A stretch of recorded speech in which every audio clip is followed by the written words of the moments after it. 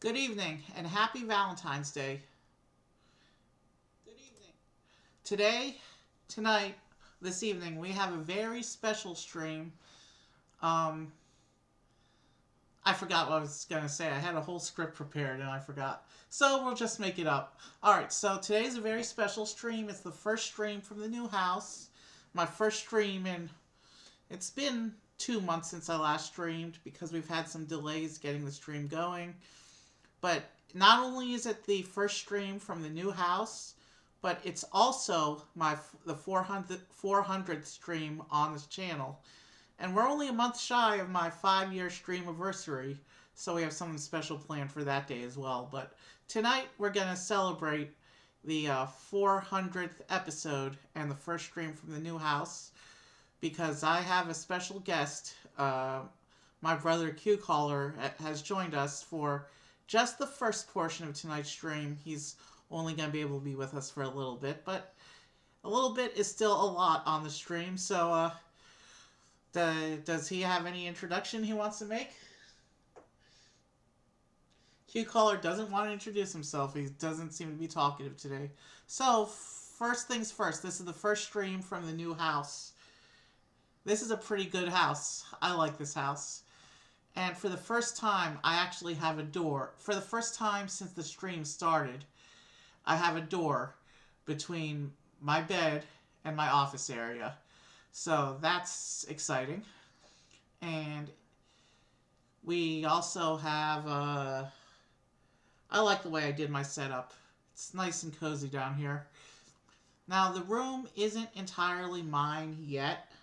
I share the room.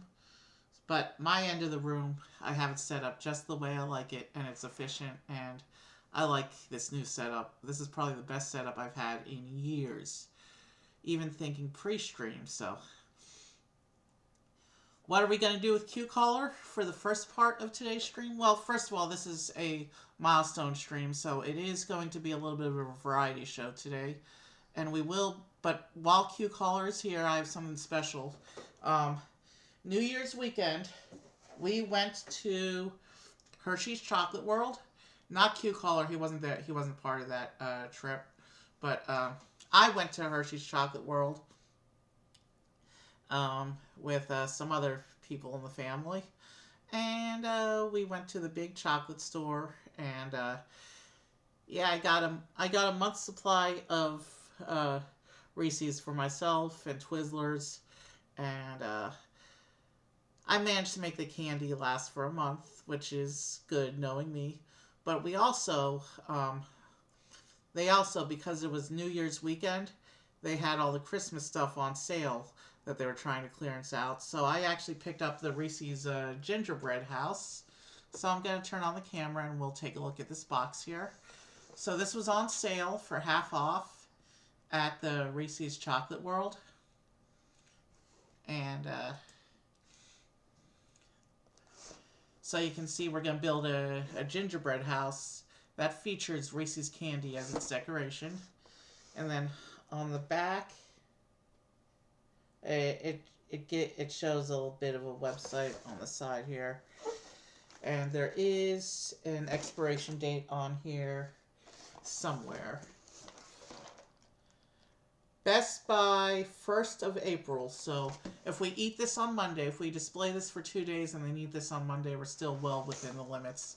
On the back, it shows the instructions. So it comes with cookie pieces.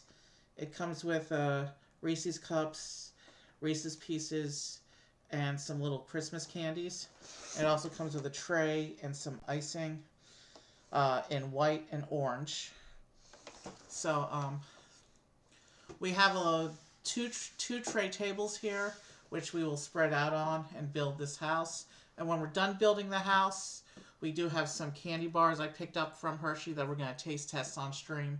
And that will be the conclusion of QCaller's appearance on the stream. But then I will be doing other stuff into the evening. I have a lot of activity planned for tonight. So there's the box one more time. Our house is not going to look that nice Q is getting over being sick. That's part of the reason of this delay, and he doesn't have the patience to make it look this nice. So we're just going to do the best we can. Um, yeah, that's one of the reasons for the delay is as soon as we moved, I basically reassembled my computer wrong, and my USB ports weren't optimized, and my cameras weren't working. So we got all that fixed, and the day I got my cameras fixed, he got sick, had to go to the hospital for a bit, so I had to wait for him to come home. I wanted him for the milestone. Because this is his house as much as it is my house, so. Right? Are you talking at all? I don't know. Okay, let's get into the house then. He's clearly uncomfortable right now.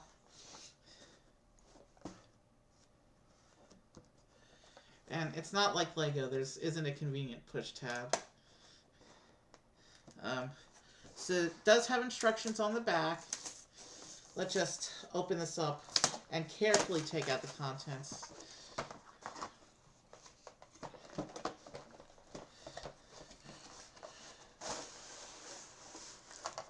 There's a guide tray. Yeah, the guide tray is going to be useful. The box itself is empty. We can use that to collect trash like I do on the Lego streams. We do have a lot of white icing. Do you want to handle the drawing, I'll try. We have the orange icing. This looks like it's going to be a bugger to work with. Yeah, this is good for Windows. You have scissors, right? I do, but let's do this in the instructions order, please. Okay, but... Wow, we only have 2 Reese's cups to decorate the whole house with. And 1 bag of Reese's Let me see pieces. the outer box. First we're laying out all the stuff here. We should do the inner box as kind of a safety thing so we don't drip frosting all over the tables. And then we can carefully... You should have told me to bring down my box cutter. I have scissors in the drawer behind you. Top drawer.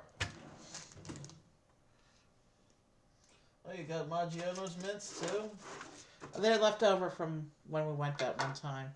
I forgot they were in there. They were buried, and then I forgot they were in there. Thanks for reminding me. Alright, let me see the outer box real quick. Alright, so... I want to see what their suggestion for the Reese's Cups was. Because there's only 2 of them. And I can't back you up. I don't... The only Reese's I have left in my secret stash over there... Oh. They split one in half and put it under the front windows. And then the other one is like a mount for the tree. I have a feeling we'll be doing most of our decorations with these little candy bits and the Reese's Pieces. Let me see. Yeah. Alright. It says, knead the icing pouch for 1 to 2 minutes, bringing the icing to room temperature and making it more adhesive. Well, it probably already is room temperature because it's been sitting down here for a month and a half, but... To start the flow of icing, it says 1 to 2 minutes. But I'll read ahead so that you know what we're working with here. Remove the cap and snip a quarter from the top of the tip. A 1/4 inch, it says. Be sure not to cut the opening too large. So there's a cap, but you take the cap off and then you have to cut a 1/4 inch off the tip, like just a little bit. Because that's gonna be the glue that holds these cookie bits together. Meanwhile, I'm gonna set the candies aside in the off area real quick. And I'll get these cookies open.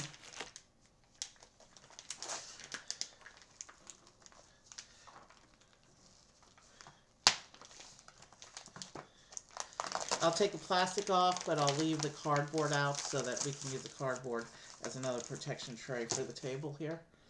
Okay?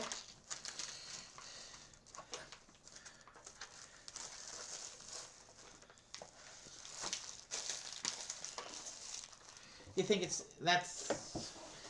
that should be good enough, don't you think?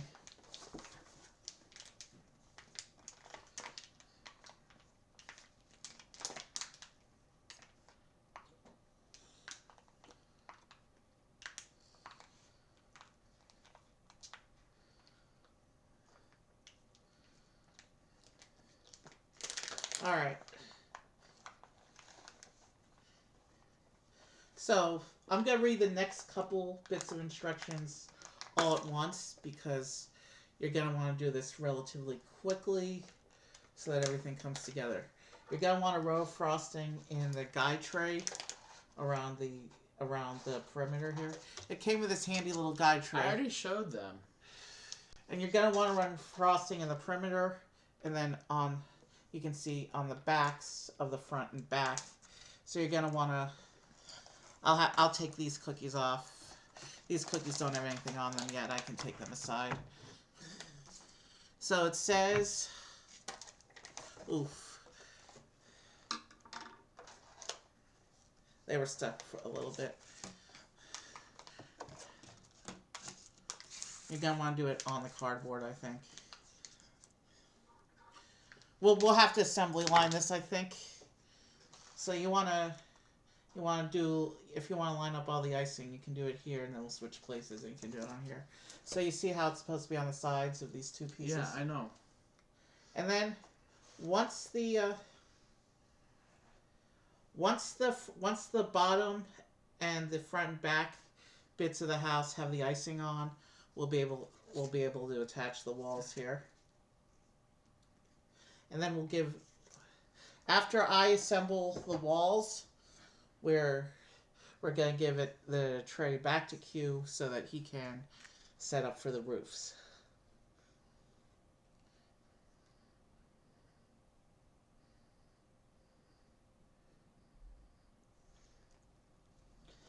We did do the correct sides, right? Yeah.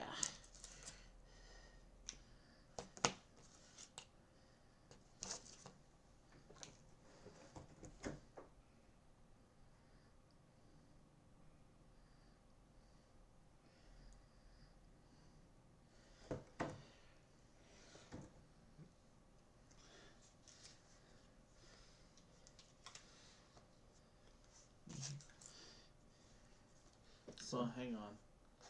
Let's do this. Put that over there.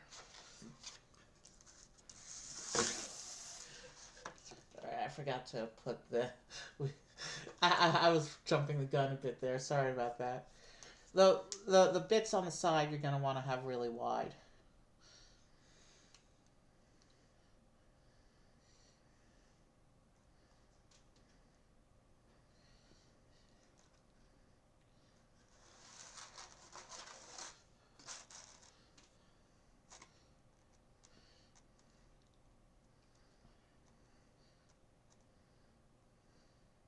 And I'll start attaching these walls while you put the frosting on the other panel.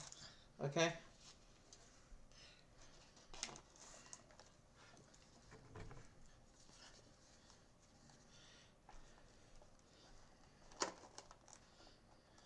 I actually can't wait to eat this house. Well, probably not till Monday. I know. We're gonna want to look at it for a few days. I'm aware.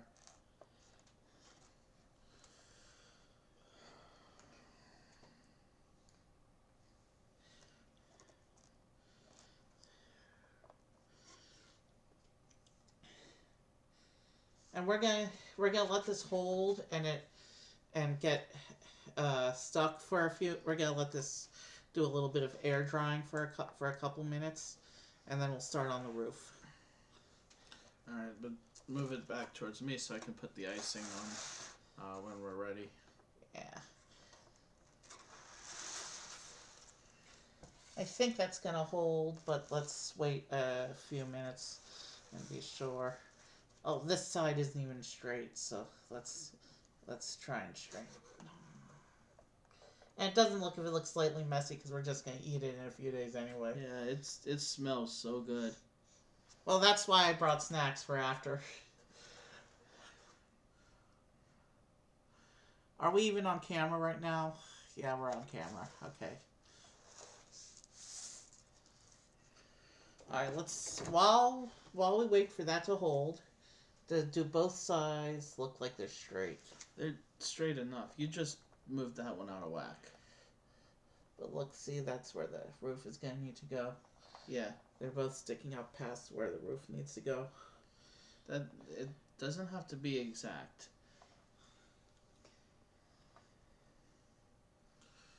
So what you're gonna want to do is you're gonna want to put frosting across I'm the aware. whole width of these. I'm aware. A little bit on the straight edges too, right? Yeah. So what we're gonna want to do is you're gonna want to do Yeah. frosting all the way around the whole width, and while I'm holding the roof pieces in place, you're gonna do a strip of frosting between the roof pieces as well. Okay.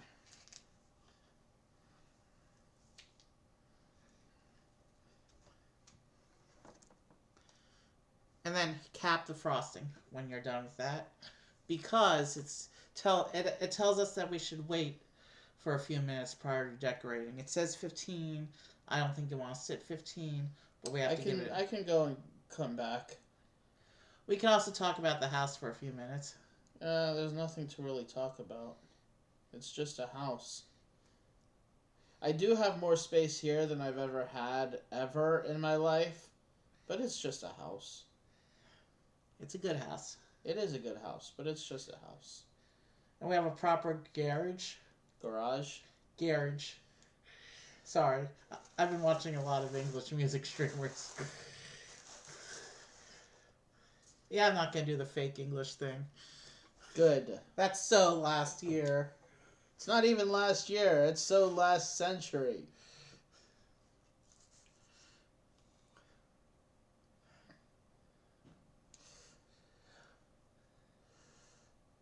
When we do decorate, I think we're going to open the candies onto here. But we'll rearrange the tables because the candy pile doesn't necessarily have to be on camera. So when we're actually decorating, we want to have this closer to the camera. Oh.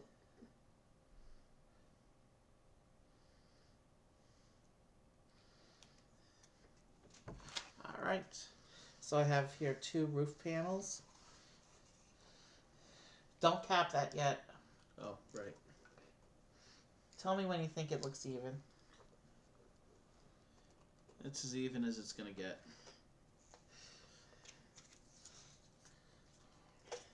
Don't get my fingers. This one I'm going to do pretty wide so that I fill in the whole gap.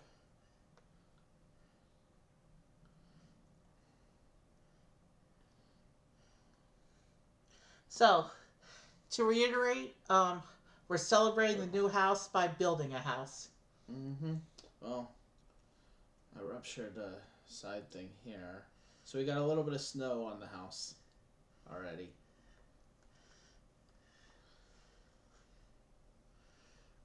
I'm gonna clean that up a little bit. That's some sweet frosting.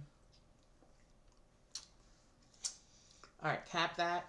And we're gonna let this sit and dry for about a few minutes so it holds.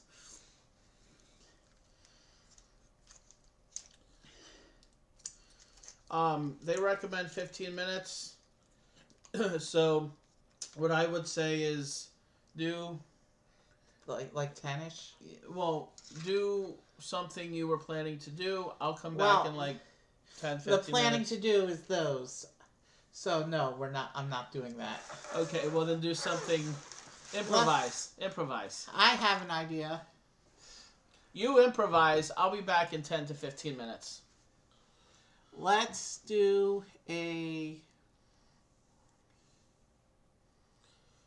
You gonna play a game? I think. What? Let's... What was that? This... Let me see if City Guesser is still a thing. Ooh. Obviously, we're both operating from the same device right now.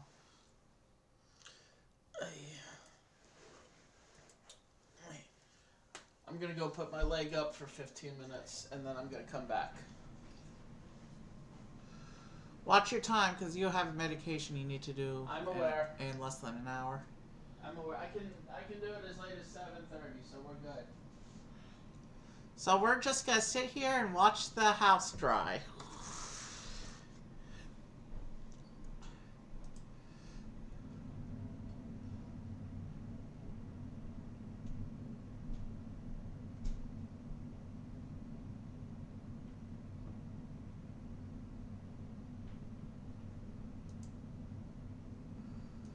Or maybe, let's see here.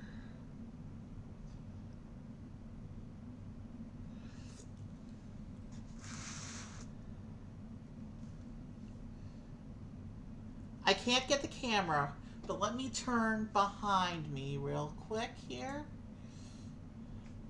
And I'm actually,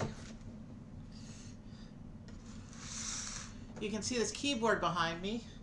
I'm actually going to do a little bit of piano practice while I wait for Q to get back.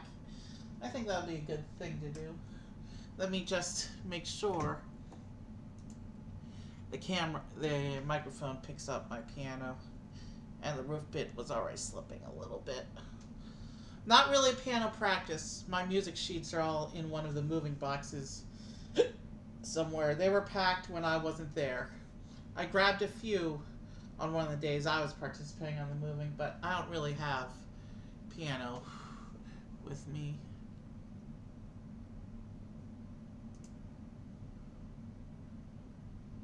Did I just lose camera? Hold on. I might be having a playback issue on Twitch.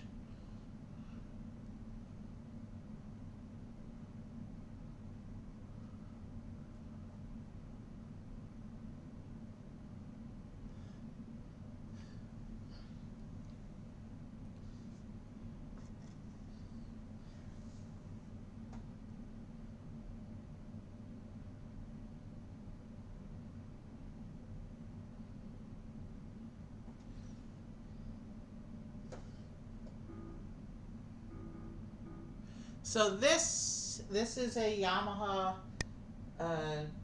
digital electronic keyboard. It's from the Portable Grand Series. I've actually had this thing since college. It was my high school graduation present, so I've had this thing for years. For most of those 20 or so years, it's been, well, it was out and usable the whole time I was in college. Then it was in storage for a while. Then it came out again. And then it went back in storage for a while. So, yeah, I don't know why I'm having Twitch playback issues.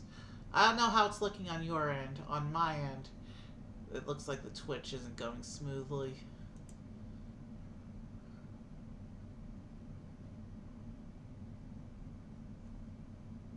For most of those 20 or so years, it's been... Hold on. I'm glitching up a little bit. Give me a few moments. Technical difficulties.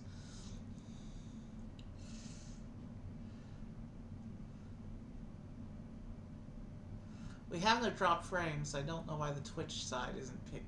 I don't know why I'm having playback issues. The connection speed is actually bigger in this house than at the apartment, so...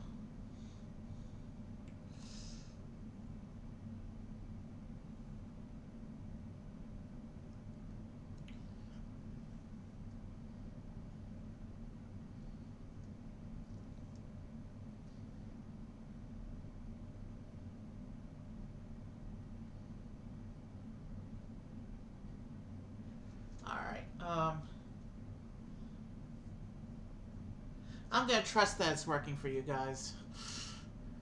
I'm not gonna worry so much about playback right now. And I am doing a backup recording side anyway, so...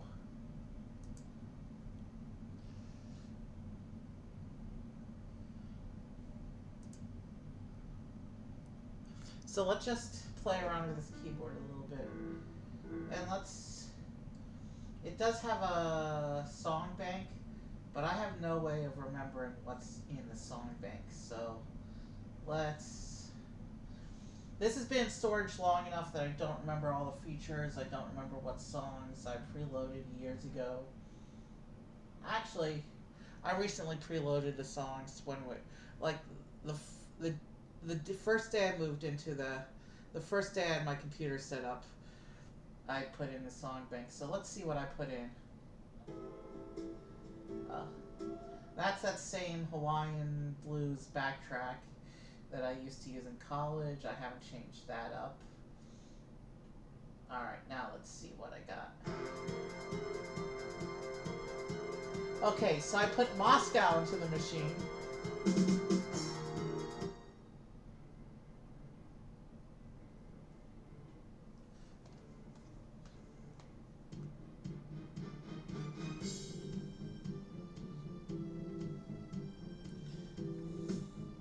It's the baby shark!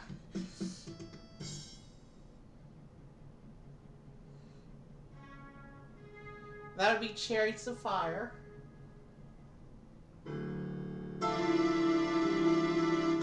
Oh, that one came out loud. So this is A Fortuna. It only holds like 19 MIDI files. The memory's so tiny. I remember sitting there for hours trying to get my song list down to be workable. The Cantina Band from Star Wars. This is the Hobbit theme from Lord of the Rings.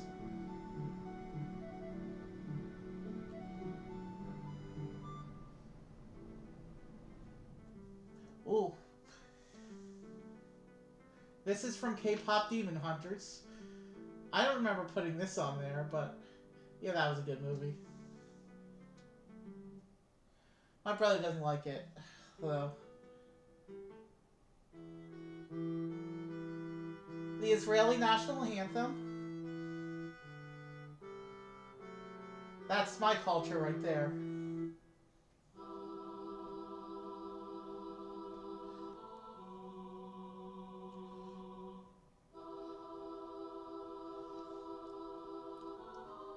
Probably one of the most epic pieces of battle music ever written. Duel of the Fates from the Star Wars prequel trilogy.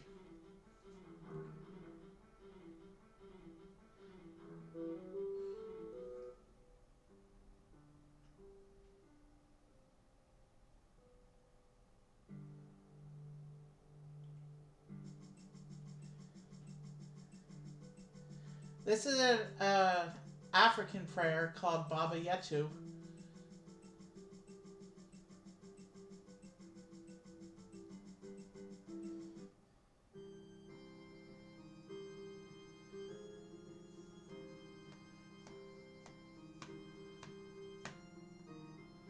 So this is Weatherman.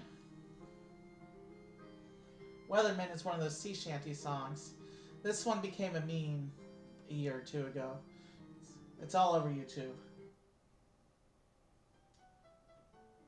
Oh. GLaDOS' song from Portal. This song is also an internet meme. Still Alive, I think it's called.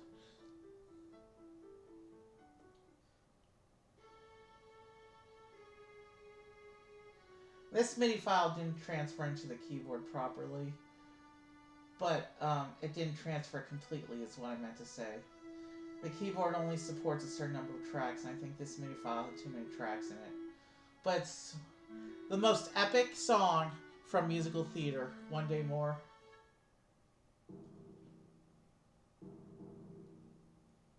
What do we got here?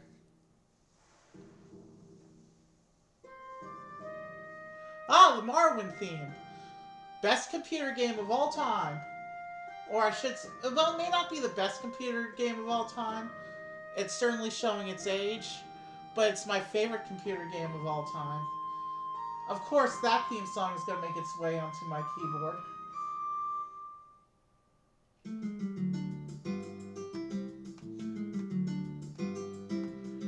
Phenomena. This is Phenomena from the Muppets. One of the silliest little scat singing songs there is. Phenomena. Phenomena. Disney's ruined the Muppets, unfortunately. I hope they are able to get the revival that they much deserve. I mean, Disney Kermit doesn't sound anything like classic Kermit, and there was that whole debacle in New York, and what's going on in Florida. Yeah, Disney hasn't been kind to the Muppets recently.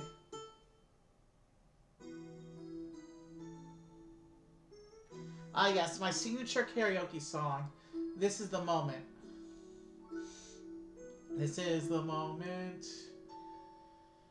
This is the time.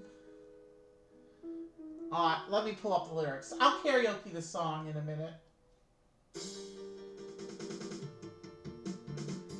This is the Pokemon theme. That's going to be relevant on this channel in a few weeks. You'll understand what I mean soon.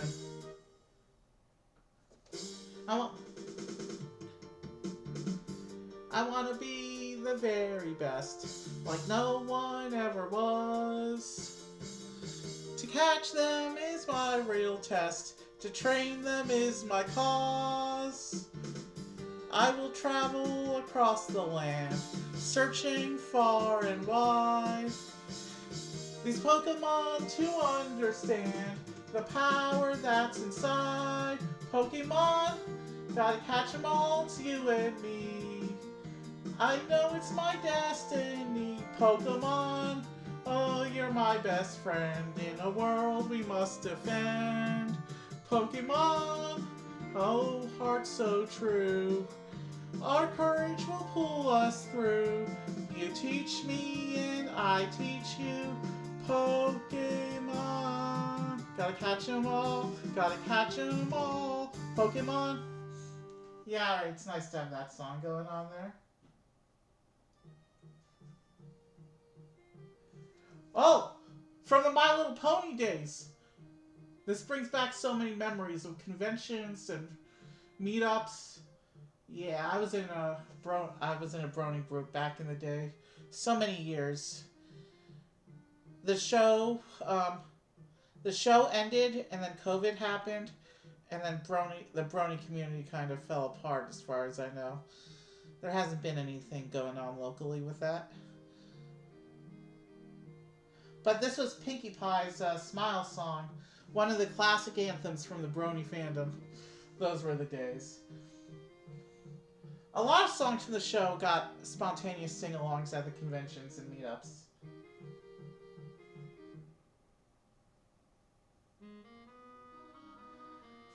And here's... Ah, this is Kiss from a Rose. This one's a classic. Should I sing This Is the Moment? Let me... Maybe later. But you can see with this keyboard back here, I can do music streams now. And I also have a guitar I'll be able to use on stream, but I haven't unpacked it yet. I'm self-teaching piano and guitar, but without my music sheets, I'm limited what I can do. But maybe later, since I'll be doing the stream for a few hours, maybe later I'll karaoke some of the songs on here. Alright, so that's all the songs I was able to put into its tiny little memory bank. But it also came with preloaded songs from the factory. So let's see if I can recognize any of these songs while we wait for Q to return.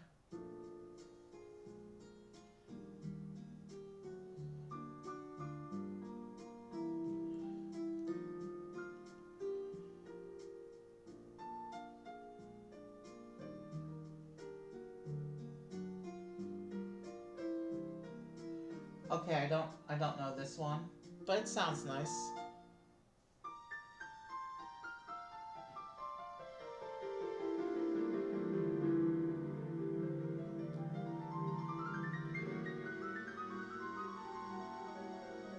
Now these are all MIDI tracks, so the copyright striker shouldn't pick these up.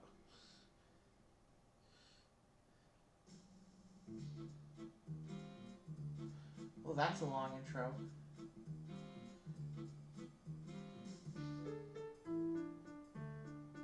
Ah, this is My Favorite Things. Another classic song from theater. But this one's gained a life in pop culture as well.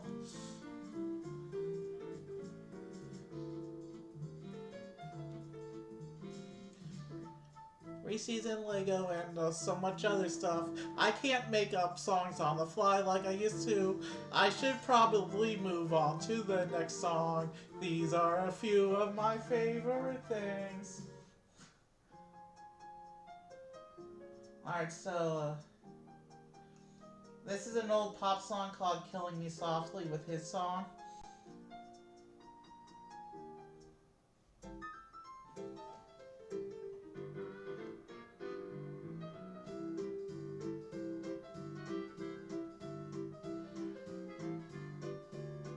This is one of those old folk songs, but I don't remember this one.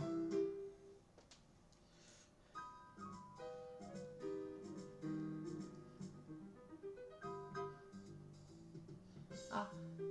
I've been working on the railroad.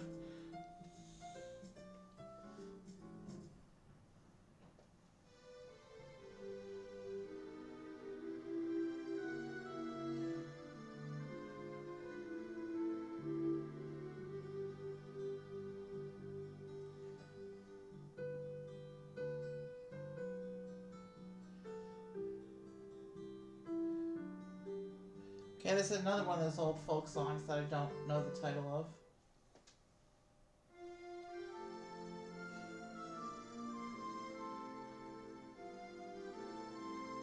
It's fun discovering my keyboard's capabilities with you all. I've had this thing for 20 years and I still don't know everything about it. Okay. This is another one of the old folk songs that I don't know the title of.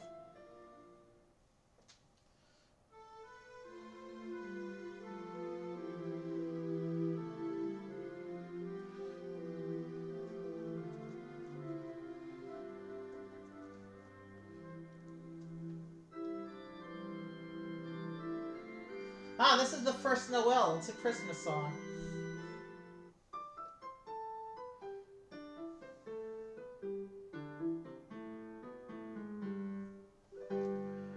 This is an old rag piece called Entertainer. This was a meme song for a while.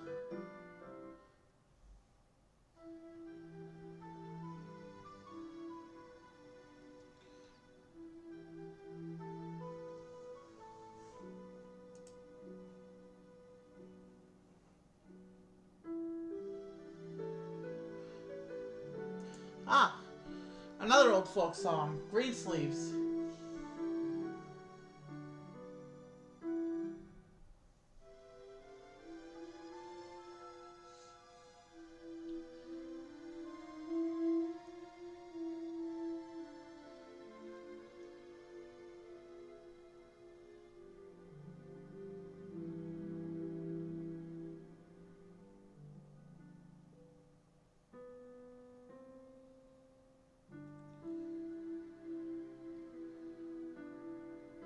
Danny Boy, another old folk song.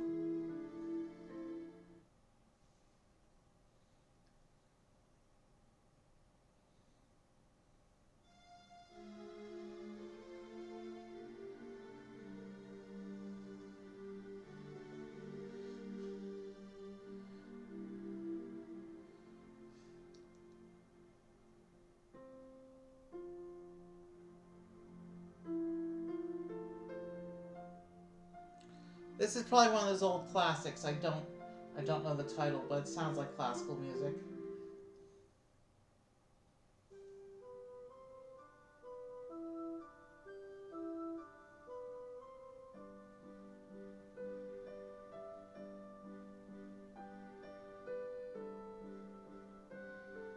Another one that sounds like classical music, but I don't know the title of this one either.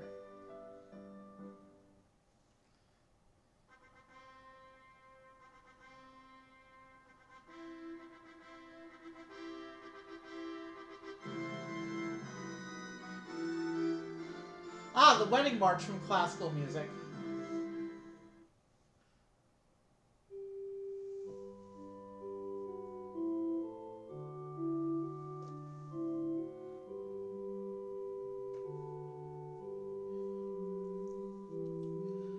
Another one that sounds like classical music that I don't know.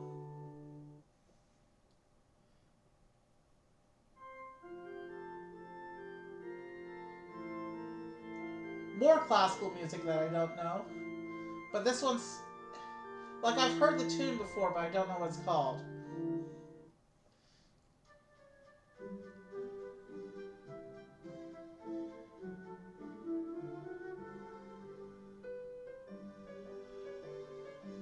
Ah, this is one of the minuets. The minuet was a precursor to the waltz.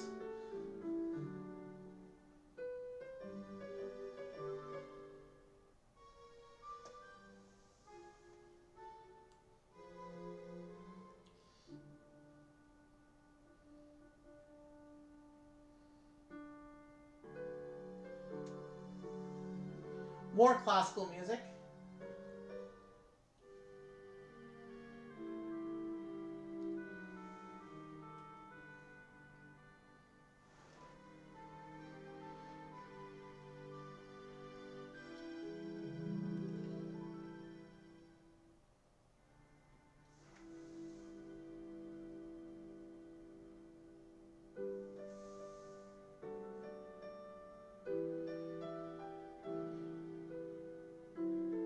This sounds like another one of those folk songs that I don't know the title of.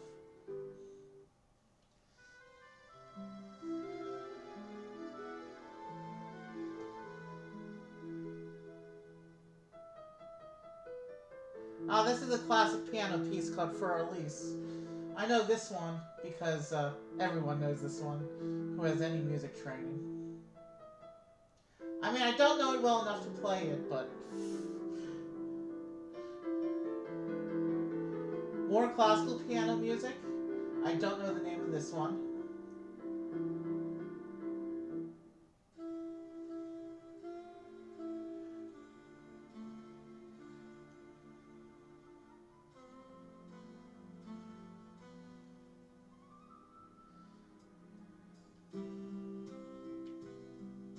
Ah, this is the old folk song that Elvis ripped the melody of for his Love Me Tender. So we could do an Elvis karaoke.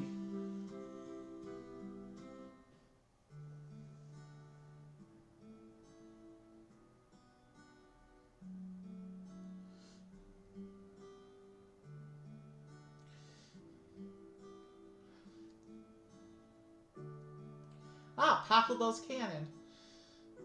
Probably the most well-known piece of classical music. And part of the canon progression actually became one of the 4 chords progressions used a lot in pop music.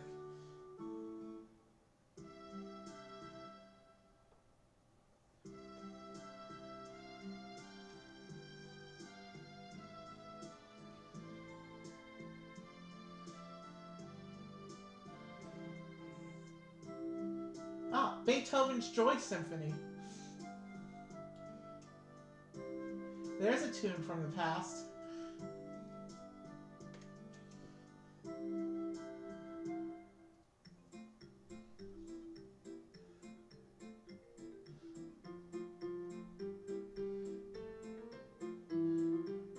Here's a classic tune I don't know the name of, but I think I've heard it before.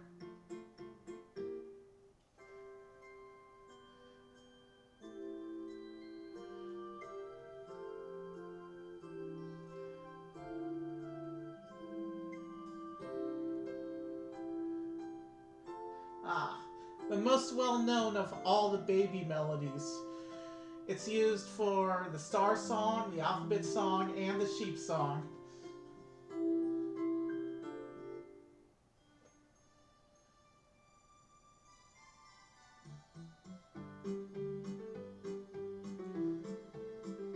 Another kitty song. This is the Muffin Man.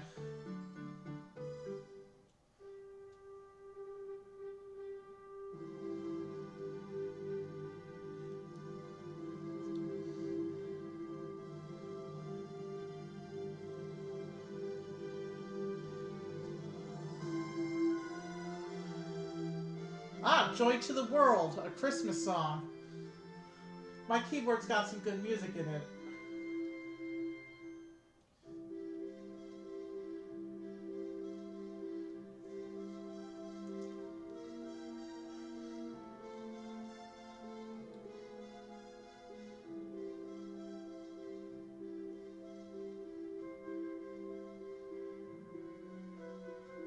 Ah, this is the Ave Maria hymn.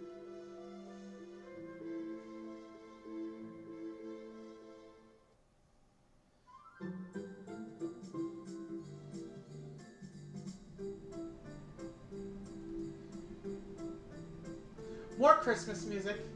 This is probably one of the most popular and well-known of the Christmas songs. Jingle Bells, of course. We're way out of season for this song, but I didn't get to play the song during the season, so here we are. And then we're back to the preset blues progression here.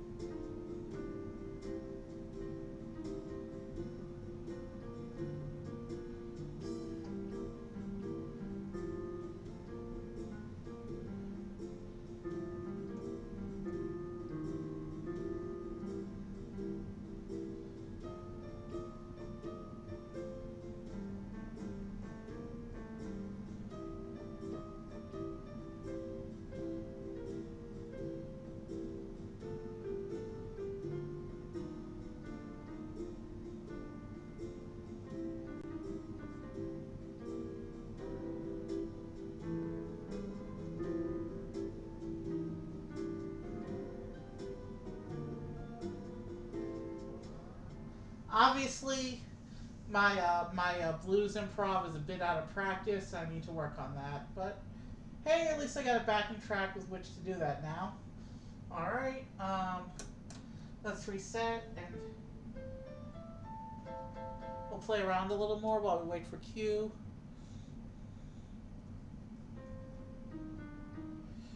Before I do that, let me just make sure I'm coming through.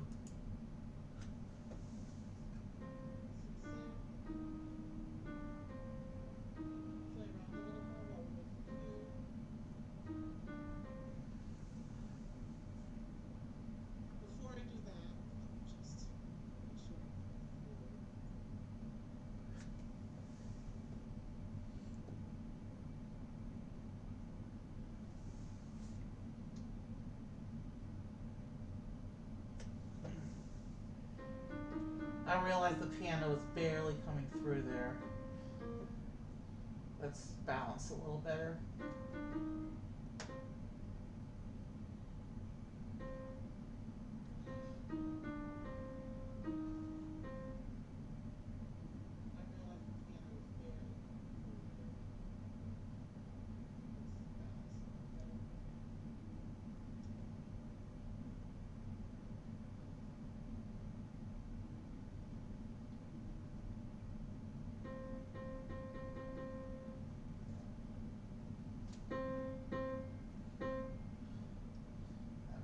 Too loud. Unless I...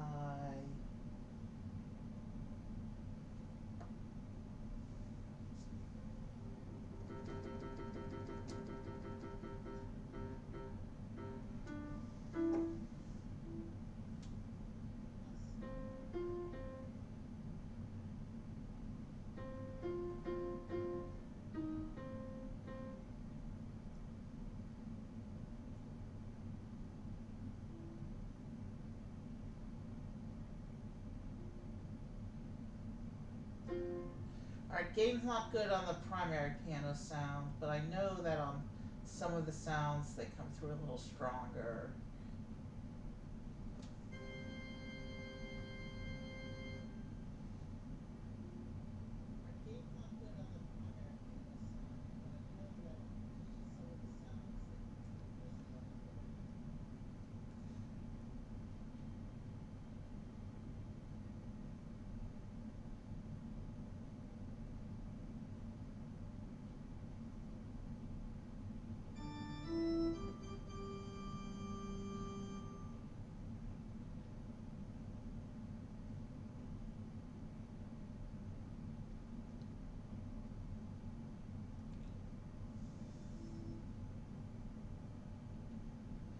Okay, note to self. When we play with piano in the future, move the microphone to the other side of the setup. That might help the gains. Meanwhile,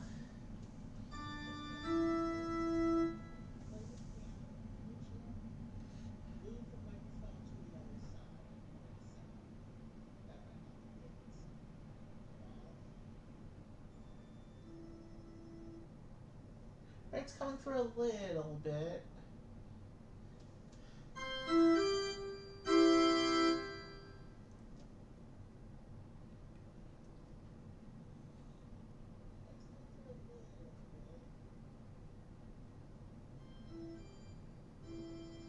Okay, so we got the organ to come through. What about the other one? Here's another one of my favorite sounds on here.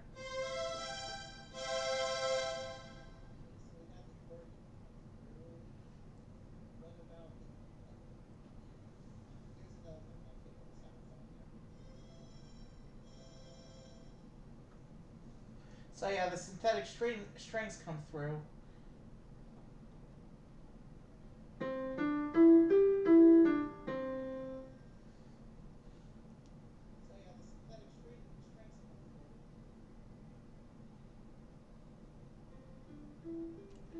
Alright, that's good enough for now.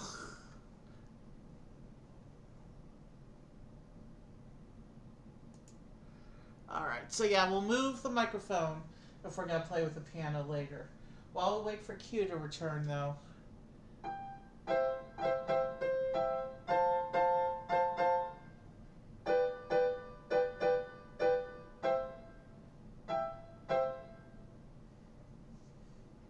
Alright, we'll play my normal piano warm-up exercise. I use the pedal for this one. It's the only thing I use the pedal on.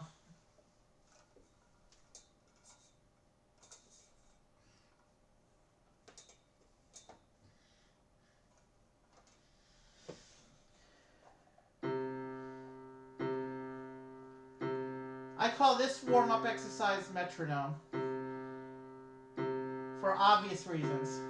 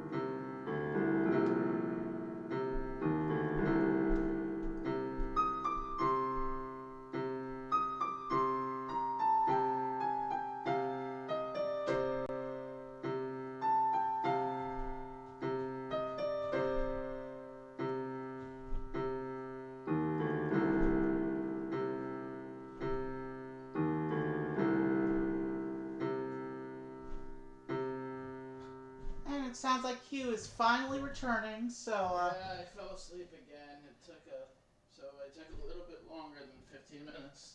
Yeah, well, we were playing around and exploring my keyboard. You were playing Sakura. No, I wasn't. I don't know Sakura. I mean, I know the song, but I don't know the piano. That sounded like Sakura. No, it's my warm-up exercise. I use the pedal, and then I keep hitting the lows. It's called metronome because I keep hitting this note like this, and then I play random trios like this. I keep this note at a steady rhythm, and then I play these other trios on top of it. But I just messed myself up.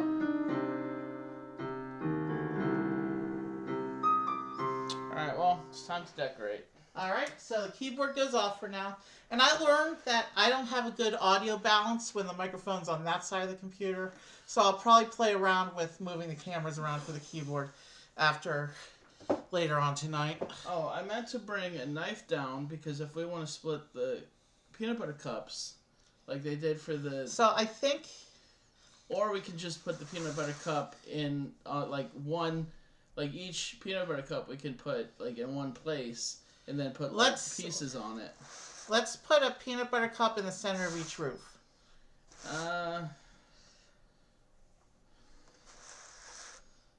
on the center tile here, and then we can kind of do like the other bits around in a sunburst pattern.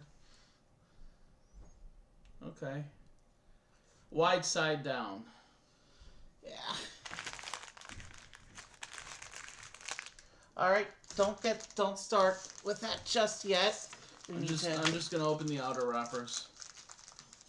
All right, and it says for the orange packet, knead that packet like you did with the original frosting might need to be kneaded again too.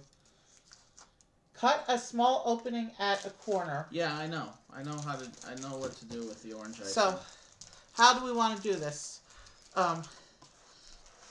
We'll put the Reese's at the roof decorations. Do we want to do like Reese's pieces around like? What I'm thinking is we should do something with the Reese's Pieces and or the confetti, like around the Reese's peanut butter cups, like encircle them. Yeah.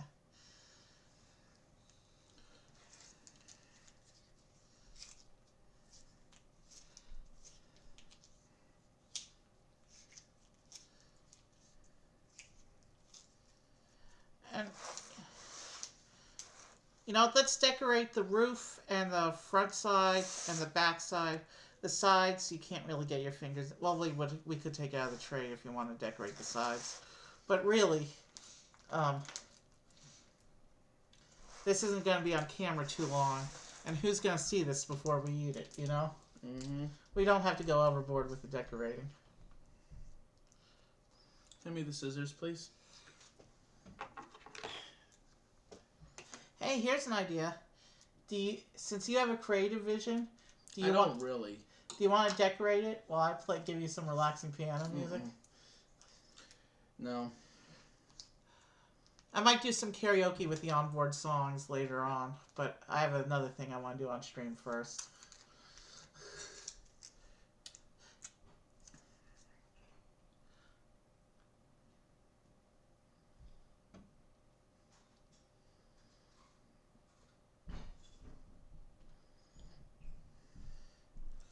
I'm going to put that on one side.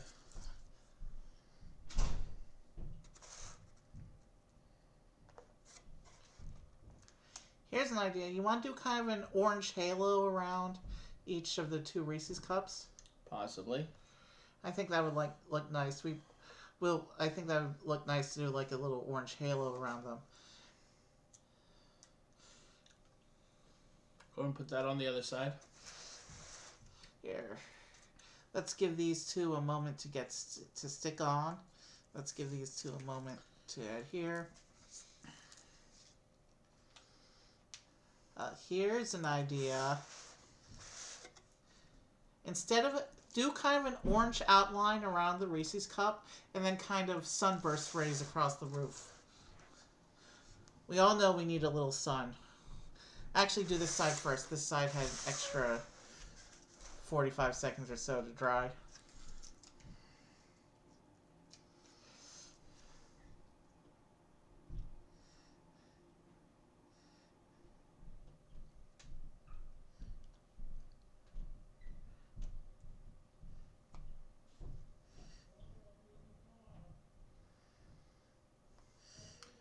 Oh, they're finally leaving for their date.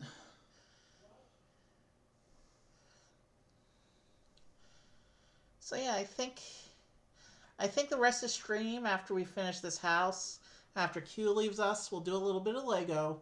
Because it's me, of course we're going to do some Lego. And then maybe we'll play around with the keyboard setup. Hang on. I don't know if we have enough orange icing to do. I'm just make an X then. You have enough to at least do an X on both sides, right? Yeah. I think.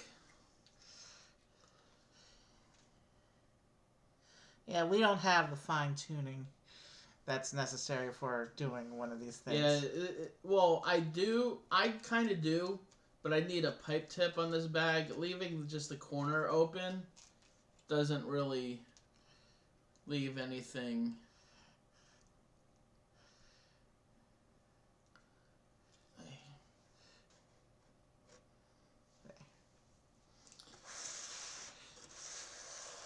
So there's one side.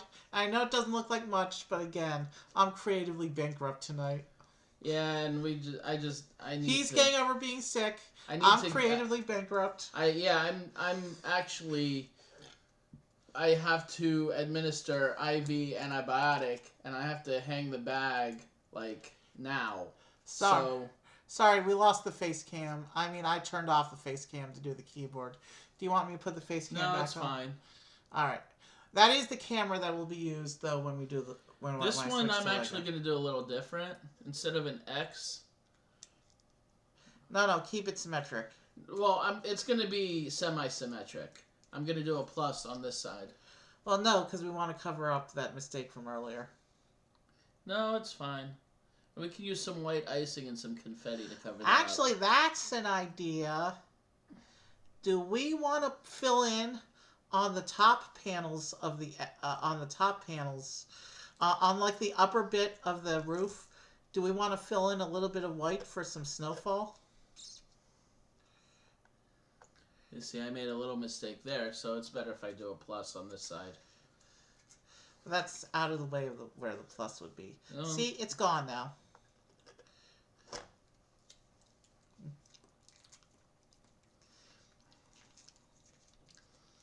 I mean, this looks kind of disgusting, to be honest. Yeah, this side looks better, the one that I'm showing. We'll leave that side on camera as much as possible. He's really butchered this side. Yeah, you forget this side. There's not enough orange icing left. How come you get to do that with the icing and I don't? I paid for that. Because you get to pick it off the cookie.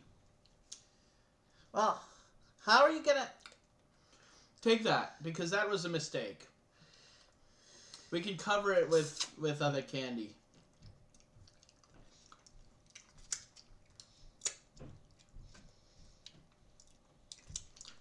Okay. Hi, guys.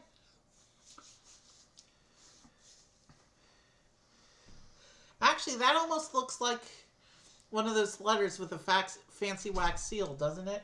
Mm-hmm. All right. The white icing, whatever's left of the white icing when we're done, we can share. I'll probably just pile it up. No, whatever's left of the white icing is mine because I paid for it. I'm going to take some. All right, how do you want to do this? Do we just want to give up? Yeah, I say give up. Eat the Reese's Pieces and the confetti by itself. Yeah, we're giving up on this. But let me... Hang on. No. Don't. You're going to have some too. We're family. We can share. Don't put your mouth all over it. You're getting over being sick. Yeah, not contagiously sick. So we're giving up. Change of plans, guys. We're giving up on the house, and then we gotta do some cleanup over here. So I had a bacterial infection. I'm not contagiously sick. We are family. You had the other frosting. It's my turn. Hey, but there's so much more of this frosting. You're gonna make a mess. I don't have anything to collect the mess. All right, my turn.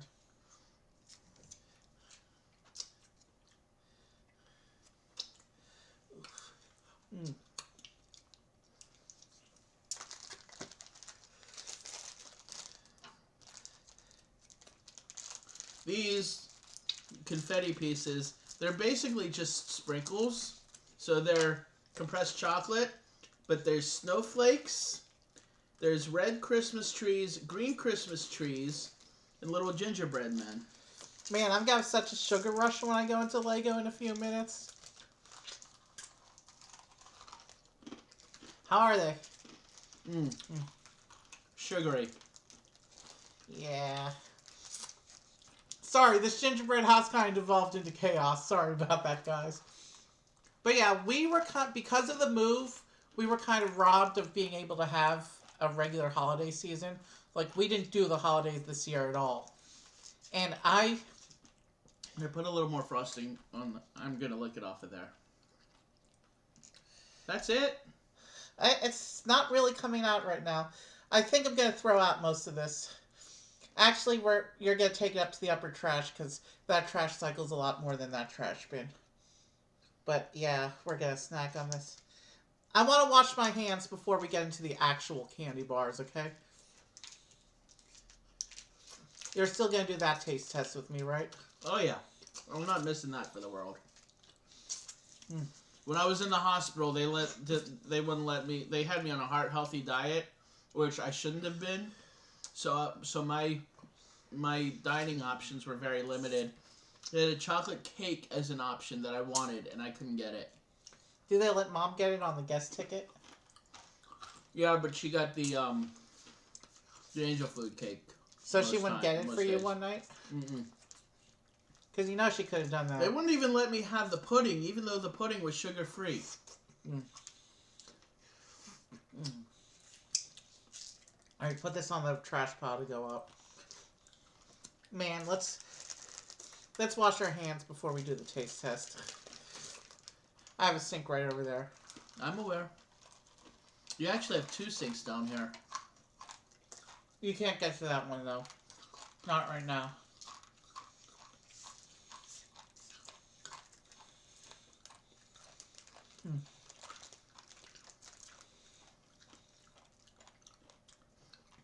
Don't take the trash just yet, because we're going to have 4 more wrappers to put out. Alright, let's go wash our hands. Yeah, so that's the extent of our decorations. Sorry, guys. To be fair, we don't really do gingerbread houses traditionally, so we don't know the first thing about decorating them. Oh, this is mistletoe. And then these are supposed to be like the berries for the mistletoe. Yeah, the sprinkles are different shapes. And I just noticed that the green ones is... Can you put the frosting thing on the cardboard? It's going to get the table dirty. Yeah, well, it's not touching the table right now. But it had that leak, that side which was leaking, so... Yeah, but I was going to put it where that pile of sprinkles Alright, let's was. wash our hands, then we'll taste test these 4 candy bars. So you're still going to get the equivalent of 2 whole candy bars in the next couple minutes.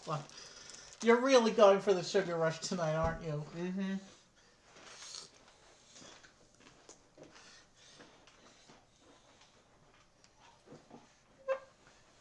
Alright, we'll be back in just one moment. We need to wash our hands.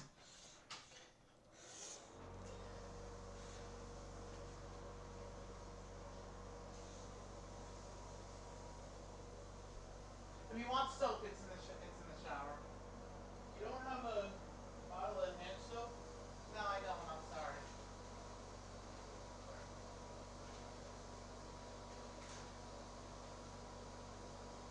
Shampoo or Hibiclens? It's body wash. It has soap. I'm gonna pre-rinse myself. Ah! You had the hot water all the way up front. So you turned the cold up more. Yeah, I did, but you didn't warn me that the hot was at maximum with no cold. I put some cold on. Yeah, I just burned my hand.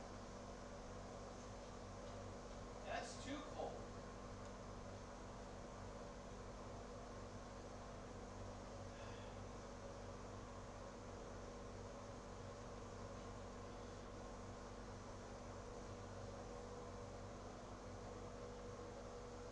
Just wipe it on the towel, preferably the left towel. Or the right towel, I meant. Make up your mind.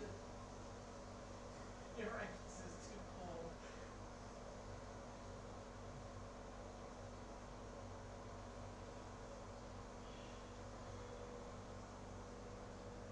You need a bottle of hand soap down here. Well, we made an attempt. At least we figured out how to get the cookies together, which is more than I can say of gingerbread houses we've attempted in the past.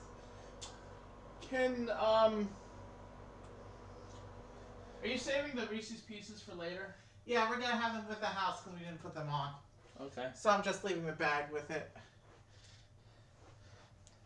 And You should go. Actually. We'll display the best side of the house while we taste test the candies.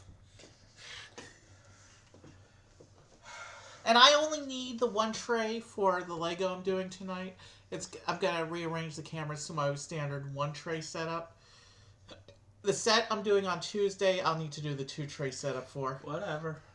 You know how I have the two different setups? Whatever. Alright, what was I doing? Oh, yeah. Uh, sorry. I turned off the movie. I put it back on. Let's go here. So now they can see our reactions while we taste test the candy.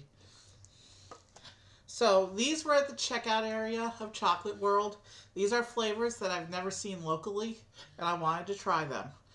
So I have tried all 4 of these before. So the first one we're going to try is the Hershey's Strawberries and Cream. I will tell you from experience, if I remember correctly, from my own trip to Hershey, which was like 2 years ago. Oh, it's already coming apart in the package. This one tastes kind of like a strawberry milkshake. All right, before we get into that, you can put this on the trash pile. And this one broke as I was taking it out of the package, but that's what it looks like. You can see the ice cream cone, so it kind of tastes like strawberry ice cream or a strawberry milkshake. Let's see. The halfway point would be midway. If they're not perfectly in halves, well, that's okay. Oh man! All right, let's try and figure this out mathematically. Okay. Those are about equal. Good enough. They smell really good too. They smell like a strawberry ice cream. Yep. Just what I remember from 2 years ago. It's literally a strawberry milkshake. Now, Glenn, you're a no nuts person. This one says there's toffee pieces in. Are you good with toffee? Toffee is fine. I want more of these. Remind me to stock these when I do my restock from Hershey mail order.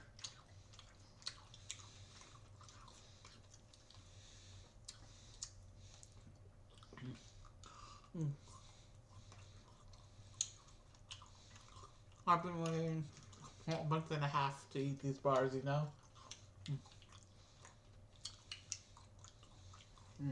Yeah. It's basically just white chocolate with strawberry flavoring.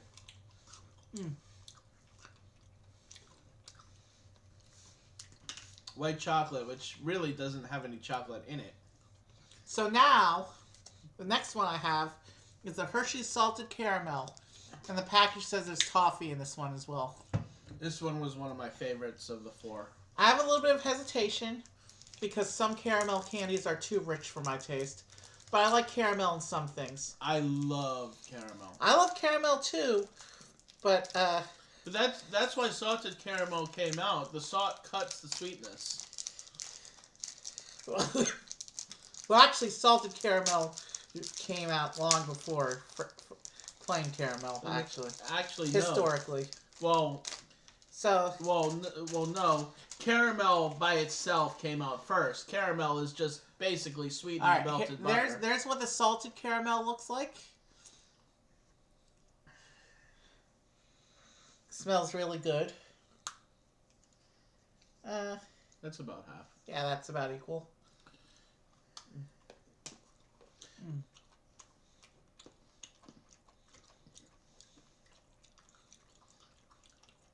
It's sweet, but not overpoweringly rich, like a lot of caramel candy tends to be.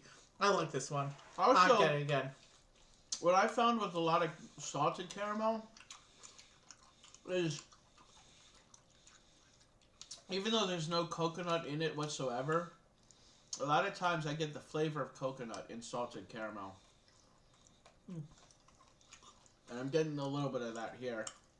Might be the toffee. I like this one. I'll tell you what I've found too rich. The Reese's Big Cup Caramel. I'm not getting those again. I love the Reese's Big Cup Caramel. I love most Reese's, but that was just a bit on the rich side for me. Like, the caramel in the Reese's Big Cup Caramel, it kind of smoothens the peanut butter a little more. Makes it a little bit, gives it a little bit different of a texture. Okay, so the next one we have is the Hershey's birthday cake. No, birthday cake is one of my favorite candy flavors ever. Yeah. This one, if I remember correctly, is white chocolate with sprinkles in it. Yeah. So here's what it looks like. And it tastes like icing. As you can see, it's white chocolate with rainbow sprinkles. And it tastes like icing. That's totally not half.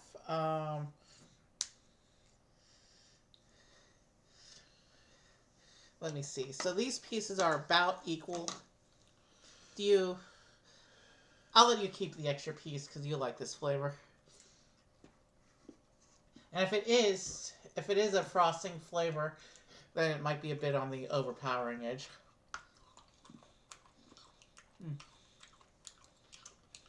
Yeah. This is a bit sweeter than I like. It's good, but I'd say it's not quite as rich and overpoweringly sweet as the Reese's Big Cup Caramel, but it's pretty up there. This is richer than the Big Cup Caramel. Yeah, I'm glad I gave you the extra piece. I can't eat too much of this one. It's like reaching your hand into a bag of pure sugar in terms of the... But not quite. There's a little bit to cut the sugar in this one.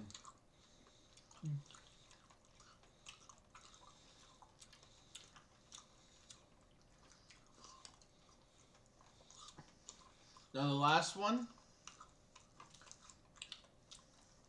I will reveal it when we finish eating this one. Oh, I'm done. I want to move on.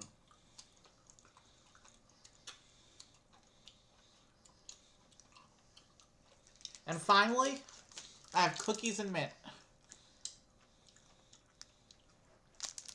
This one is like the cookies and cream bar, except the bar has some mint in it. So it's like a mix between cookies and cream and mint chocolate chip. Now, if this one doesn't break evenly, then I get the extra piece because we got the extra piece last time. If it breaks evenly, that's even better for me because a little bit less sugar, although does one bite really make a difference? Not really. That totally didn't go. Alright, I get the extra piece this time. You give me this. That piece came from off of that that. Oh, I can smell the mint. Not even eating it. I can. It's almost like a York bar. Yeah, that's a good analysis. This tastes like a York with... It tastes York like... with cookie pieces in it. Yeah. If they put cookie pieces in York. Yeah. And I'm still on the fence about whether I prefer York or Andes. So that argument's still up in the air for me. I like both of them. I like both of them. York is a stronger mint flavor with a dark chocolate. Andes is more milk chocolate with a subtler mint. I prefer Andes. I prefer the texture of Andes more.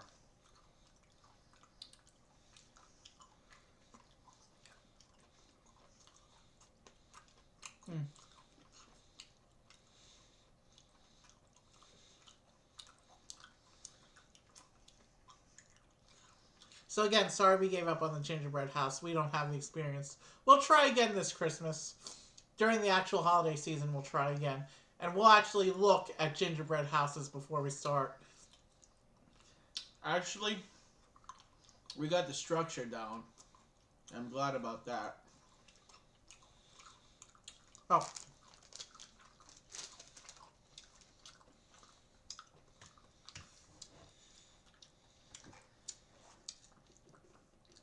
So, I actually rather enjoyed this taste testing. I think taste testing is something that we should do on stream again. Possibly. I had this idea to taste all the different meats and barbecue sauces from Mission Barbecue, but he doesn't like that idea. Too much. That's way too much. I might still do that for myself. But if I do that for myself, then you're not getting a free dinner off of it, just me. That's mean. Oh. If you pay for some, you can have the leftovers. Because you know if I'm getting like 6 different meats, then I'm not going to be able to eat a full portion of 6 different meats at once. Alright, so what we're going to do now is I'm going to take us back to the splash screen and mute the microphone for a few minutes. We're going to take a quick break while I run up to get some water. Q is going to leave us for the rest of the night, and then I'm going to come back, and I actually have to be in the camera in order to rearrange things for Lego. So you will get to see a little bit more behind the scenes going on when I get back. And then we'll set up for Lego. We'll do the Lego sets I pulled out for tonight, and then we'll see what we want to do from there if it's not too late. I have to go hang my IV bag, and then when that's done dripping, I'm eating dinner. Yeah, I'm just getting water at this point. Lego will be one of our standard Lego streams where there will probably be a break in the middle. We're actually doing 2 sets tonight. I think you'll like these ones. And I'm not going to preview them, but you know what? I'm not going to change the camera yet, but I will go ahead and let you guys look at the 2 boxes. I'm going to take the house, and I'm going to put it off camera over here on this 3rd tray table we have off to the side. And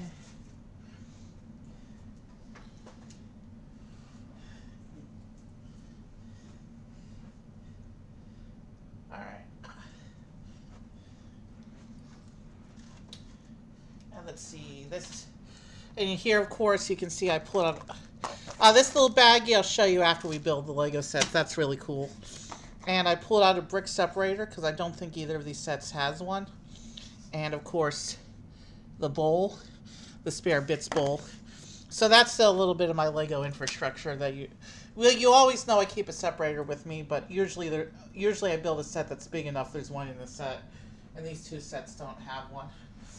So what sets did I pull for today, you may ask?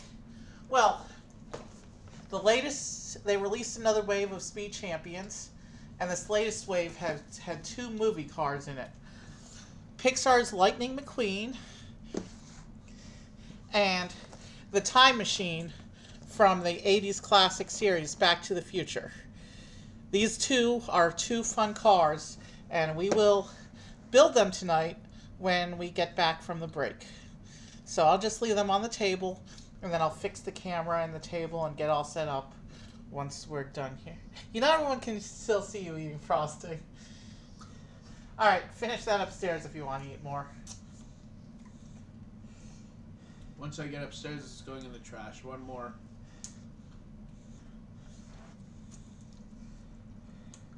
Alright. Bye, everyone. Yeah. And I'll try and have him guest star on another stream soon.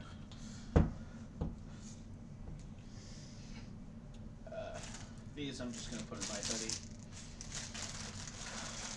It'll be easier to carry up that way. Don't forget to trash him when you get upstairs. Obviously. So everybody, I'll be back in a few minutes. And you'll get to see me do backstage work or behind the scenes work as I adjust the camera for the Lego when I get back.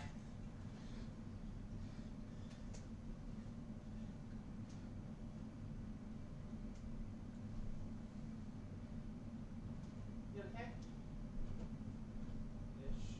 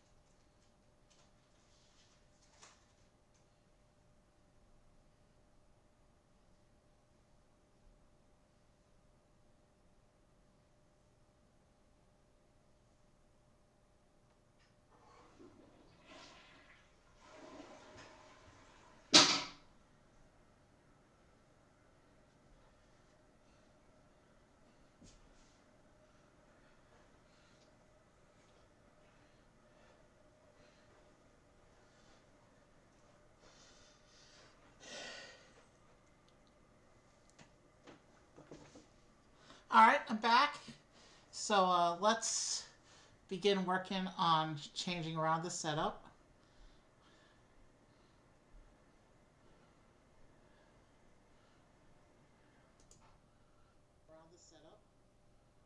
Yeah, audio's still working, which is good.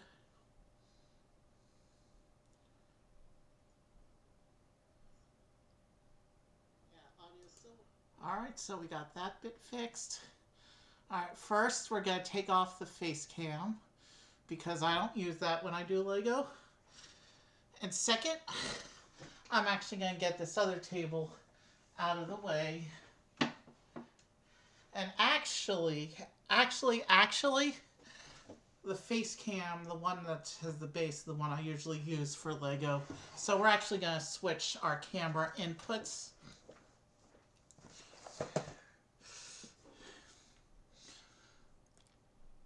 We want to have this camera up, which I will adjust momentarily.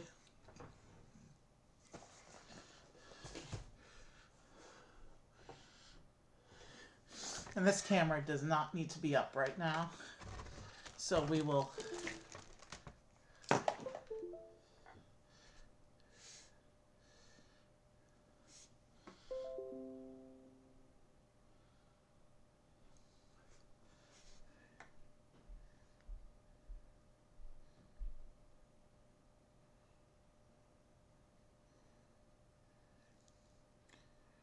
Sorry, I accidentally bumped my phone cable off. So let's fix this camera.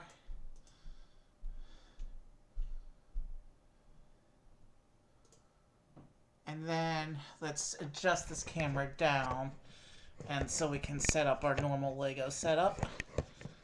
Same Lego setup I've been using for 2 years, which is, these are smaller sets, so we only need the one tray.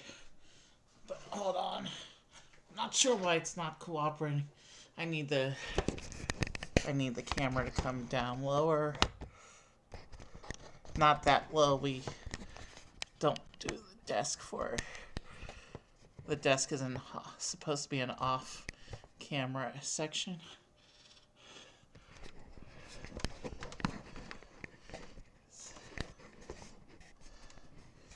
Bear with me. Sorry if you have like vertigo or whatever. I'm sure I'm messing with that if you have vertigo. I've never had it that low before.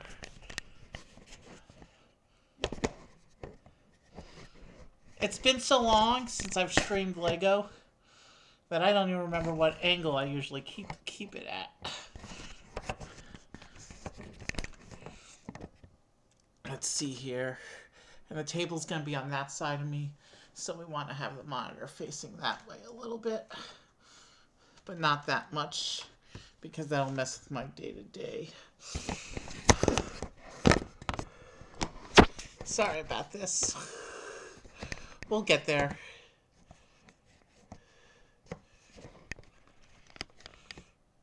Maybe we do want the other camera.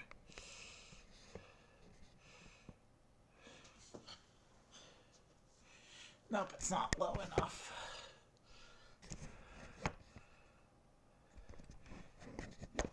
Oh, you know what it is? When I've done this before, the monitors were more forward on my desk. They're pushed all the way back right now.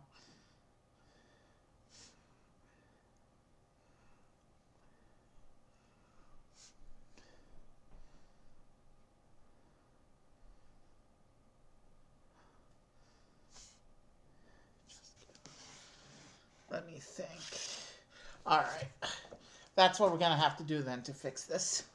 I'm going to have to push my monitors carefully forward.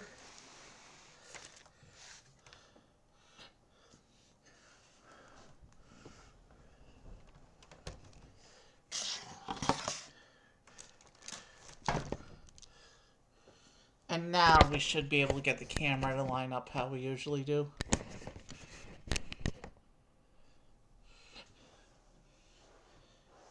So yeah, now it's still hanging down too far. Let's bring this over here.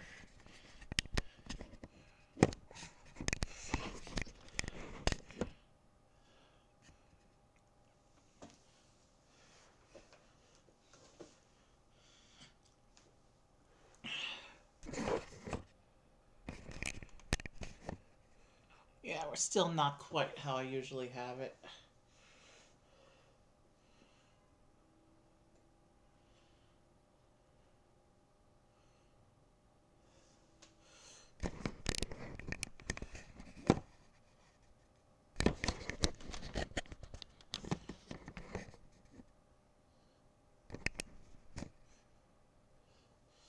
I think that's about how I usually have it.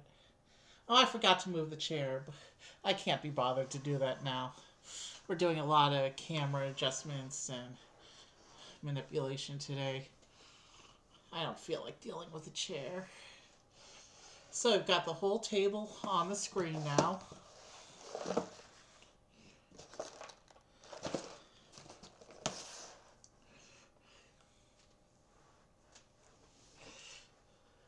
So we're going to build these two cars in the order that the movies were released. So we'll build the Back to the Future first, and then Pixar second. Um, you'll notice that in the Speed Champions tradition, there's one driver per car, but Lightning McQueen being from Cars, they're anthropomorphic cars. There are no people. So this is the first Speed Champions Gen 2 car not to come with a driver. But the Back to the Future car makes up for that because it's the first Speed Champions Gen 2 car to come with two figures.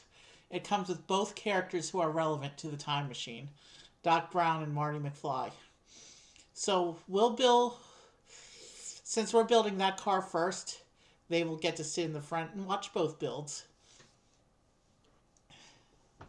So, I'm missing something. What am I missing? Oh, yeah. I do the instructions on the screen. Let me see if I can pull up my instructions. Go to Speed Champions.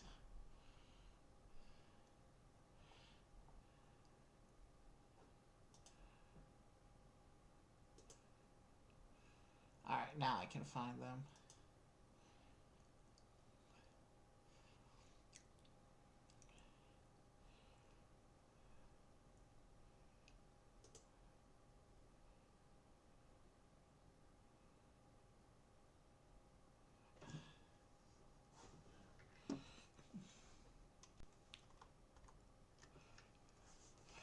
Okay, there's one.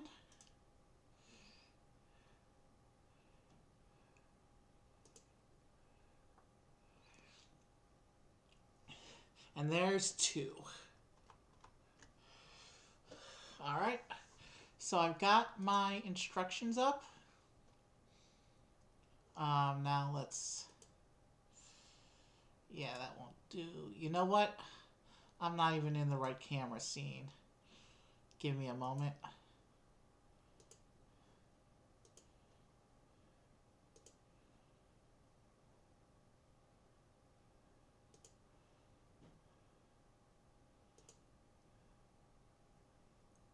There we go. And there we go. Wow, when seeing it this way, this shows me just how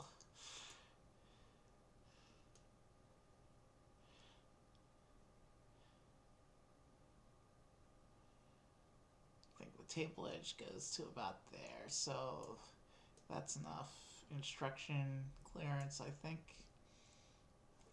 So we're going to do... So let's... Actually, this chair gives me a nice useful surface for tonight, but I'll move it after stream. So here we are. We have the Back to the Future movie car. And actually, even though we're above the... Yeah, my setup is still not where it should be. I'm gonna move these even a bit closer. This will give me a little bit more zoom on the monitor. This will give me a little bit more zoom on the camera, I think. Bear with me a moment.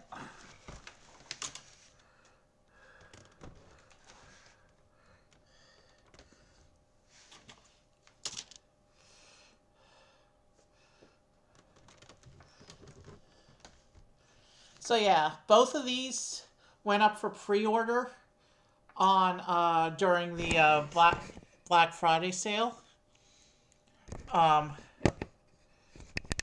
Both of these cars went up for pre-order on the Black Friday sale. Both of them went into back order and actually sold out completely to where it even said out of stock within the first couple days of the Black Friday sale. And then, so when on their actual release day of June 1st, they were sold out online in shops on release day, and you couldn't get them on what was supposed to be their release day. So, a couple of weeks ago, there was a double points weekend, and they just so happened to be restocked online, and I was able to grab both of them. So, here we are. Oh, we're still not there with the camera. Maybe I should try with the other camera.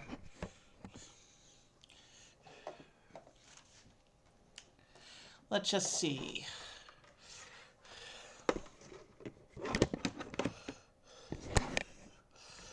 Let's just readjust cameras again.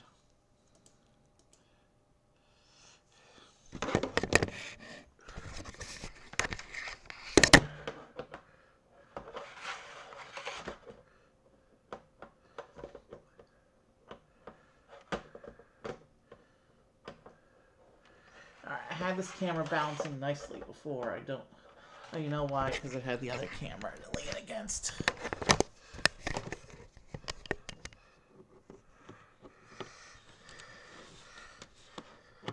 I hope I don't have to do this before every LEGO stream.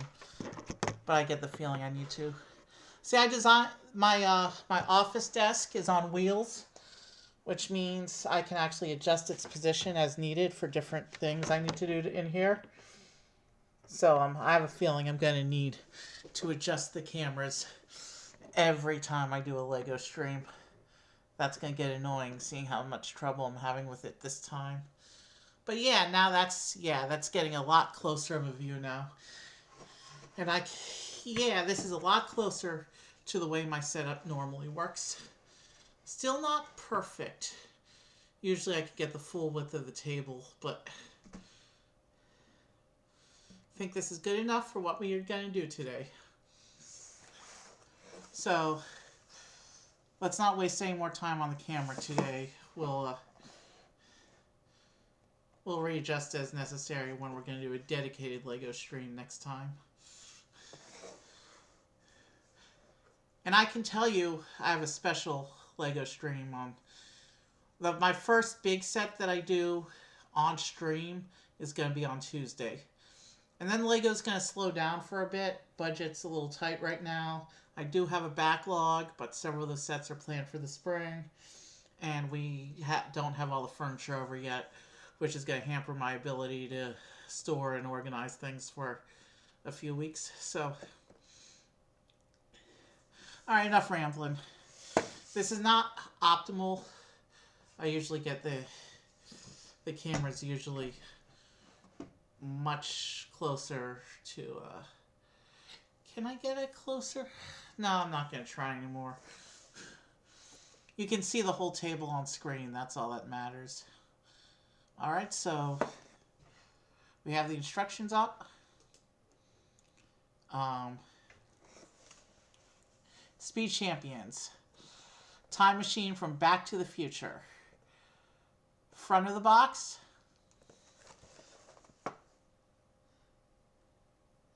And here's the back of the box. And you can see in Speed Champions, in traditional Speed Champion style, you can see the car. It's not driving away from us, it's flying away from us.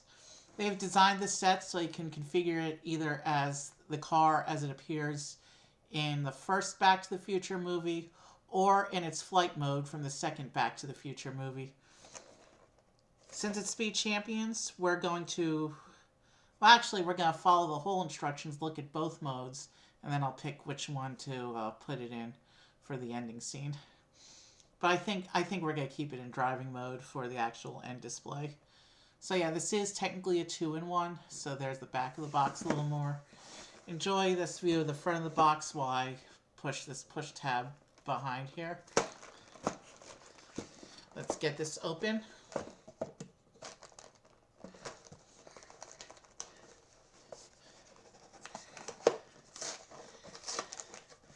So yeah, this is not actually the first Lego I've built in this house. I've built a couple sets that were too big even for long marathon streams. So yeah, I got my first my first two over 2,000 piece sets I built off stream.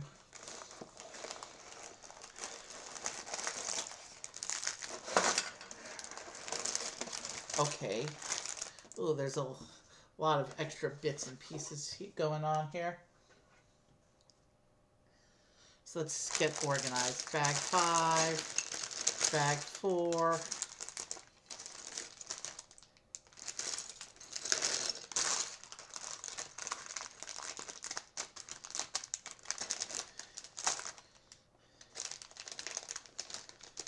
Ooh. Bag 3 and bag 2. So there's 5 bags in this one. We'll set those aside. We have these long bits. I'll set these aside. Are we still rolling? Yeah, we're still rolling. Okay.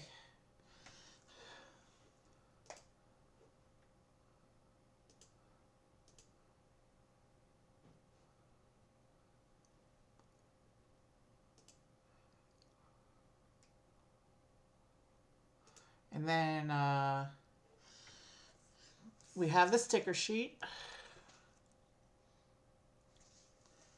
1, 2, 3, 4, 5, 6, 7. Only 7 stickers. That's pretty clean for a Speed Champions car.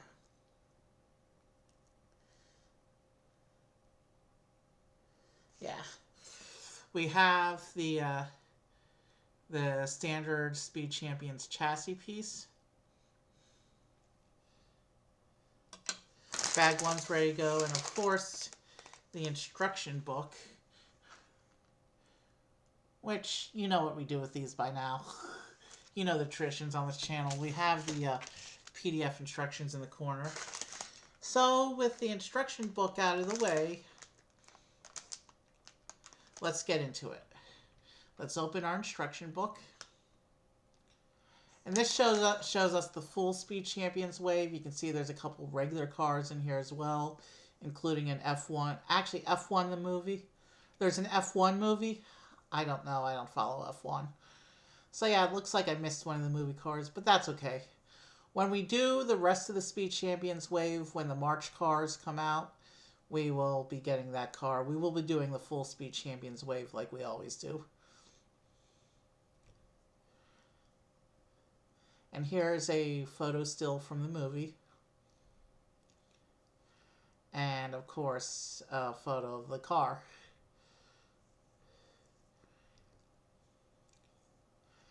Oh, and it looks like there's a family doing Lego together. That's cool. So yeah, so apparently if you have the Builder app, it splits the instructions so you can do it as a family. That's cool. But let's go ahead and open bag 1 and get started. And bag 1 says to hold on to the chassis piece, because of course there is no car without that piece. Actually, some of the Speed Champions cars, some of the more uniquely shaped cars, you do kind of have to build up the chassis with bricks. But most of the Speed Champions cars use this pre-made piece. And I'm not doing that thing I usually do where you get a helmet and a wrench for everyone, not for these 2 cars, because these are classic movie characters.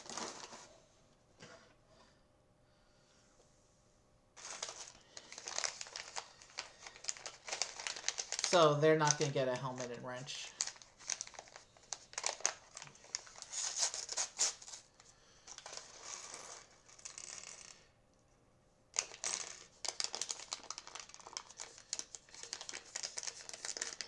It looks like, in an unusual way of doing things, they put both characters in the first bag.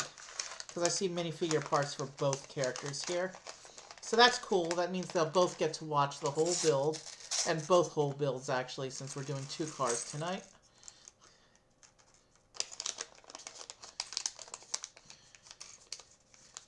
And I did see a piece go down on the floor next to me. So let's pick that up.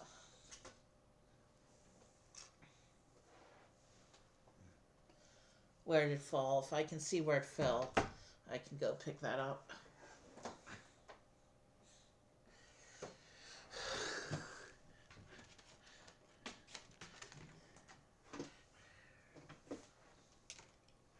There it is. Got it.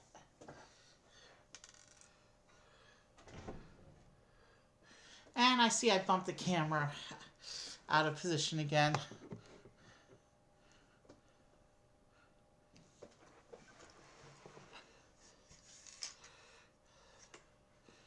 That's pretty close to how I usually have things. It's good enough to continue. So we start with the Marty McFly build.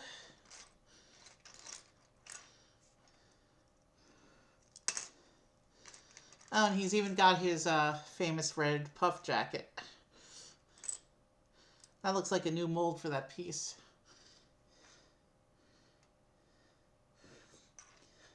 Should I be silly and head swap them so Doc Brown is young and Marty McFly is old? That would be silly, but...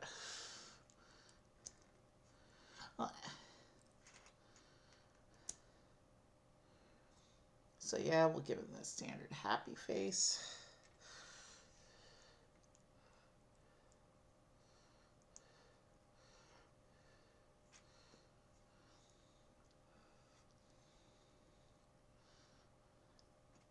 So there's Marty.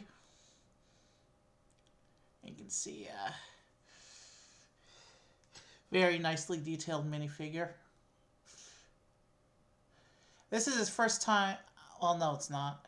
There's been versions of this time machine in Lego before. Many years ago, when Icons was first starting out, there was a version then that was highly controversial for not being shaped correctly. And back when Lego had the Toys to Life game Dimensions, there was a character pack for Doc Brown, which came with a micro-scale version of the car.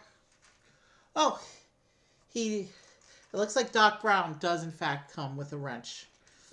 Which is cool because, first, is a Speed Champions tradition, and second, he is a scientist and a mechanic and engineer, so it would make sense that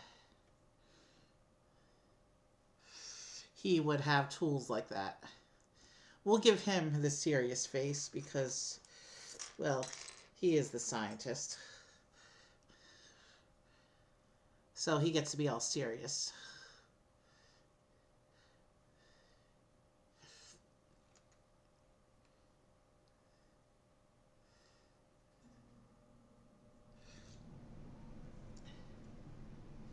And there's our scientist friend.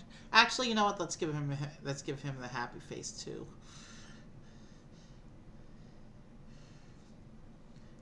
He's sharing his car with us.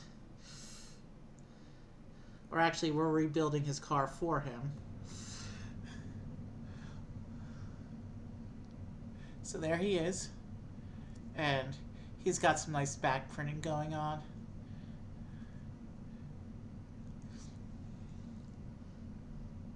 Yeah, that's nice. Alright, let's sit him down. And he can watch the build with Marty. And we are now ready to start building.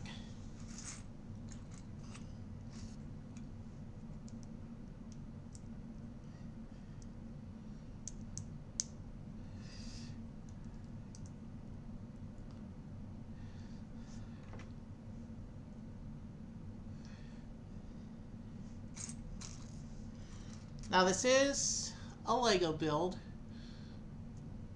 And as you know, sometimes during Lego builds I stop talking so I can focus on the build. Or if I run out of things to say. So yeah, nice house. There's going to be a lot more Lego sets getting built in this house. I actually have... There's a wall in my bedroom that I've designated to be my storage system wall. And I've calculated that I've got enough room to put enough boxes to triple the size of my Lego collection against that wall. I don't have the budget for nearly anything like that, nor do I have the time to build that many sets. But I'm just saying that's an option if I did get to that point.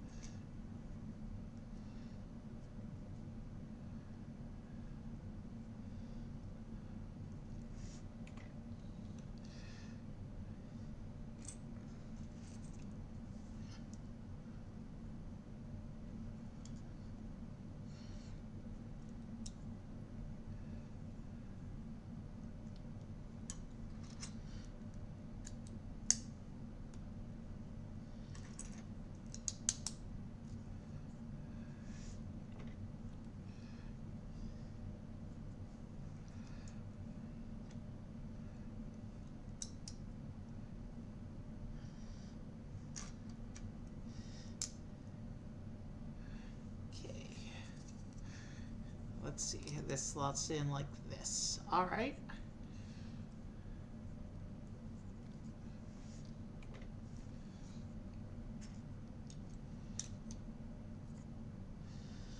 When I saw the announcement of these two cars being part of Speed Champions, I mean,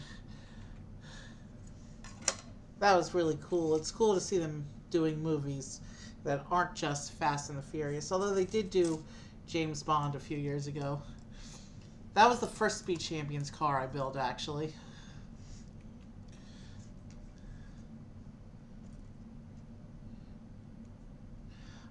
When I do get my display setup going, I'll have enough space for one row of cars. So it'll probably be these two, and then I'll probably put on the James Bond car, and then I'll have room to pick like one or two others. That's it. I'm only gonna have room for a small Speed Champions display, at least at first.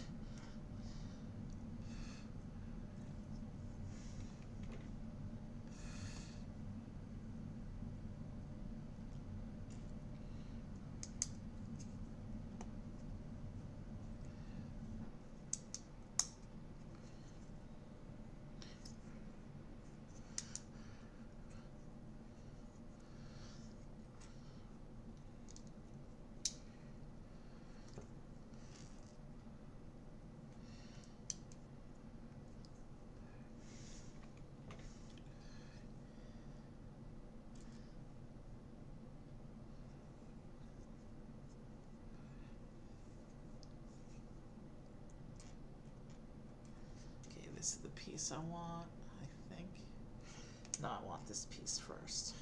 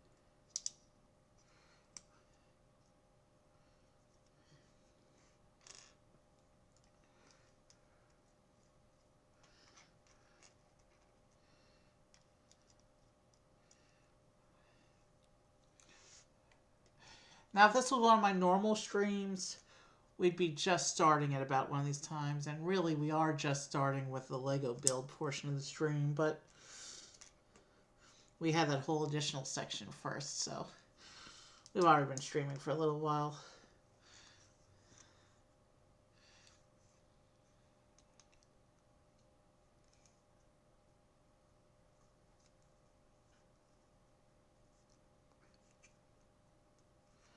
All right.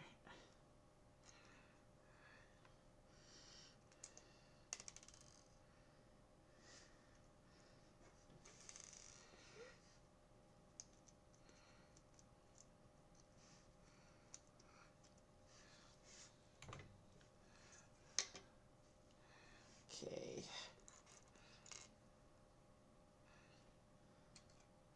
Somewhere on this build, there's a part of the car called a flux capacitor. I don't remember what it looks like. It's been many years since I've seen the Back to the Future movies. But they're classics. I know the flux capacitor is the part of the car that actually makes it able to travel through time, but that's about all I know about it. I don't remember what it looks like. Oh, almost forgot. I do have a brick separator on standby.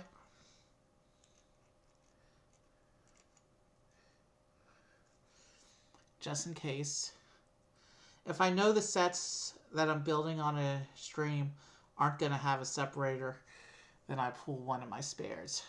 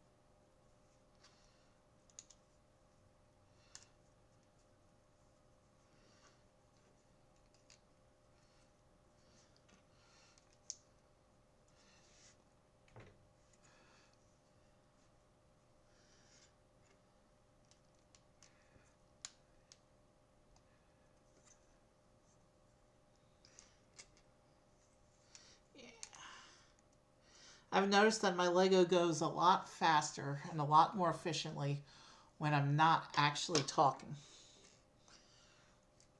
Um, and sometimes I do run out of things to talk about. Oh, that's a cool printed piece. Look at this translucent blue curved slope piece. It's got this nice print on it. It looks like the camera's focusing a little better than it did in the old setup. Still not great, and we do have glare from the light on that piece. But look at that. That's a nice little print going on there. It says we need 2 of these on the car.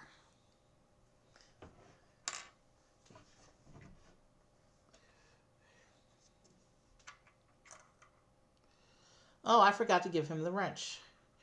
That's all right.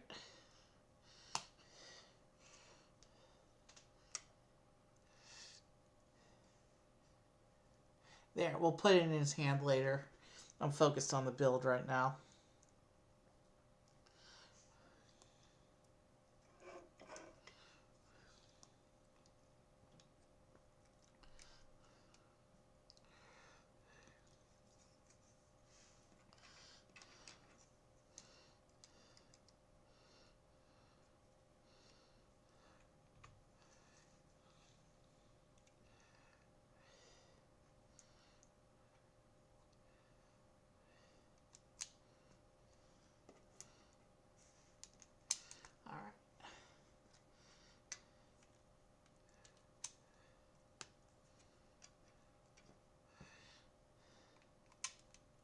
family birthday season is going to start up again next week. I guess that's a good thing. So it's time for bag 2. The car is not really recognizable yet.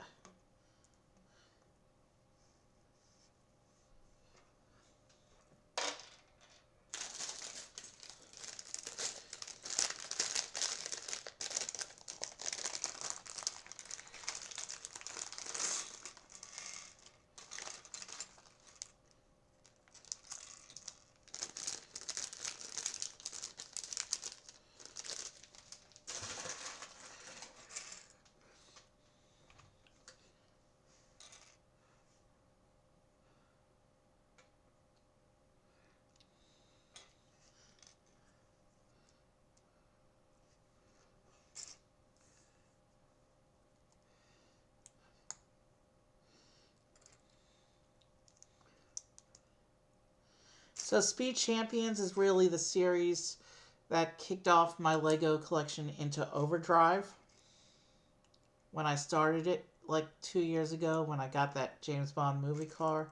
Up until then, Lego was the thing I was only doing once in a while, but after that, Speed Champions is what really kicked my collection into overdrive. So it's kind of fitting that the first 2 builds I do on stream in the new house are Speed Champions cars.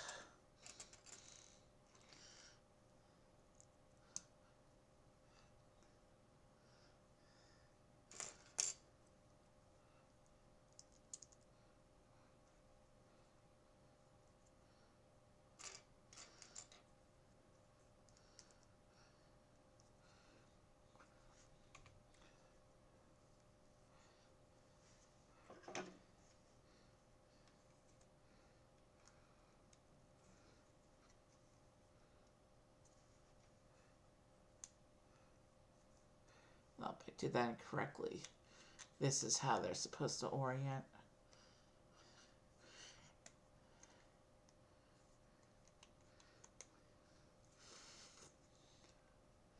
Alright, there we go. And we have our first sticker. Of course, it's got the actual name of the car on the sticker, the DeLorean. Don't know why it isn't called that on the box. It's just called Time Machine from Back to the Future. But there actually is a sticker that says DeLorean. The actual name of the car.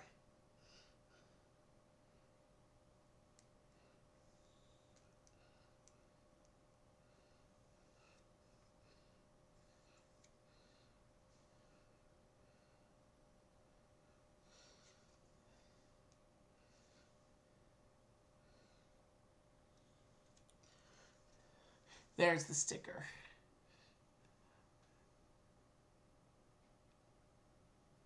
And yeah, it actually does look like the camera. It's still not focusing properly, but it's focusing. Oh, there it goes. The camera's trying to focus a lot better than it ever did back in my last setup. It's still not perfect. Like you can see, it focused in and then went right back out of focus, but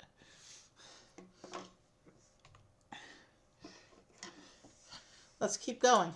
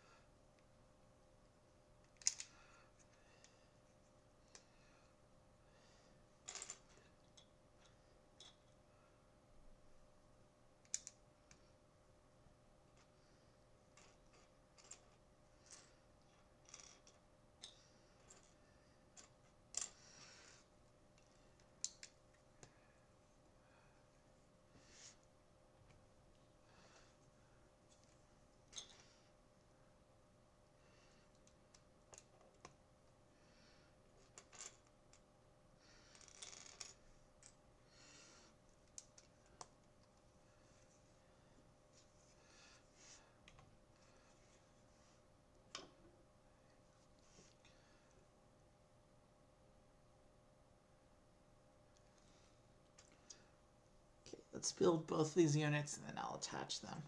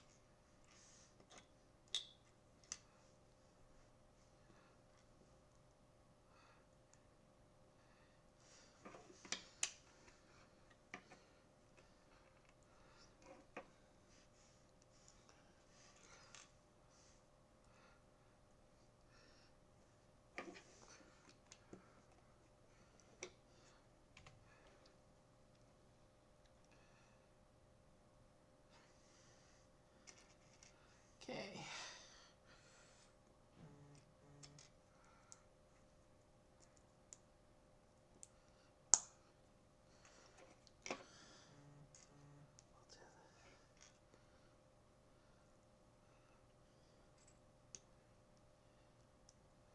Okay, alright, so where's this go?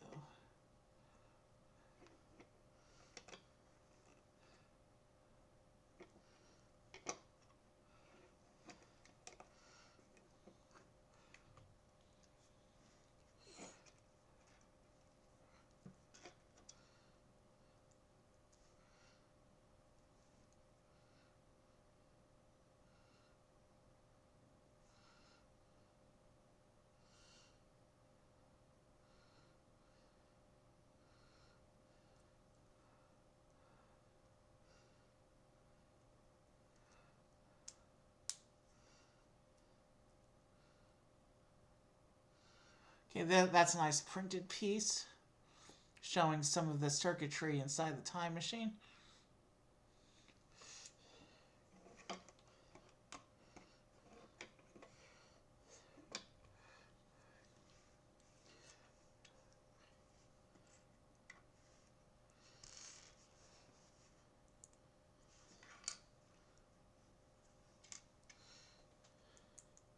A piece just went off the table. Let me see if I can find it.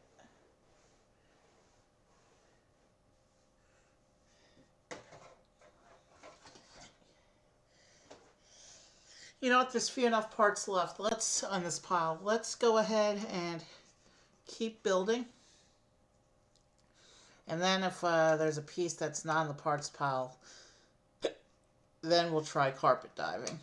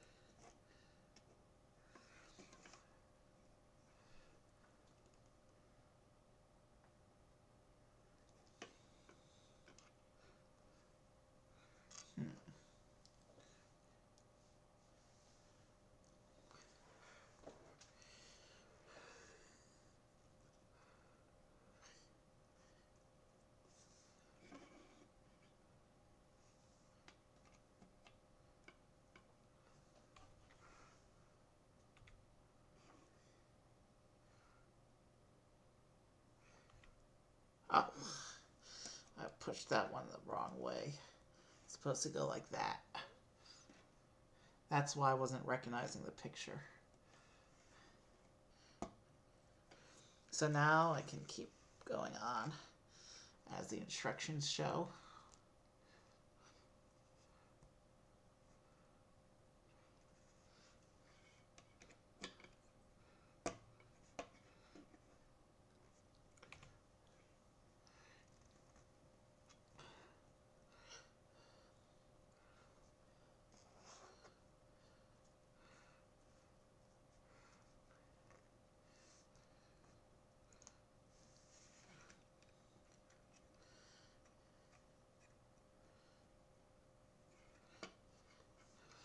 So it looks like we're building all the time machinery stuff right now.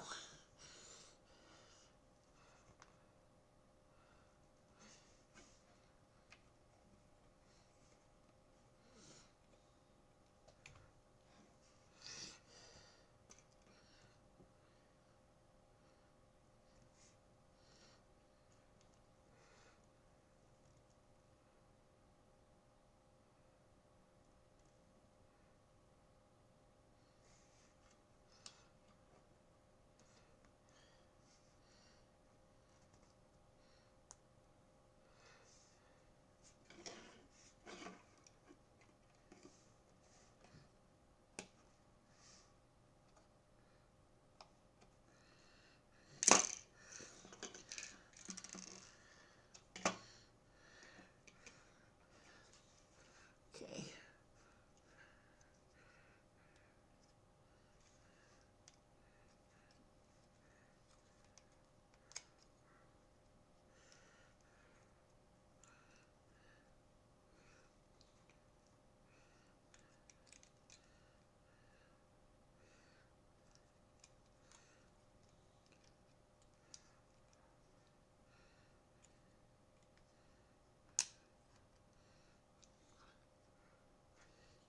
All right.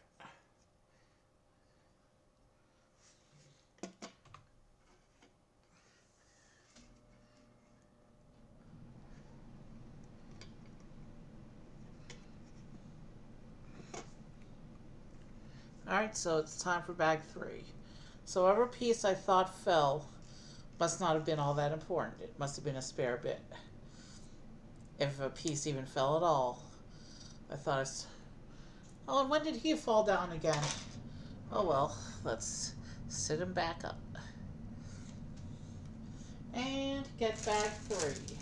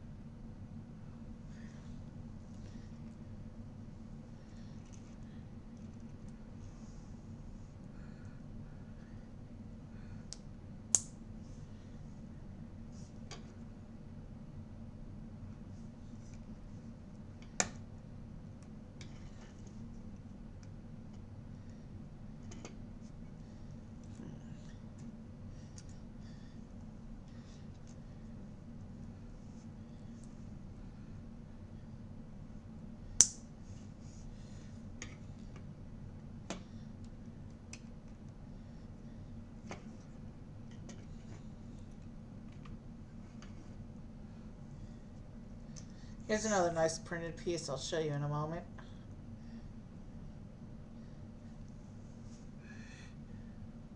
Here's another piece of the time machine mechanism. And look, it actually focused on that print.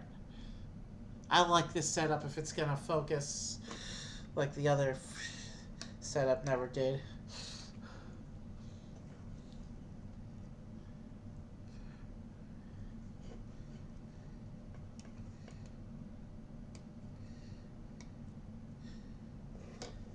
It's cool how they're building up all this machinery for the time machine portion of the car.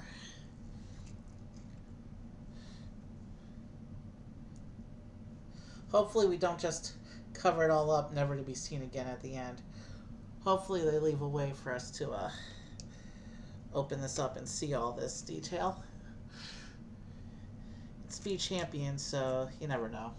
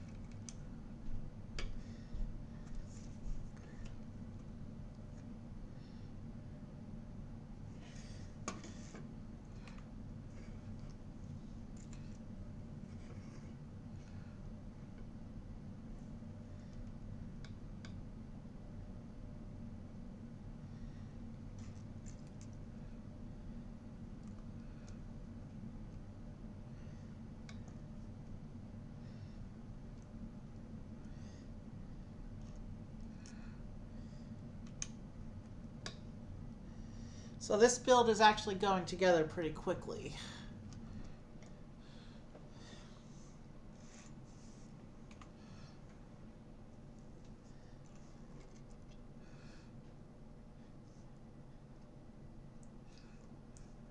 I'm just glad to be doing Lego on stream again.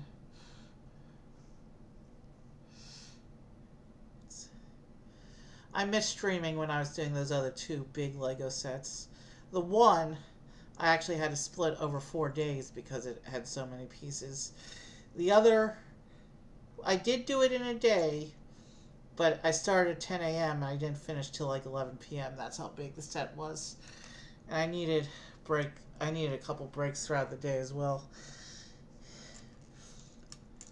I've done a 9-hour stream before, but there's no way I have the stamina for a 12-hour stream, even with breaks. Maybe someday in the future, if I have another big set, maybe we'll revisit the idea. But not likely.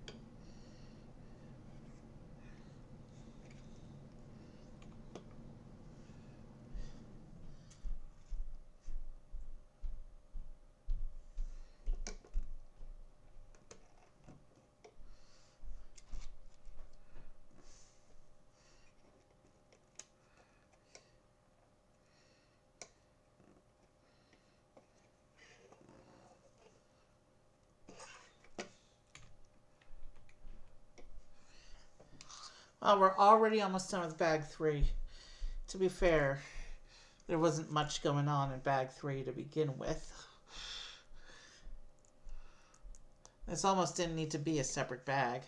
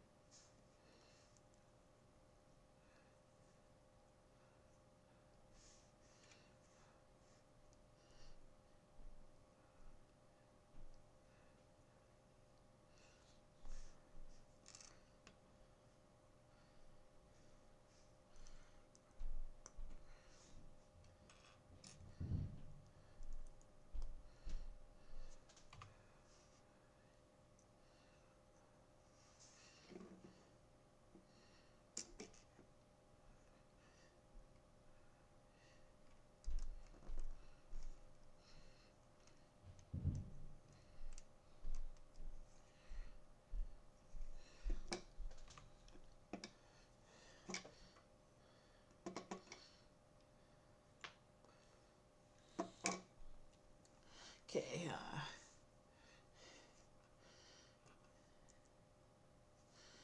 I'm starting to get a little tired, so I don't know if we're going to do more than just the two cars. Probably won't do any more Lego after we finish the two cars. But I'm good for at least a couple more hours, I think.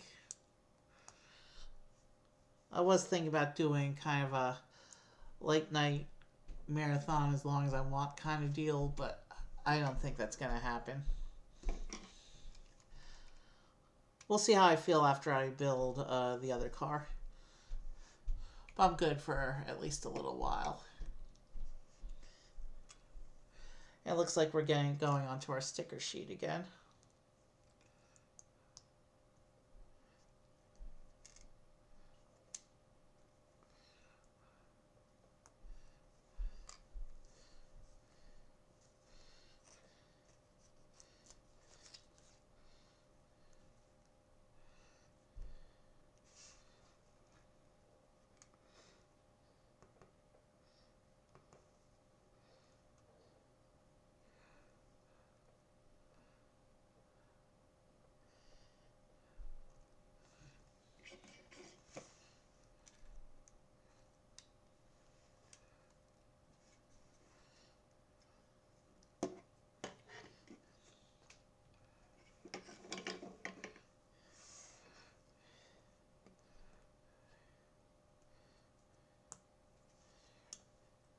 I forgot to show you, but it's the same on both sides.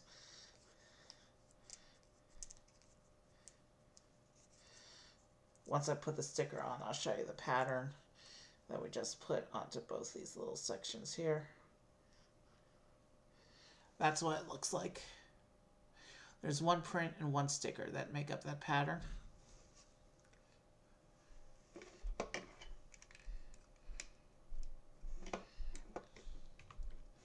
Alright, time for bag 4.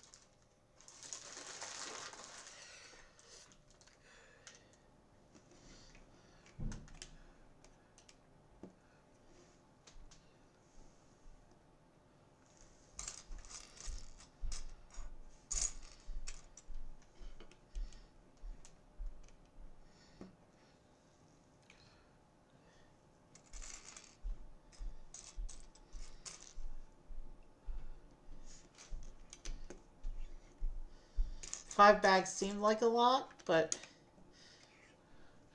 this is going together pretty efficiently. And where's this one going to attach? Okay, so I actually want to put this one on before I put the sticker, because there's patterns that need to match up there.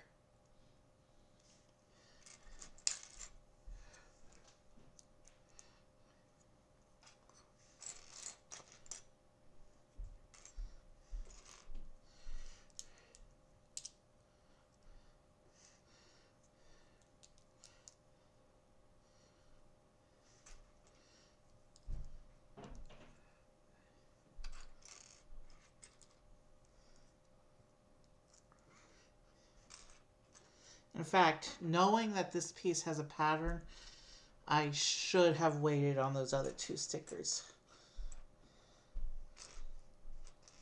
I hope I can make this look good since I didn't. Alright.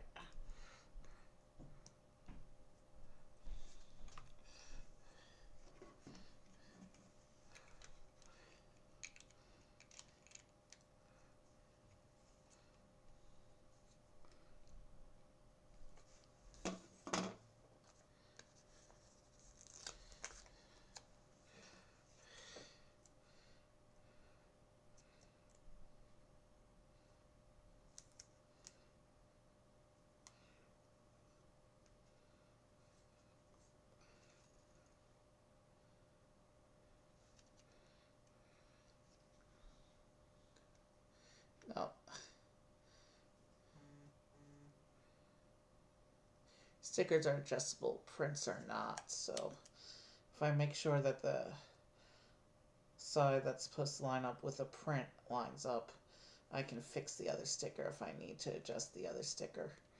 But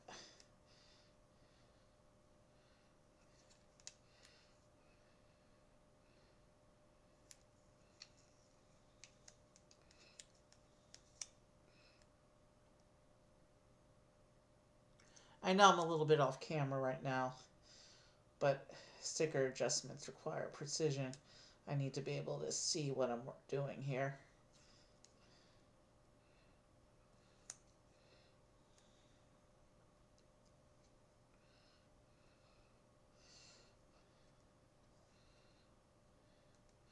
No, I left a big giant bubble in that sticker.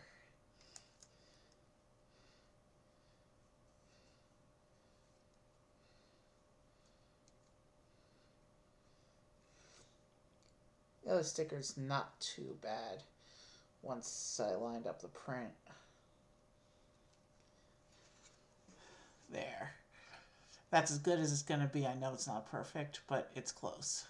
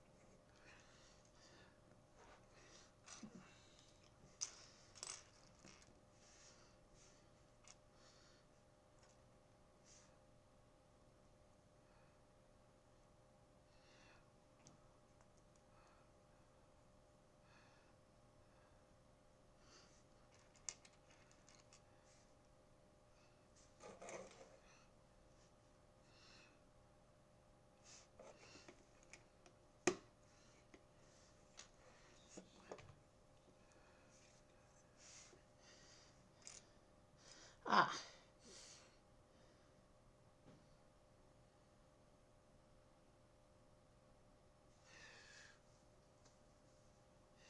Here's the time selector print on the brick here.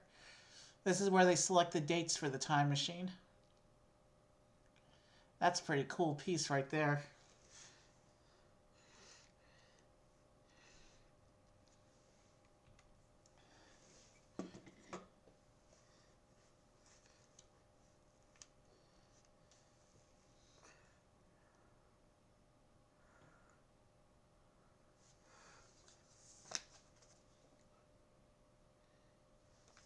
And the console dash is a sticker.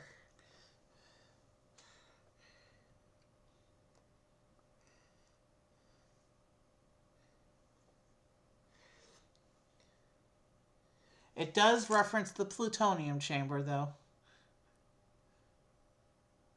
This one's not really focusing. That's okay, though. It's a tiny detail, and you won't really see it once the car's all together anyway, because it's an inside detail.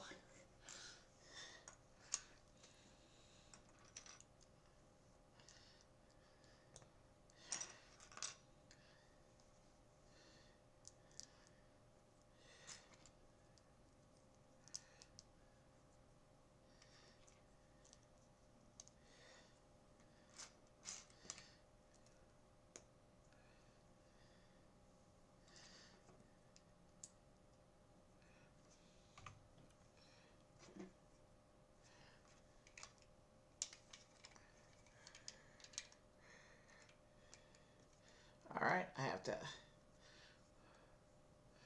I have to match up that sticker again, so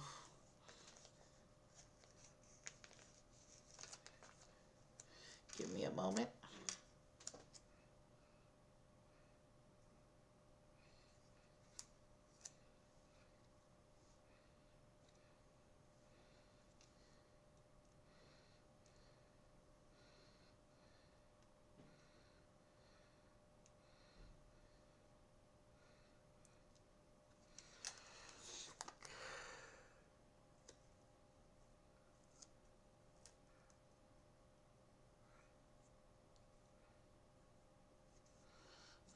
So there.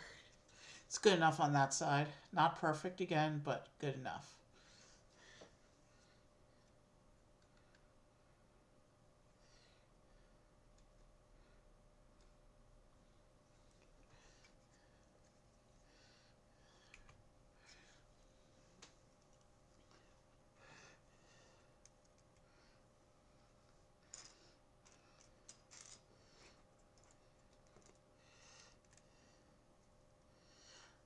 So this will be numbers 50 and 51 in my Speed Champions collection. And I think there's 4 other cars that came out between January and next month. So we'll be ready for another... we might do the 4 regular cars as a Speed Champions marathon. Or I may just do them the way I did the previous series. 2 at a time. I don't think any of the cars before March are 2 packs though.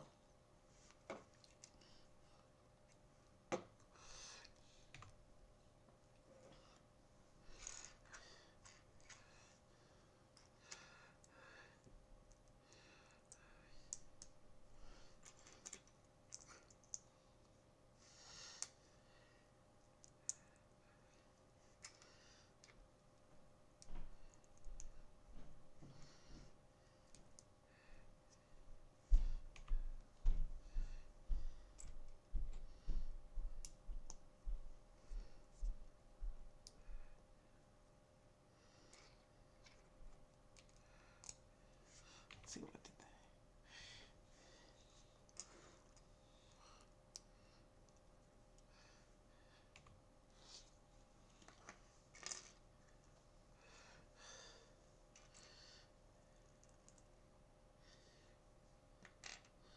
As usual, we're going to take a short break between the 2 cars. I feel the need to get up and stretch a little bit, but I don't like interrupting a car in the middle.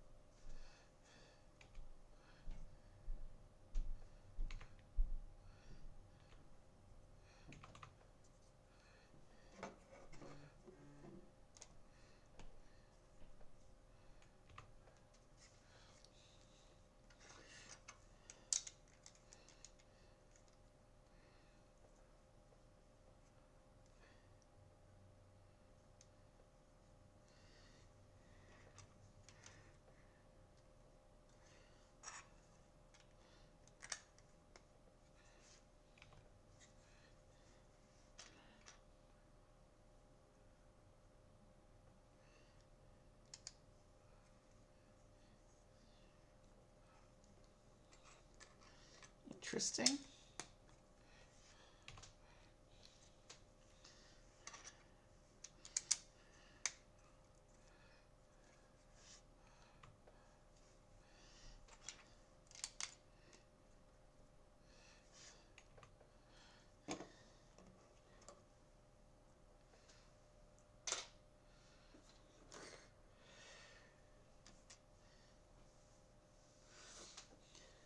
Bag 5, the last bag, and there's only one sticker left on the sticker sheet. Interesting. There's a little paper bag inside this one.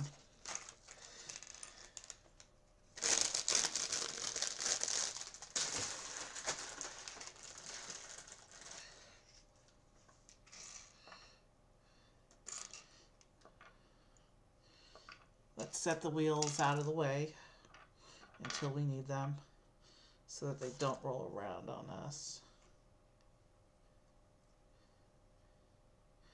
What's this?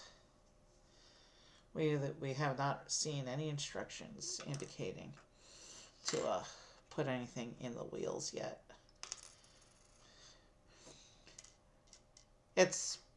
That piece probably goes in the wheel, but we have not received the instructions to do so yet, so I just popped it out for now. I want to follow the instructions as they are and not make assumptions.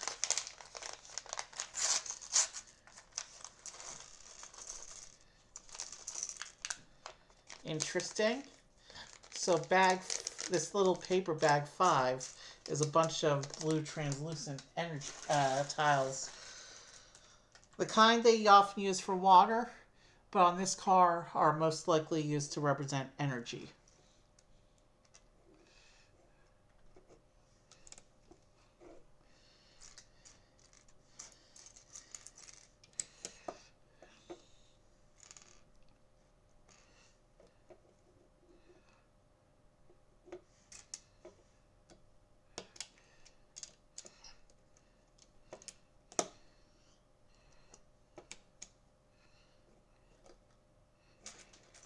It would help if I put the pieces in the correct positions.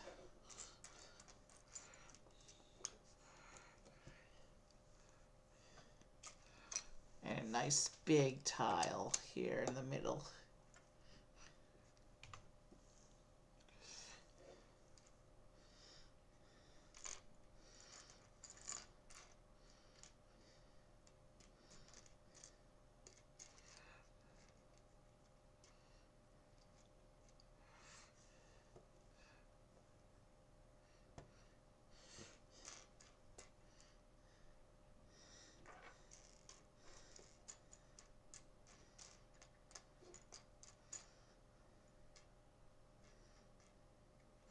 Now, if they want to dive into classic movie cars, I mean, they got Back to the Future. You know, it'd be a cool one if they made it. Would be and it gets really vintage. Is the Chitty Chitty Bang Bang car. Seeing all this machinery back here and knowing how magical this car is, they can certainly do other magical cars if they wanted to. But then again, that may be too niche an audience, given how old that property is. But I mean, they did Willy Wonka, so I wouldn't rule it out. Oh, nice printed canopy. One of the Speed Champions traditions here.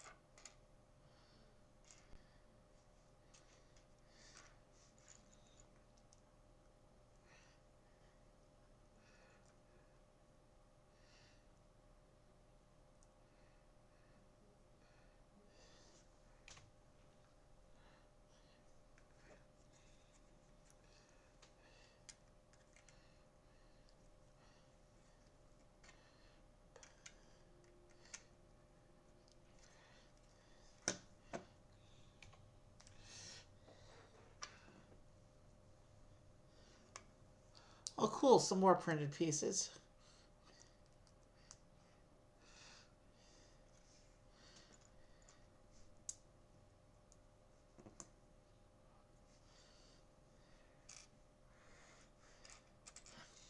It looks like the print continues for a bit, so the pattern, so I think let me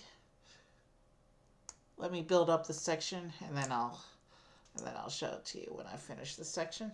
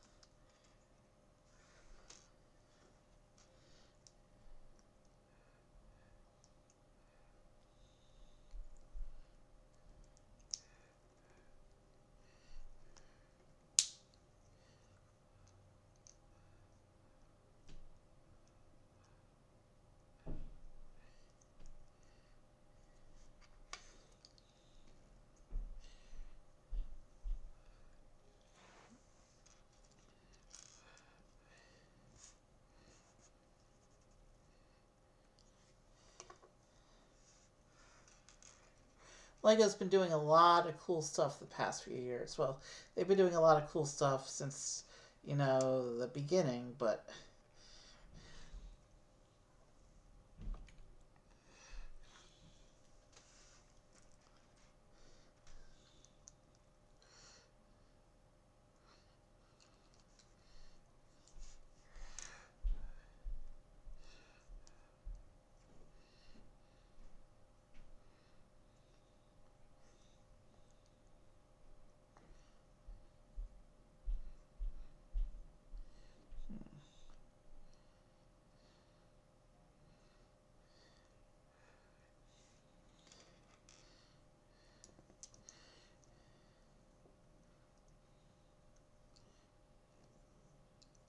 time for the last sticker.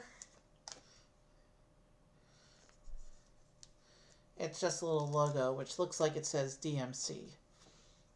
I'm not sure what DMC means, but it's there.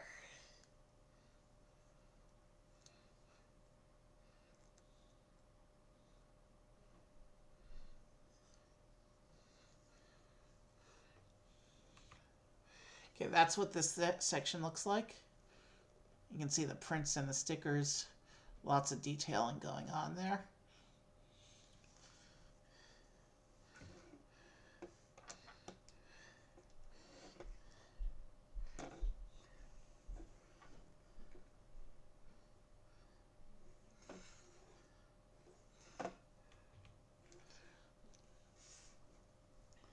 Oh, as is tradition on this channel, here's the empty sticker sheet.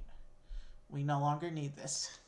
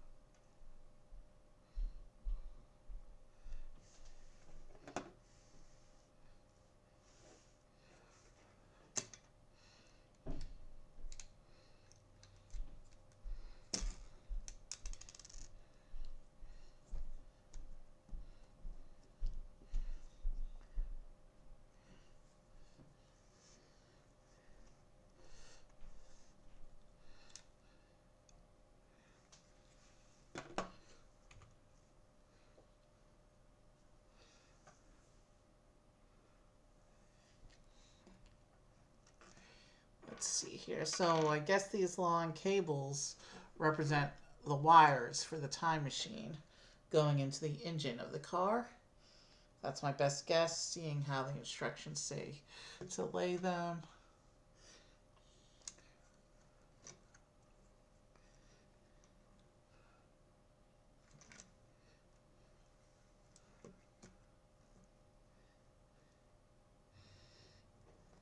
And they're supposed to run behind these bits on the bottom and come up and loop into this thing here.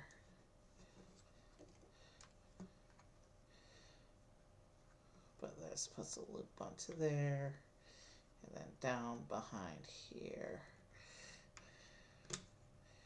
Alright, I see how the wire runs. Okay, that's clever. So there you can see the wire running along the side of the car, and yeah. Oh, I didn't get this connection point correct.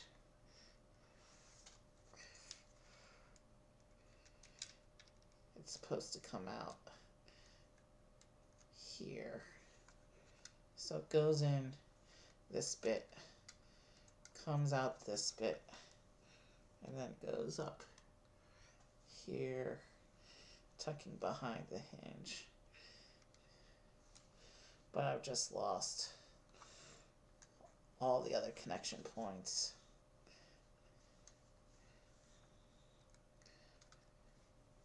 There we go. Fixed it.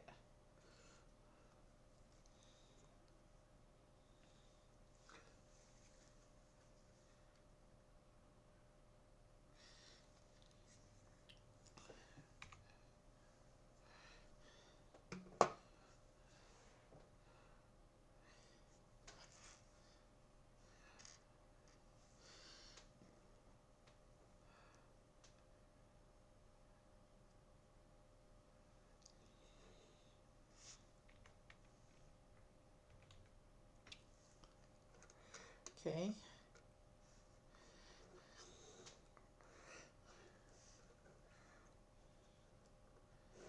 Some more energy stuff going on up here.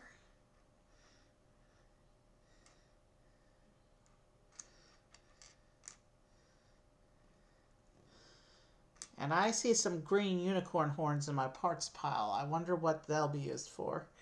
But let's focus on the current steps of the build and not rush ahead of ourselves.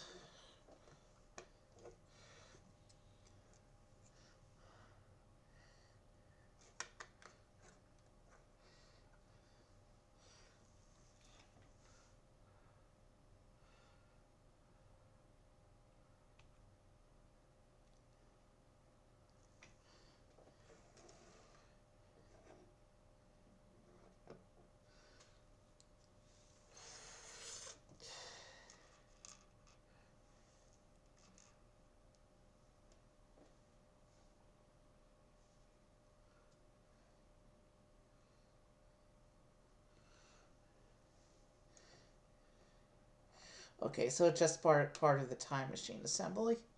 Okay.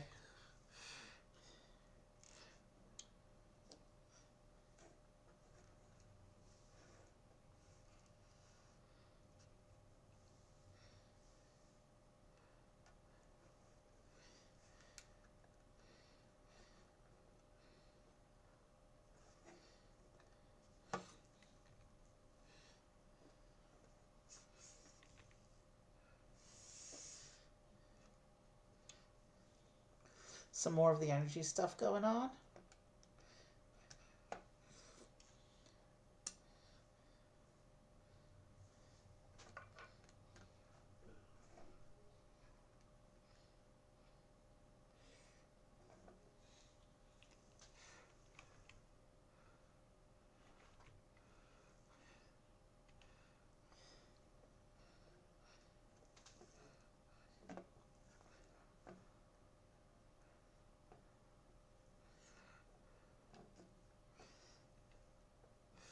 And now we do all that stuff on the other side of the car.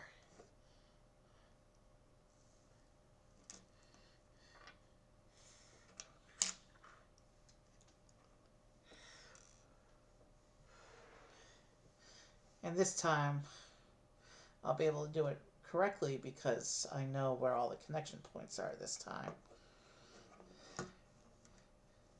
So through here, down through here, back up through here, and then it behind the hinge. Let me connect it on the end and then I can thread it.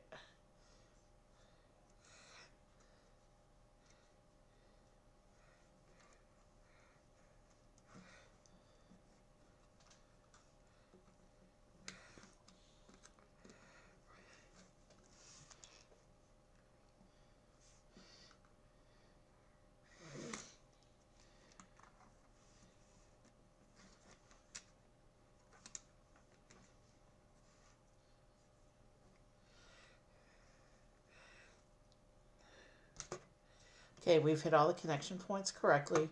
We're ready to proceed.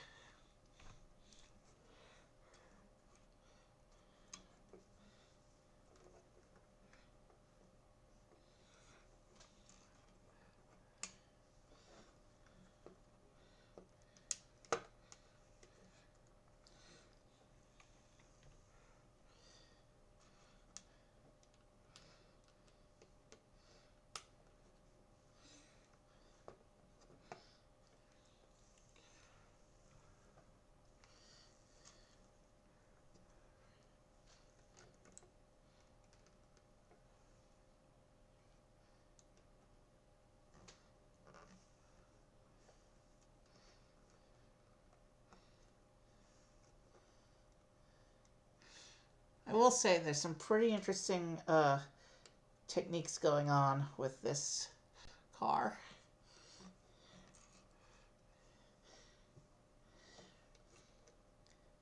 I really enjoyed this build. Even if there are parts that weren't quite to Speed Champion's tradition, such as being 5 bags instead of 2. Okay, so here's where we choose ground mode or flight mode. Maybe there's instructions at the end to show how to convert them, but for now we're going to stick with ground mode.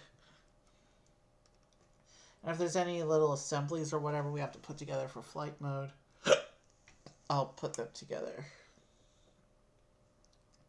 Well, they got the classic Back to the Future license plate. California. It says, my fingers are too big, I think. Out of time. Let me put this on the car and then I'll see if I can get it on camera.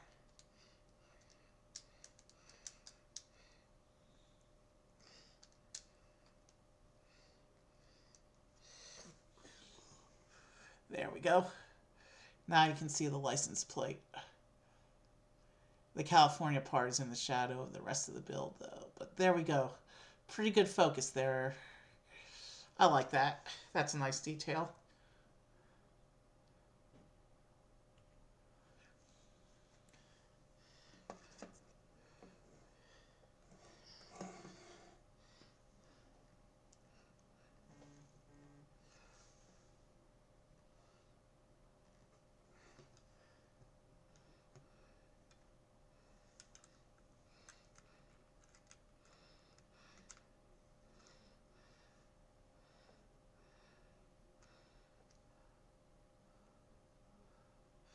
I'm trying to see where the connection point for this one is supposed to be.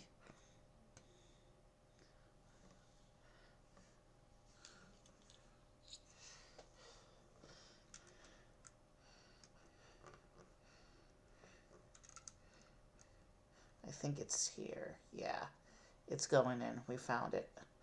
That's good.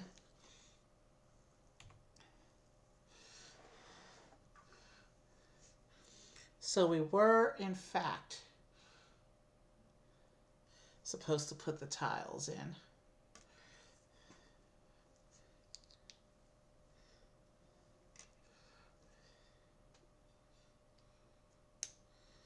So that's what the wheel looks like when assembled. Let me go ahead and assemble the rest of these.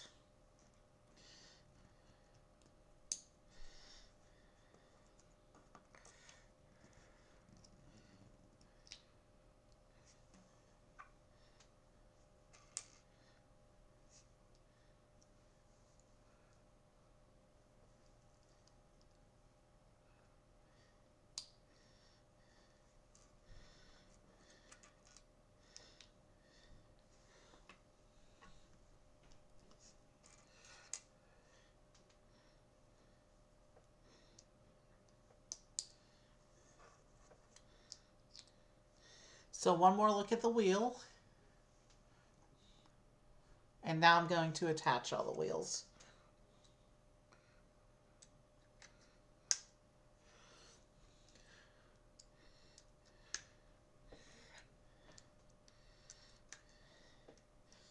And now let's just thumb through the instructions for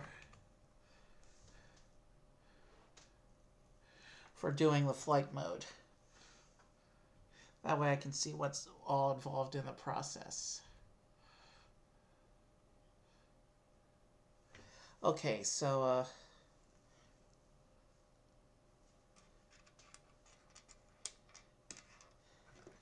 it starts with this white piece that isn't in my parts pile right now because it rolled onto the floor. So it looks like you start with a little bit of a battery thing for the back, I guess. Oh, it says Mr. Fusion on it. Let me see if I can get...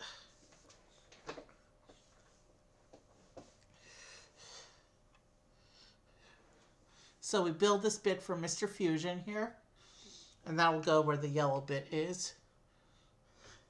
And there's a second license plate for this configuration.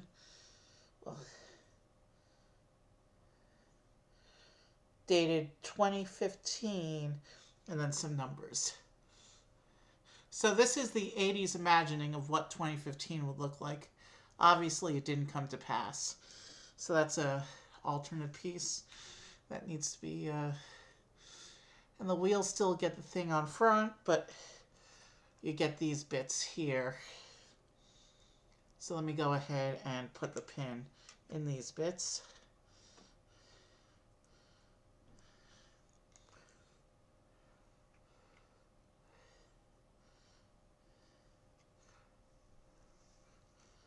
And basically these will go into the wheels and plate onto the bottom of the car, I guess.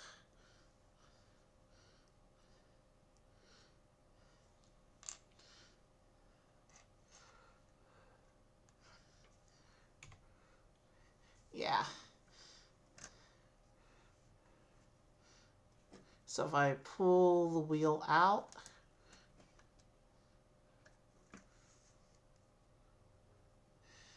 I pull the pin out, and I put this pin into the wheel, and then I push that wheel into the wheel well, the wheel arch.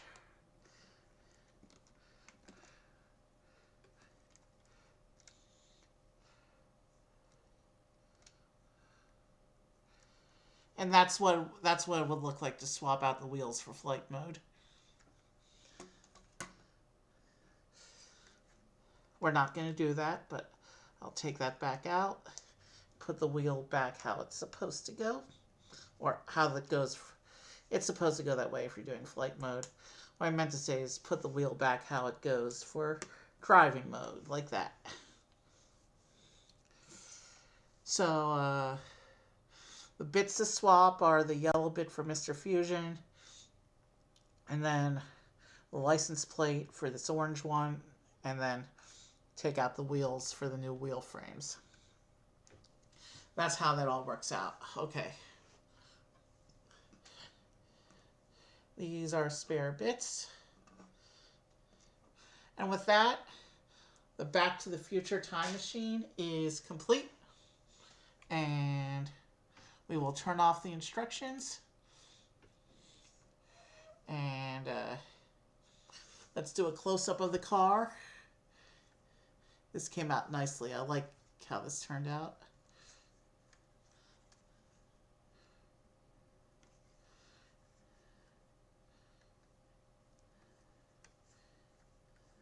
I like that energy glow effect it's got going around the front and back of the car there. And the exposed time machine mechanism bits in the back there. That's a pretty cool touch as well. Somewhere in there is the flux capacitor. It may be this little bit in the back there by the seats. I'm not sure. Like I said, it's been many years since I've seen the movie. One more look at the minifigures. There's Marty McFly, one of the all-around classic 80s characters. Here's Doc Brown.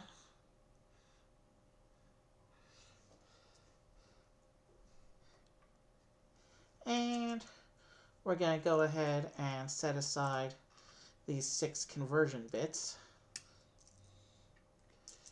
I'll set them over here for now. And we're going to take a quick bio break, but I'll let you look at the box until I come back.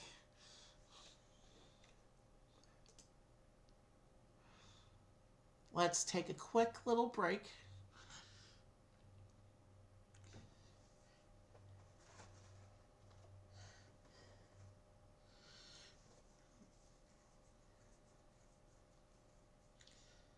All right, I'll be back in a few minutes. Get a stretch, get a snack, whatever you need to do. And I'll see you shortly.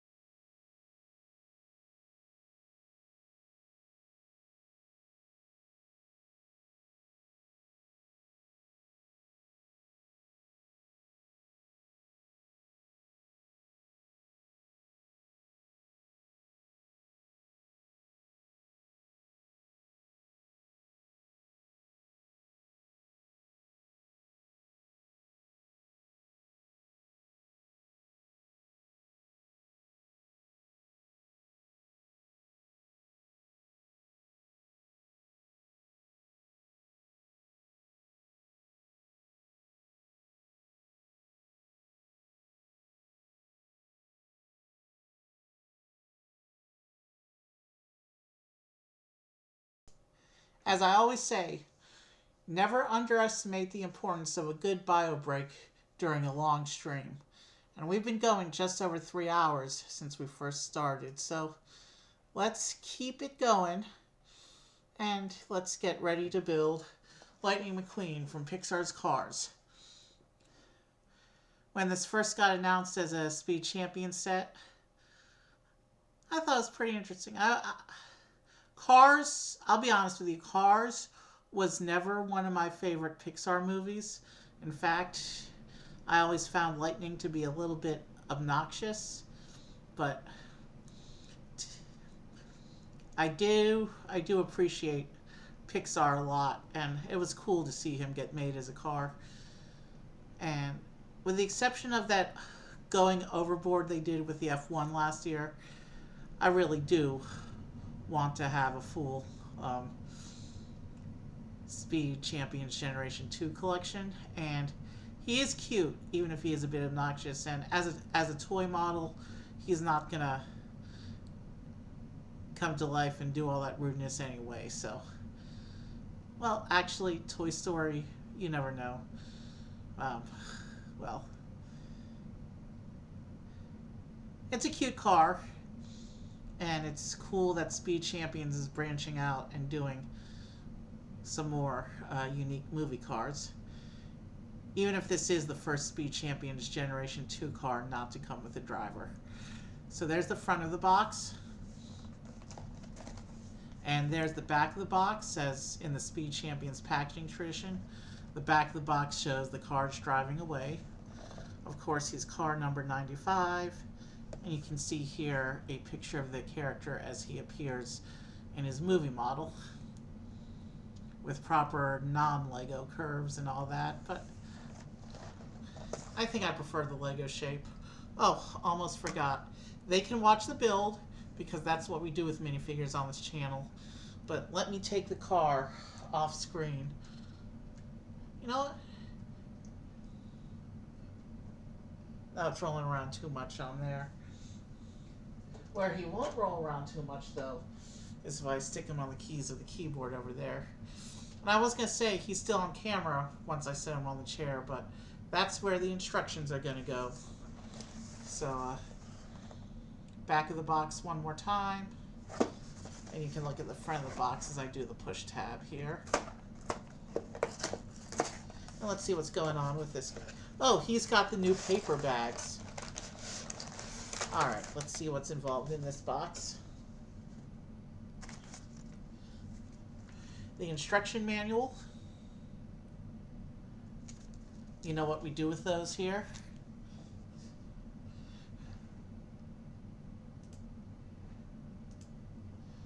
And let's see.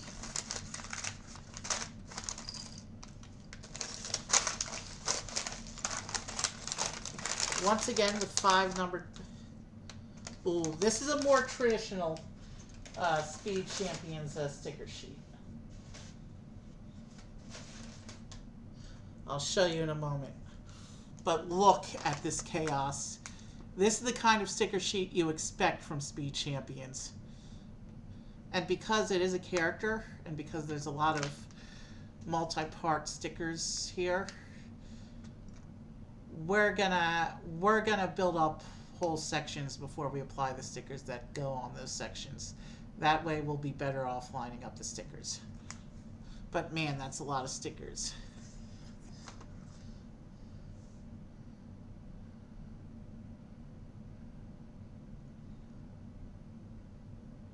$23 stickers. Okay. At least that's what I estimate based on a quick rough accounting.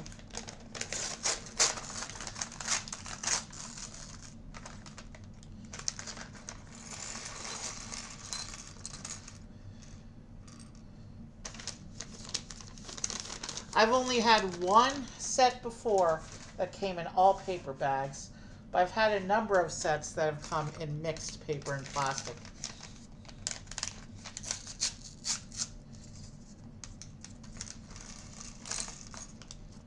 I also see this one does not have the standard Speed Champions chassis piece, which means this one has a brick-built foundation. There's the ad page again, showing the other cars from the January wave. And there's a little advertisement showing the cartoon character. Okay, and here's him showing him as a Lego model, and you can see the differences and similarities in the shaping. Interesting. So, oh, the tires are Lightyear brand. I never realized that about the movie. That's a Pixar Easter egg. Lightyear, of course, being a reference to Buzz Lightyear, one of the 2 characters who put Pixar on the map. So, focus, speed. I am speed. Focus, bricks. I am bricks. Kind of dumb if you ask me, but whatever. There's that family building together again.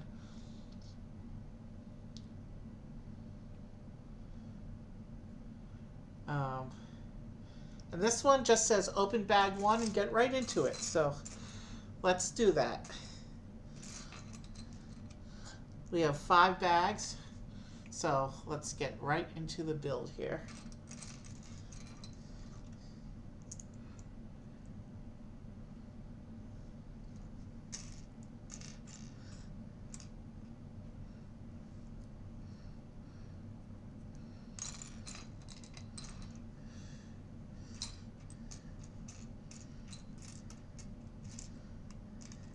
Depending on how I feel, we may or may not continue stream after this car. But I'm committed to. I was always planning to do these two cars together as soon as I saw the announcement, and then especially as soon as I was able to actually order them. They've been going in and out of stock like crazy, these two.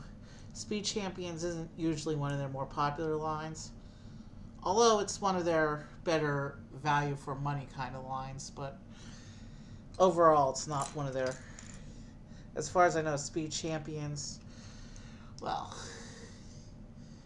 these two cars certainly did a lot to raise Speed Champions' popularity for this year.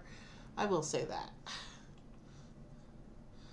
Lots of beautiful cars in the Speed Champions second generation collection.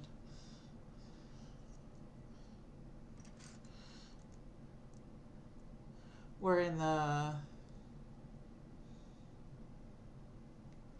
6th year of Speed Champions Generation 2.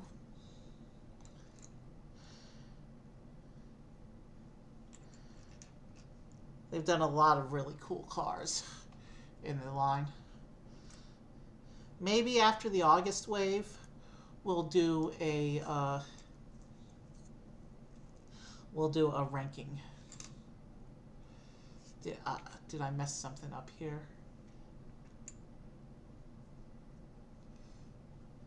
Okay, so those pins are like that. Those clips are supposed to be like that. So yes. I don't think I messed anything up. I was just not paying attention to how the piece was supposed to go on. We're good.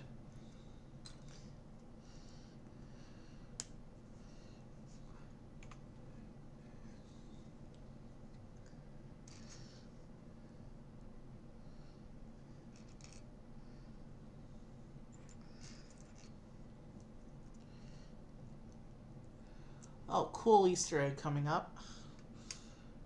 I think. I'm making an assumption based on what I see in the parts pile, but when we get there, if I'm correct, I will explain. If I'm not correct, we'll just forget about it and move on. And you won't even remember that I mentioned it, so.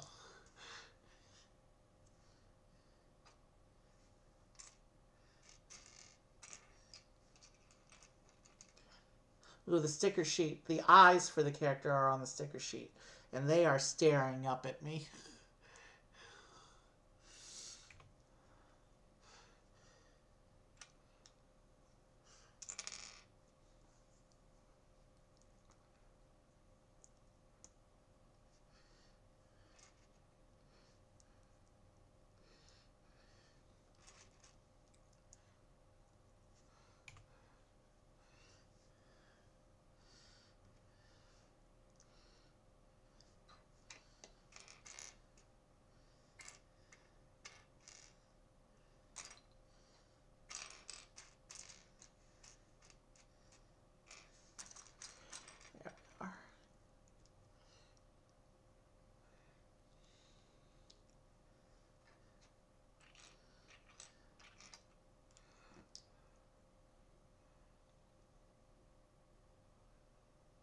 We're about 3.5 hours into stream.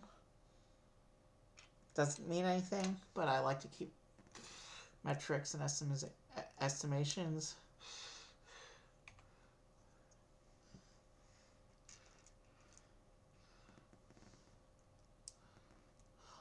All of my remaining Lego sets except one are marked for future stream plans. Some of them not even till the spring, so although we are doing a big one on Tuesday.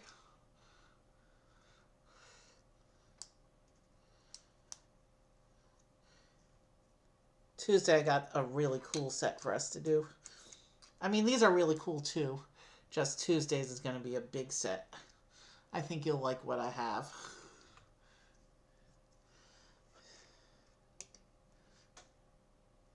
That's a bit that always ends up in the spare bits. So I'm not going to worry about the fact that that piece just yeeted out of my hand.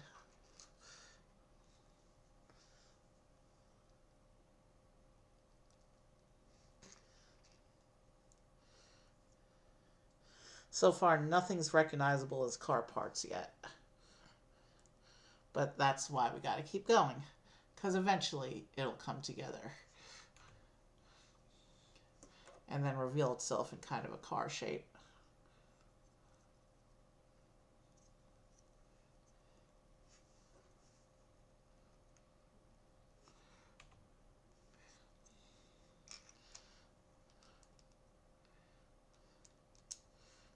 So it looks like with those two assemblies attached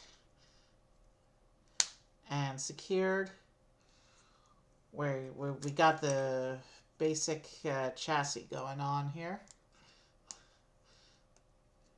The rest of the car will be built up around these bits.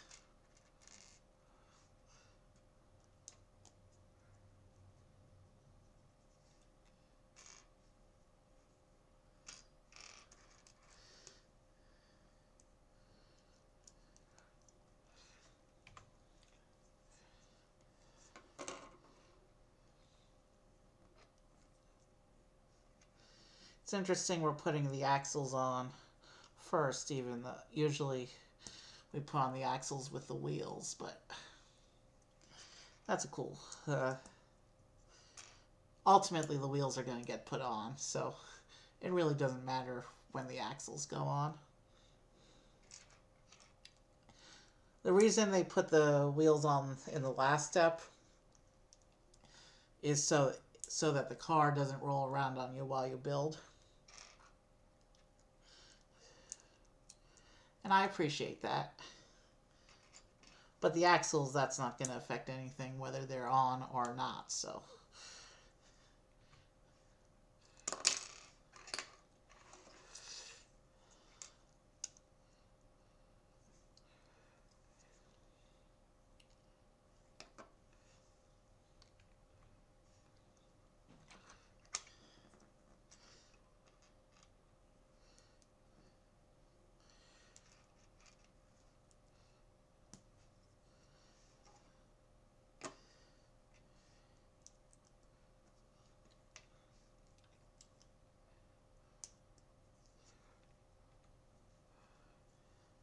We're a quarter of the way through the instruction book already, and so far we don't have any recognizable shapes yet. Interesting. And we're still in the middle. We still got a bit to go in the first bag, and we're already a quarter of the way through. I've never fully understood bag distribution in Lego, but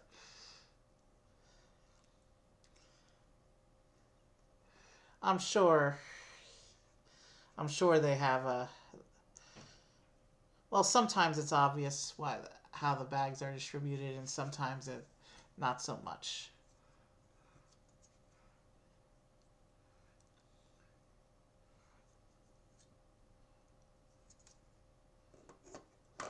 Oh.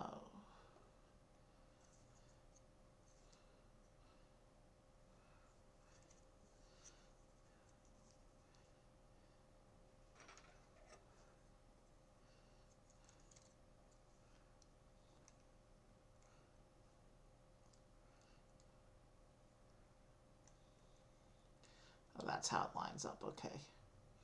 So that goes on there like that. Now, we see this pink brick here. In BrickHeads, they traditionally put a pink brick where the character's brain would be. I would assume, since they're doing the pink brick here, that this would be where Lightning's brain would be. So I guess we build the face up around this area. I don't know. That's just a guess at this point.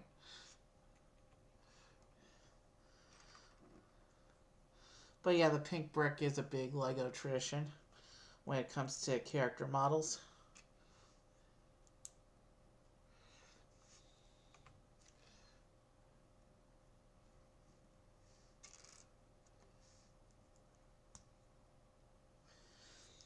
And it looks like this is going to be our first bit of shaping, since this assembly is mostly red.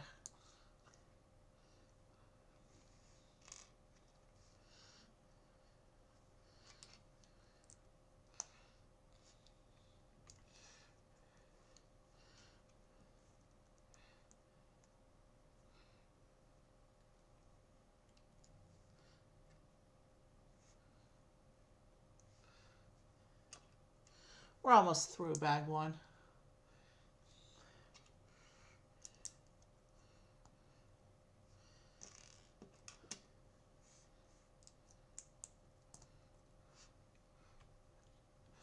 I think something dropped, but I'm not 100% sure.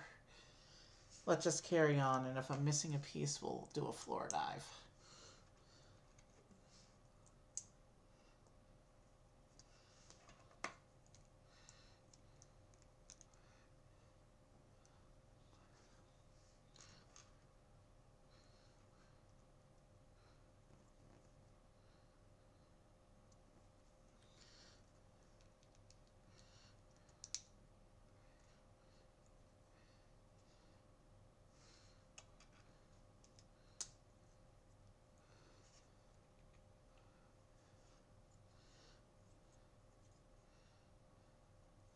Okay, so that looks like it's going to be the lower part of his mouth. See, that looks like lower teeth, doesn't it? So that's our first bit of exterior detail on this car.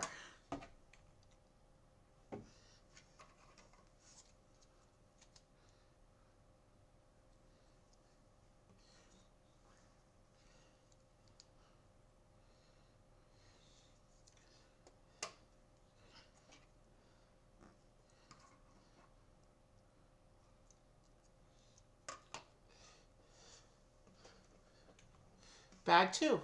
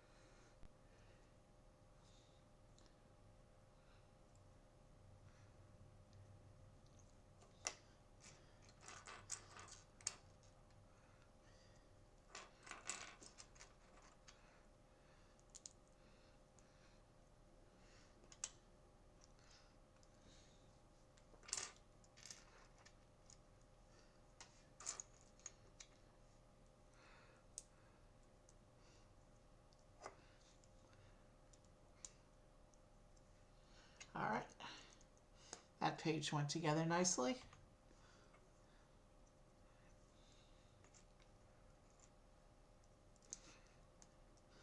I do have a bunch of Lego Disney plans for this year, but I only have one Lego Disney stream currently sitting in my build queue, but I have a bunch of other Disney sets that I'm planning to get this year, including some retired ones.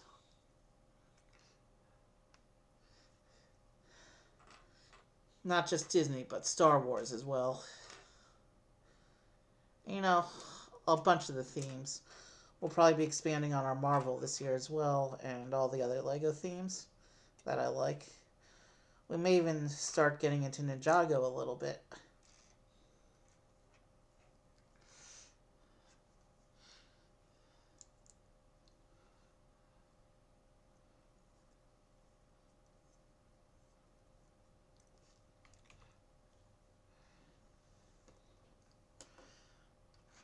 Okay, I think I want to build this up and see how it goes before I start with the stickers. Because if there's a bunch of stuff that needs to be lined up, and these pieces are definitely going to be visible at the same time. Yep. So, time for our first 3 stickers.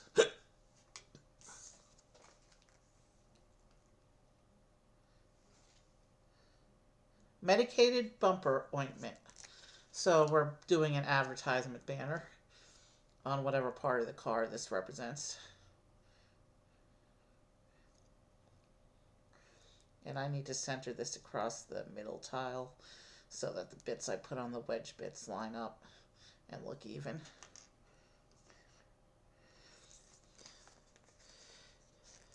And this set looks like it has a bunch of these multi-part sticker designs.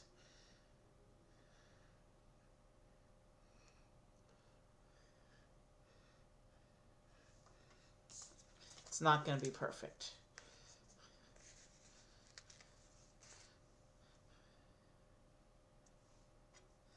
But it's going to be good enough.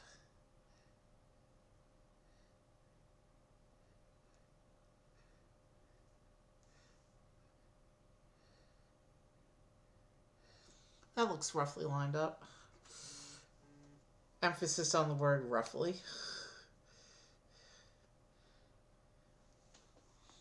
It's not perfect, but it's straight enough to pass.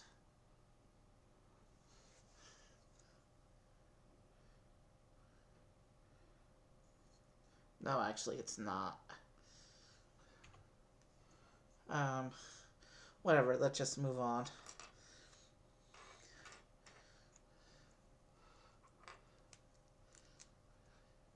And there's another sticker. Does this one need to line up with anything? No, it's a central sticker. It's a... so, Rusty's. Rusty's brand medicated bumper ointment.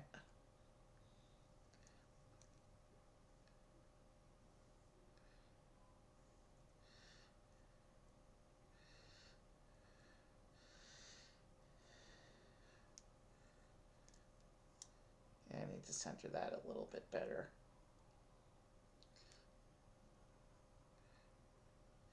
Bumper ointment actually sounds like it would be something I might be interested in needing.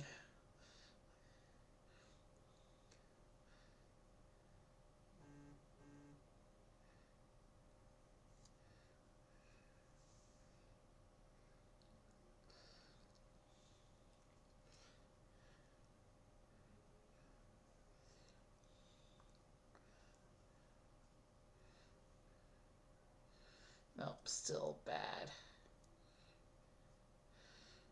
Sorry about the delay. I'm trying to get the sticker to line up better.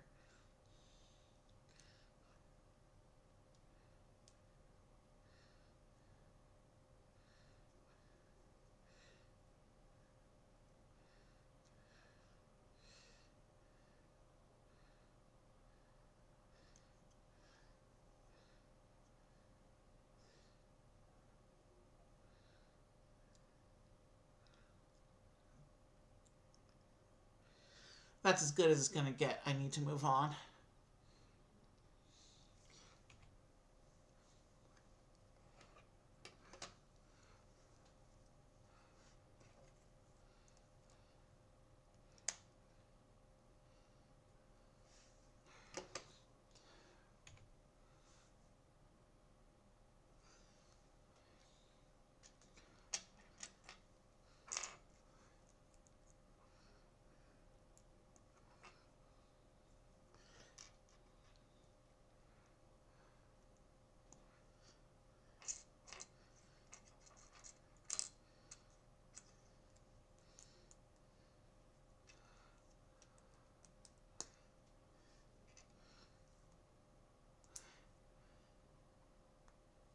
Not sure why we're using these opalescent bits for these iridescent pieces for internal bits.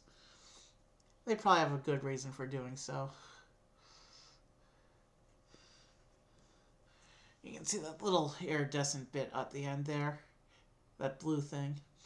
But it gets buried on the inside, so I don't know why they chose that particular bit as filler rather than a regular plate. I guess we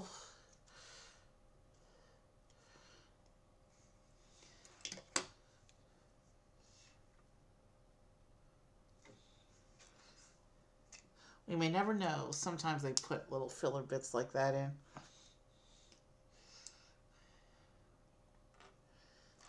Guess the designer, my guess is the designers were having fun one day while figuring out how to build this model, and one designer said to the other, "Hey, I bet you can't hide one of those iridescent gem pieces inside your build. I mean, this is thematically not the build to use gem pieces."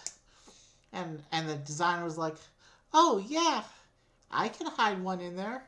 No problem." At least that's my guess of what went down at the Lego design shop. I mean, hiding a pink brick is tradition, but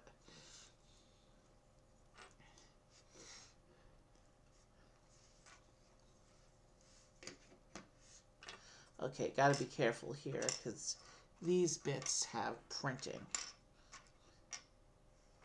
Some of these bits have printing. So I gotta make sure I get the correct wheel arch. We want the one with a print going this way, okay. There's the print on the wheel arch.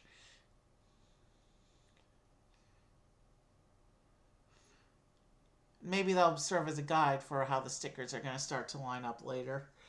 But for now, we're going to put this in.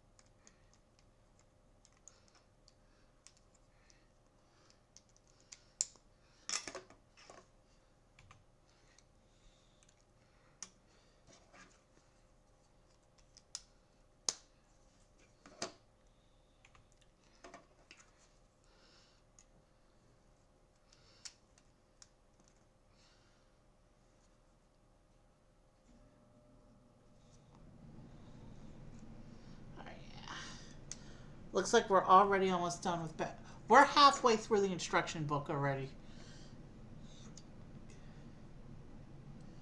Alright, I don't want to put any stickers on until we see how they all line up. So we know that this is going to be sticker number 13.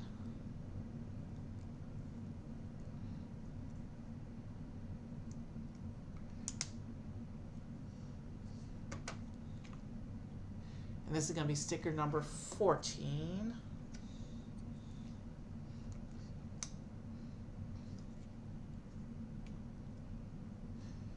And that's going to be sticker number 15.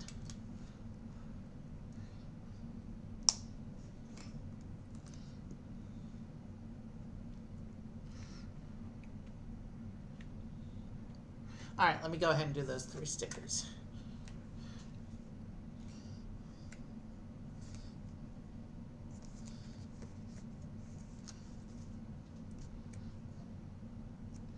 So we want this. I'm going to try and line up the patterns the best I can. It's not going to be perfect because there's a lot of sticker lining up that goes on here.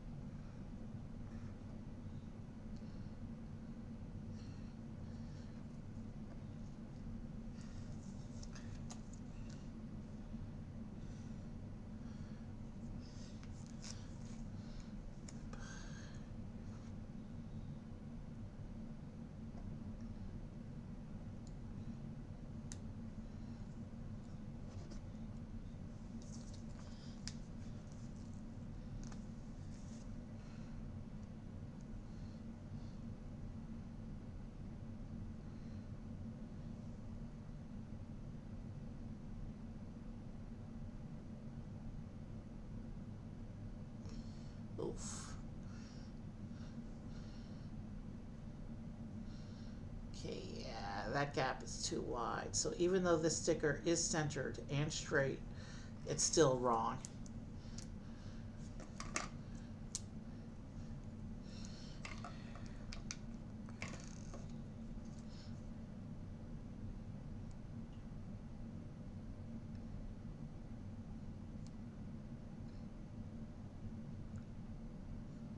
When you do multi-part stickers, you got to go a bit closer to the edge than you normally would in order to reduce scapping.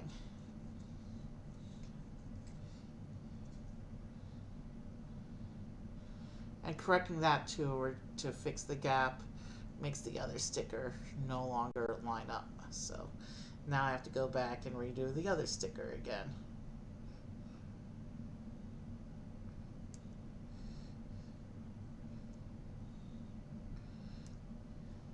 And then I'll have to do all this again on the other side in a minute. Well, it's as good as it's going to be given the limitations of stickers. That's what I got for the patterning on the side. It's not 100% perfect, but it's definitely passable. Most people wouldn't even look this good, so. And this isn't even looking great, it's just good. Not even great. So we'll go ahead and we'll do the same steps on the other side here. 19, 18, and then 17.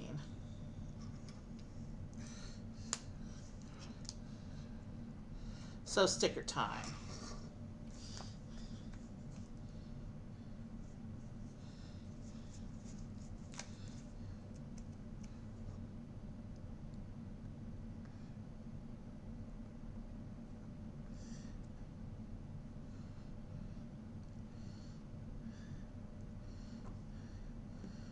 It's centered but not straight.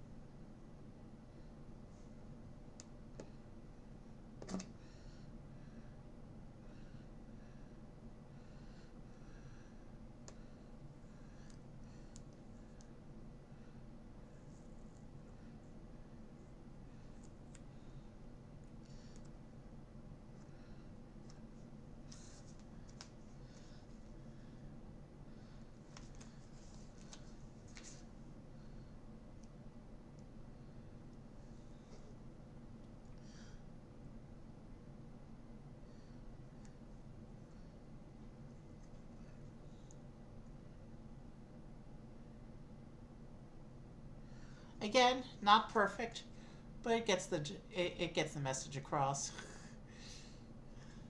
Let's keep going.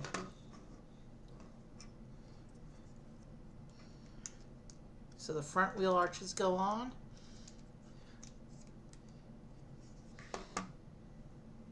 Okay, so these last 3 bags must not have much substance to them, since we're already more than halfway through the instruction book. You know, for not really recognizing what we were doing the first few pages when we were building this frame, this really is starting to come together into a very recognizable car shape. Bag 3. And there's more pink going on in bag 3. Okay, so maybe this pink brick represents a bit of tongue. And then this pink section we're building up here is the actual brain pink.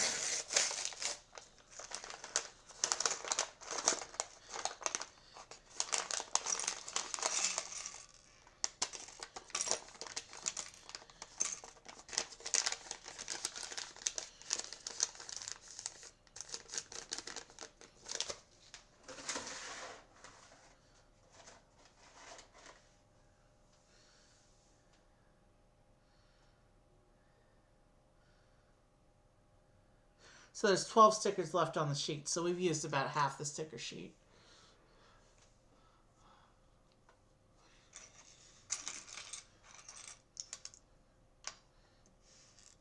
We're also getting what looks like the windscreen piece a little early this time around. That's usually one of the last pieces you put on.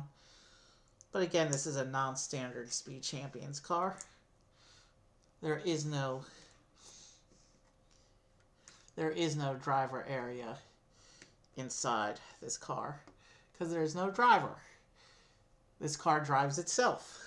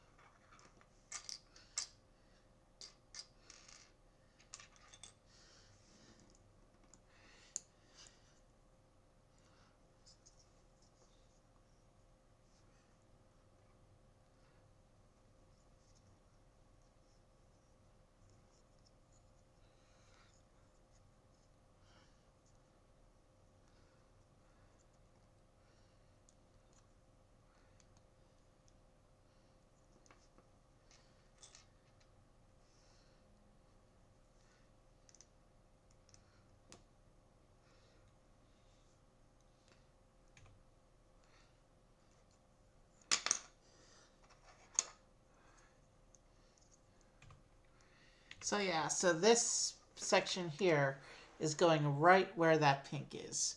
So yeah, that's going to be the brain, and that's just part of the mouth there.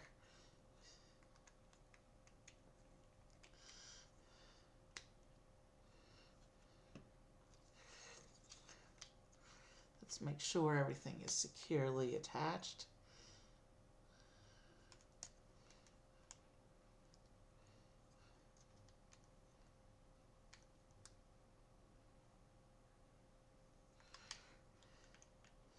Which it came off.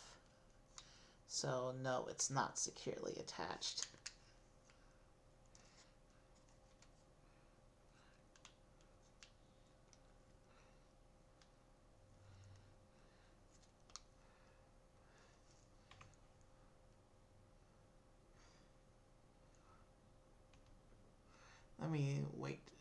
I'm trying to see if I can get a back view going out of here so I can see what it's supposed to look like from this angle.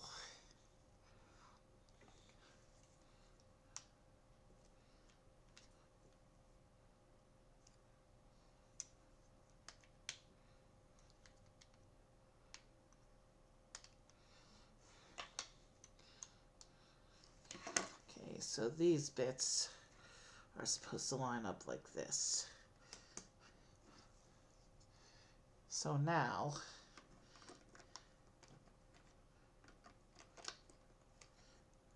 this is supposed to attach to those. But I can't get it to attach.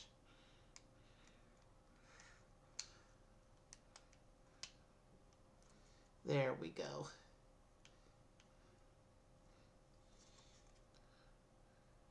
We finally got that piece to attach. Let's go back now and do things correctly.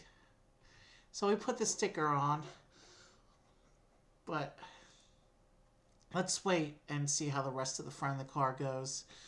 That way, if there's things that need to line up, we can line them up better.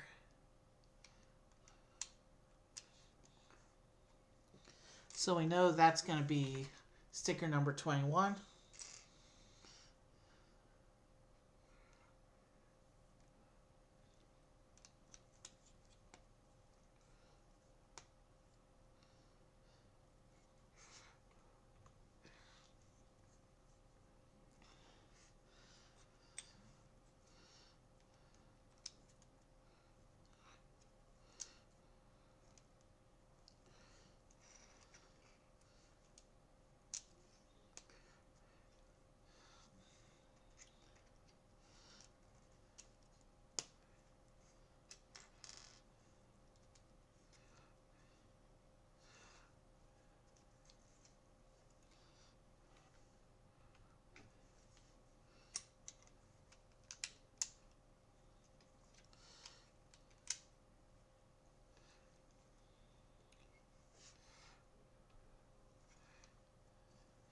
then stickers number 20 and 22 as well. And I just knocked something out of place.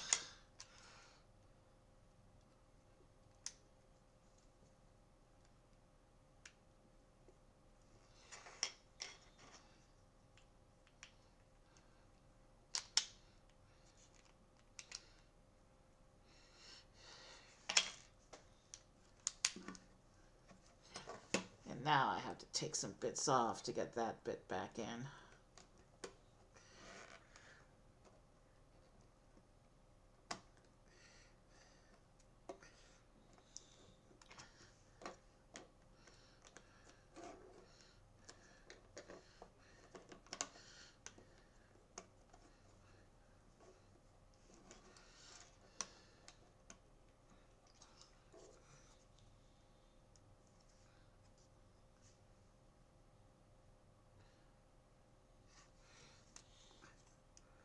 There we go. That's not a secure connection. Hopefully there will be other bits that come later to secure that.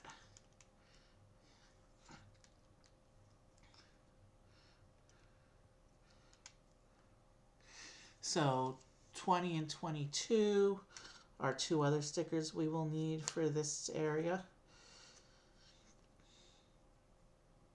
Okay, that's a little more secure.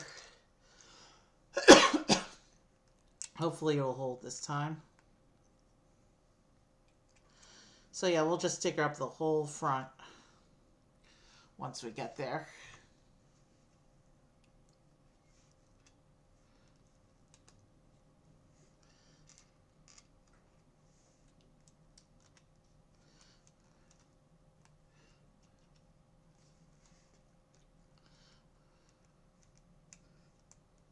And we're already almost done with bag 3.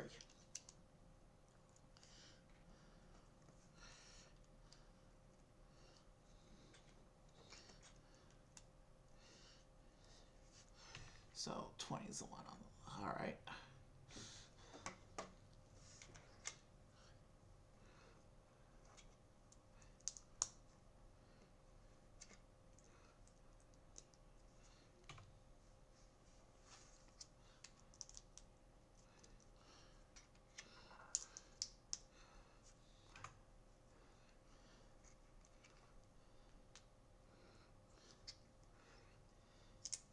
And also sticker number 16.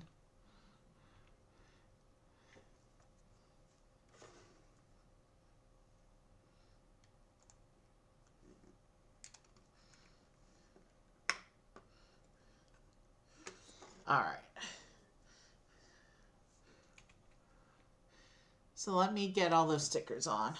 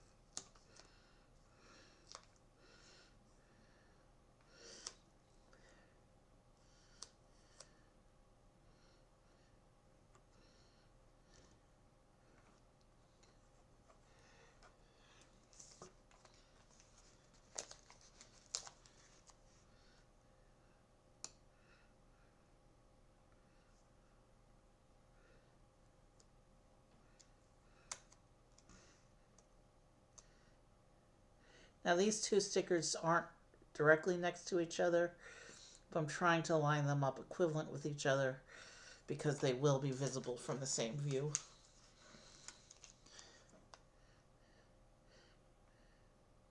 Sticker placement matters when you have two stickers that, even if they're not directly next to each other, will both be visible at the same time.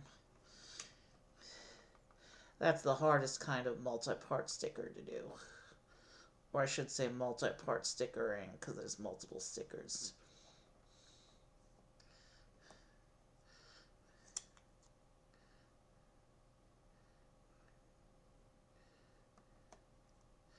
At least the Back to the Future car had some prints.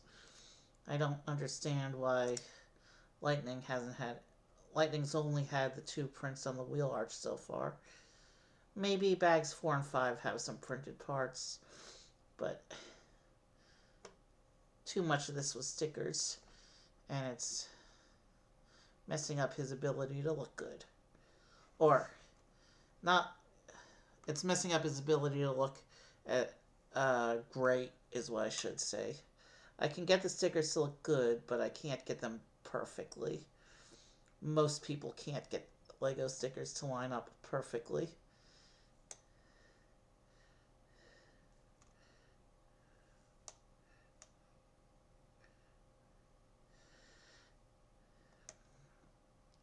And the next sticker I have to do once I finish this one, before we can move on to building again, is the one sticker that absolutely has to be perfect on this whole model, because it's his eyes.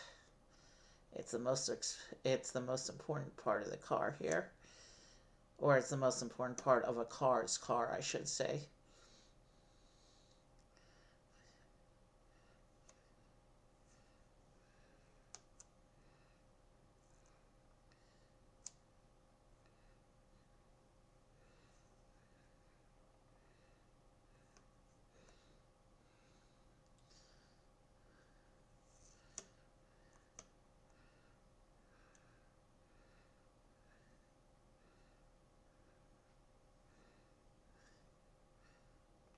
Wow, this sticker is taking longer to line up than a sticker should.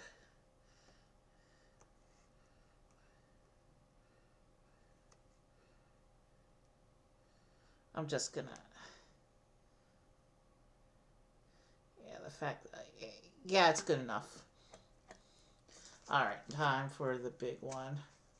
And there's still 8 stickers after this for the rest of the build.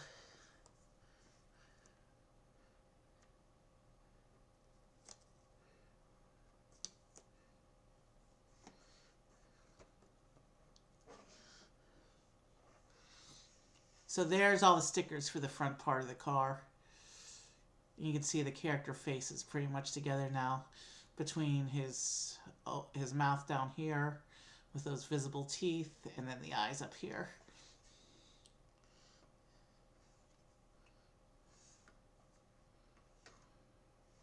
Alright, let's get on with bag 4.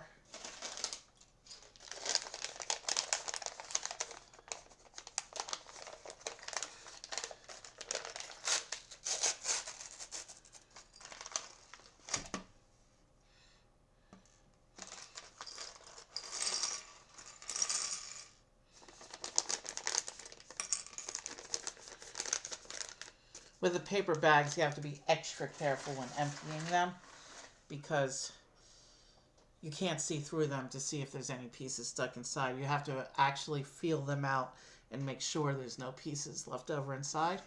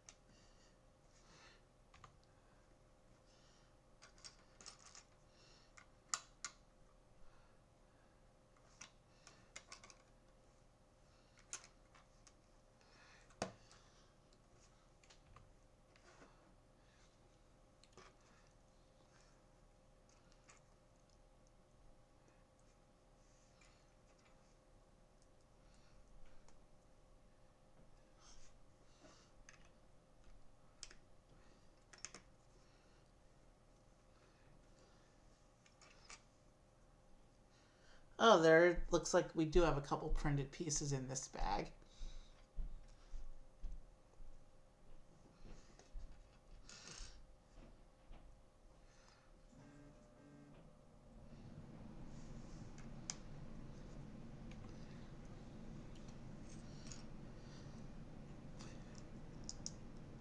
We've been going just over 4 hours. Bag 4 is already almost done, it looks like. Look at how small this parts pile already is. We just started this bag.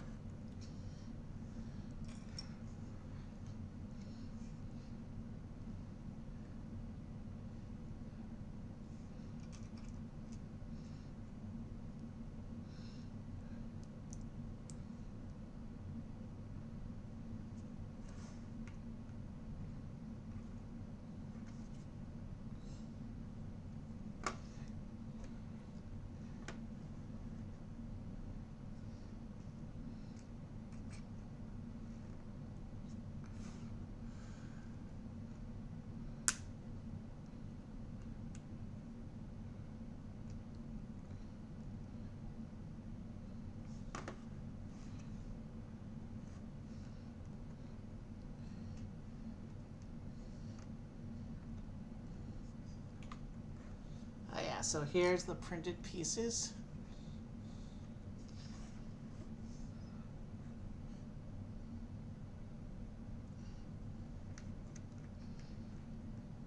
And these printed pieces are supposed to complete the pattern for the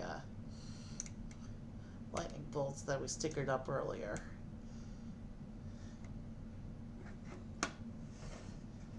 So there it is with the little printed piece on, extending up the design. It actually looks pretty good on that side, which means I did good lining up the stickers. Not perfect, but good enough to look good with the printed piece. So let's keep going. So here's another printed piece.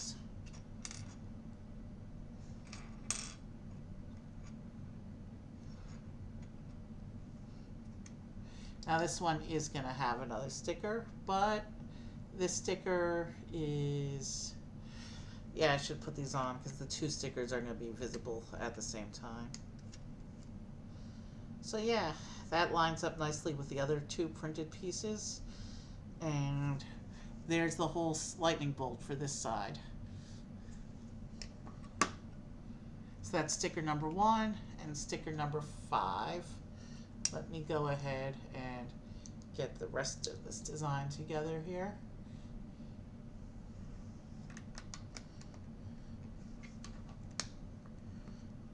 And there's the whole lightning bolt pattern for this side. And let me just go ahead and put on stickers number 1 and 5 here. And there's still 6 stickers left over for the last bag of building. So we're not out of trouble yet.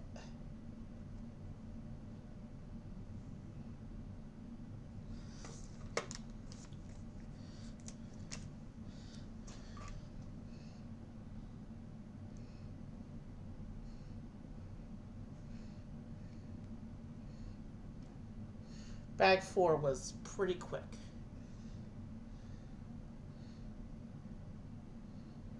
They probably could have rolled bag 4 into either bag 3 or bag 5, honestly, and made this a 4-bag set.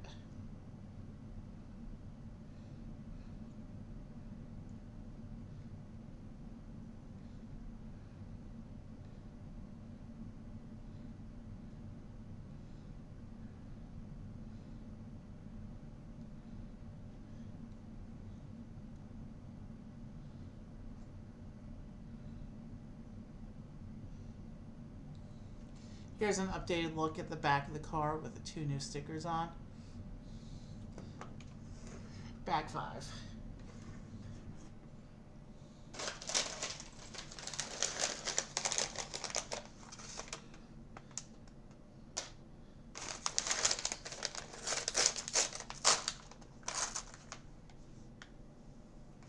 I just saw a piece go out.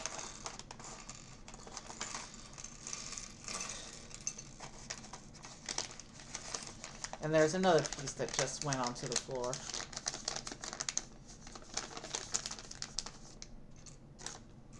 Let's take the wheels aside and out of the way so that they don't roll around on us.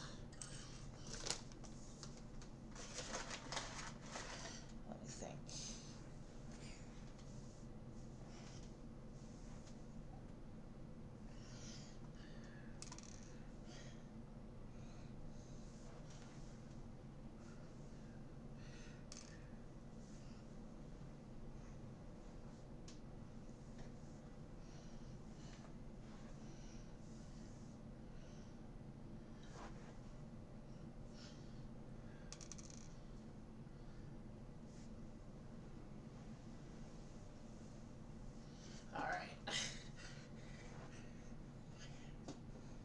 I want to make sure. I thought I saw a certain gray piece go down, but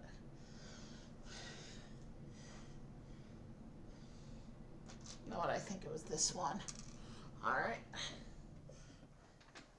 I don't really want to spend too much time floor diving right now. Let's get right back into it.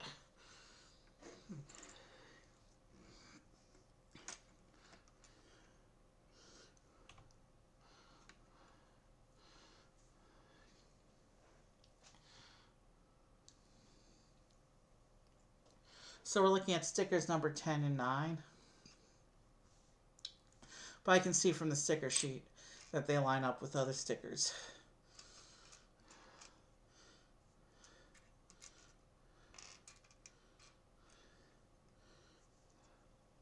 So I'm going to just go ahead, put these pieces on.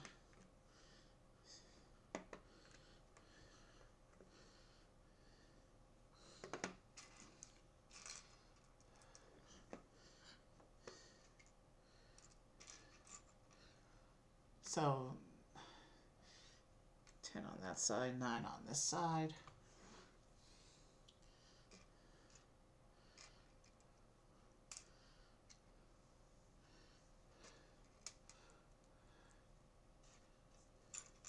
Bag 5 also doesn't look to have a lot in it. We've only got a few pages of instructions left anyway.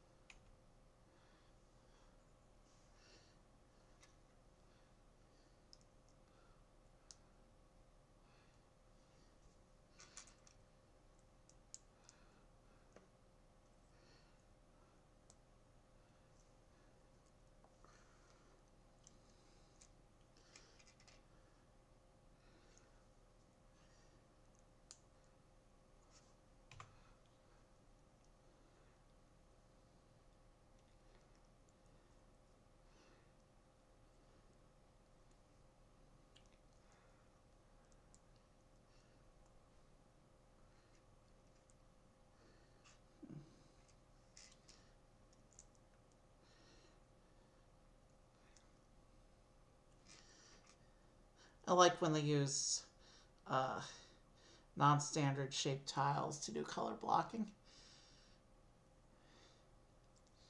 It's cool when they do that.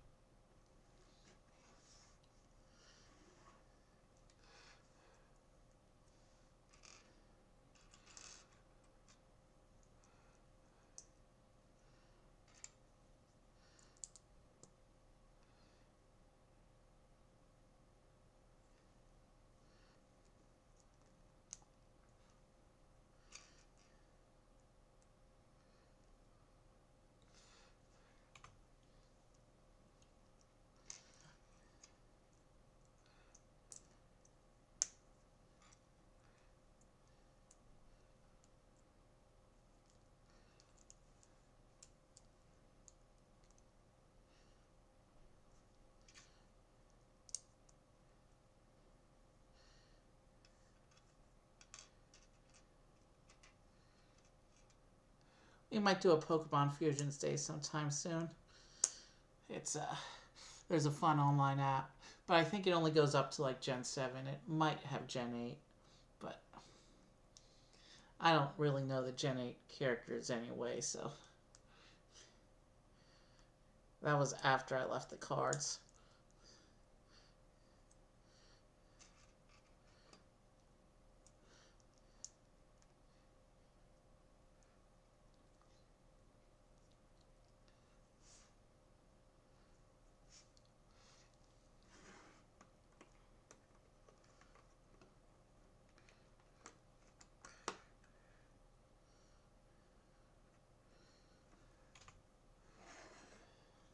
And there's another sticker, but again, I'm going to wait and see if there's anything that it has to line up with.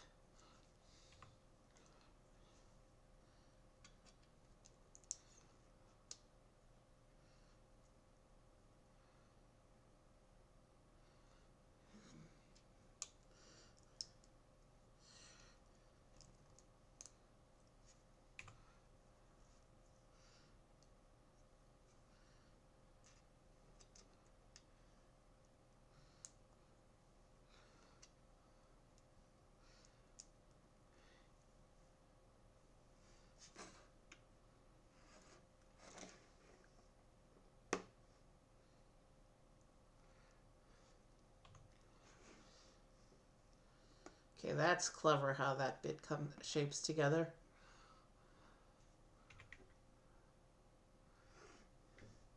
Okay, so we want to put the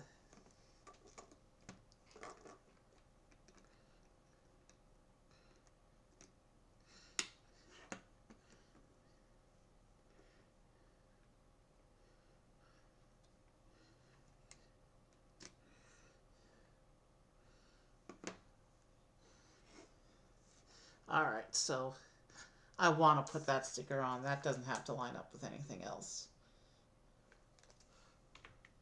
That's the number 8 sticker.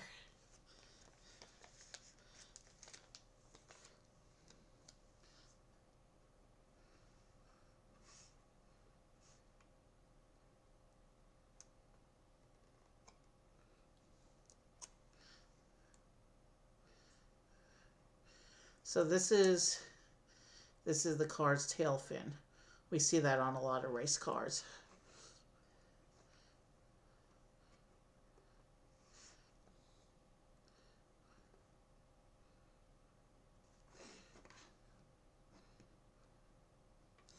So that's what that sticker looks like on the tail there.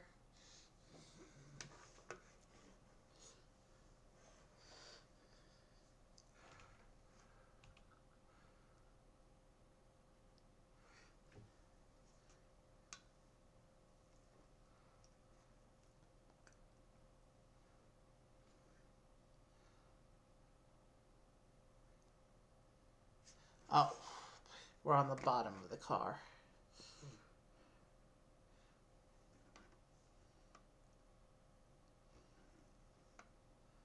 So how do these go on?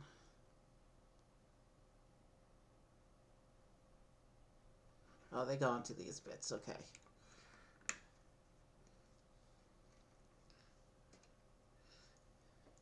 So he's got some underside exhaust pipes going on here.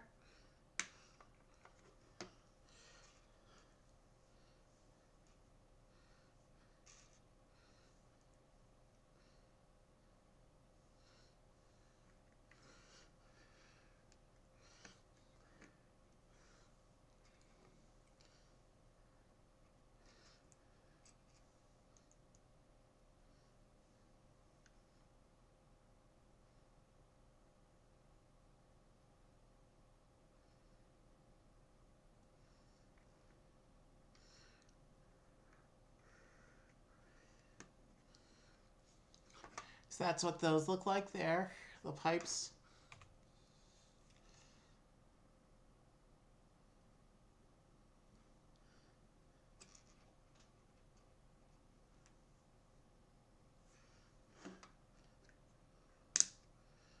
And some more piping detail here.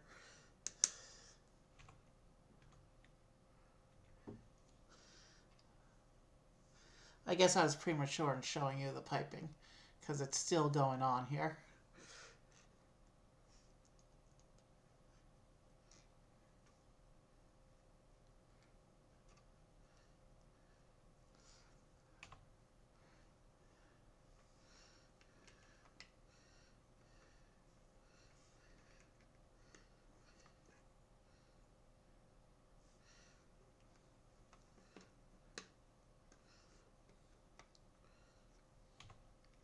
Alright, so there's all the pipe detail going on down there.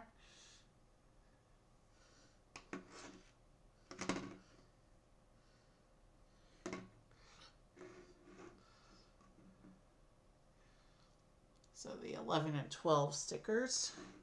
So that's what's going to line up there. And then the 7 sticker.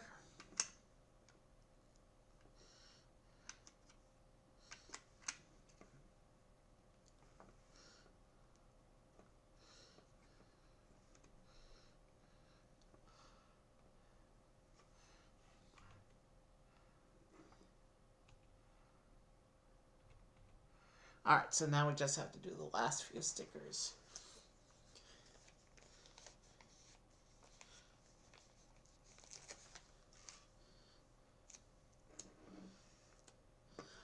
It shows you putting the number sideways, but this may not be show accurate if I do it like this. I don't like that. I want to put the numbers straight forward.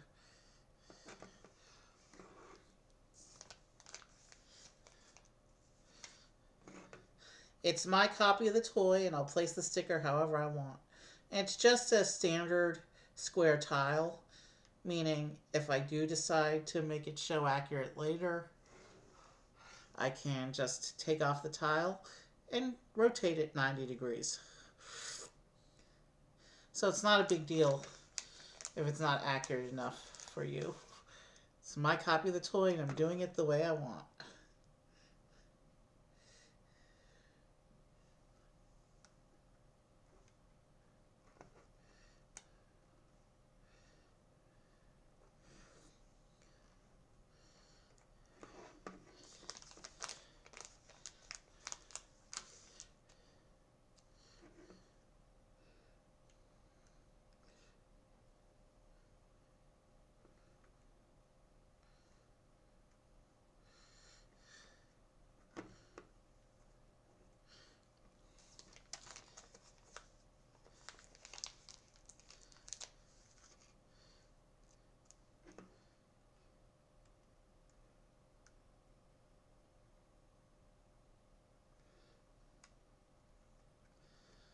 Okay, that means this tile needs another adjustment.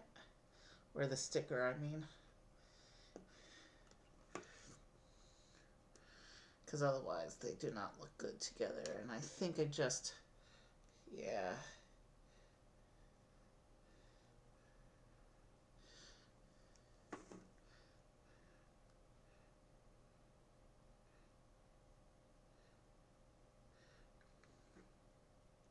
Better. Okay. So here's what those top stickers look like. It basically says Lightning McQueen across the top and then the big number.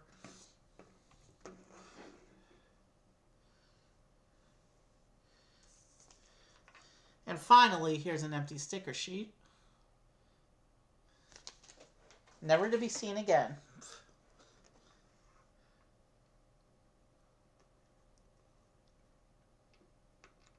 And it says to pop these studs into the middle of the wheels. So let me take care of that real quick. And then we attach the wheels onto the model.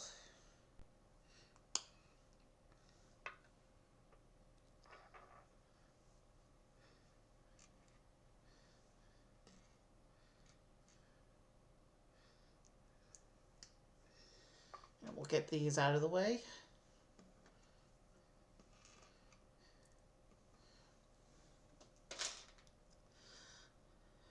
And here's what the wheels look like, complete with Lightyear brand tires. And I will put them onto the car.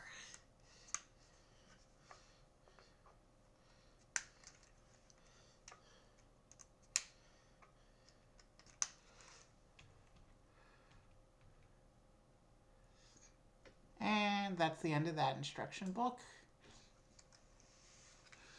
So, 4.5 hours. 10:30. Let's do one more Lego set. I don't have any more Speed Champions though, so it's going to be animals, not cars. But here's Lightning McQueen.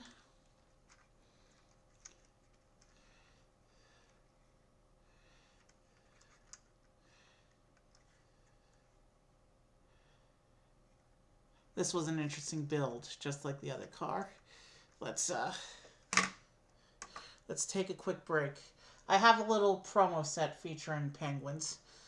I have to go get it though, so I'm gonna take a quick bio break, and then I'll go get the other set, and we will build one more Lego set tonight. It's comparable in piece count to this, so probably about another hour we'll be together. So I'll put these up here.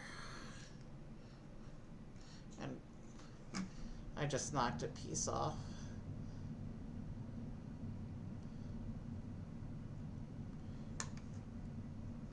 Alright, I fixed it.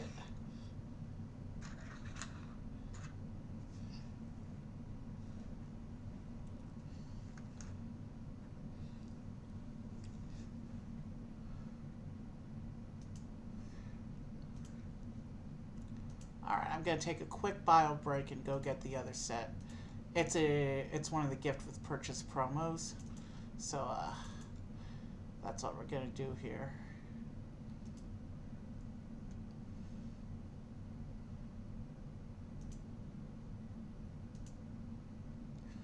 And you can look at these two cars while you wait for me to return.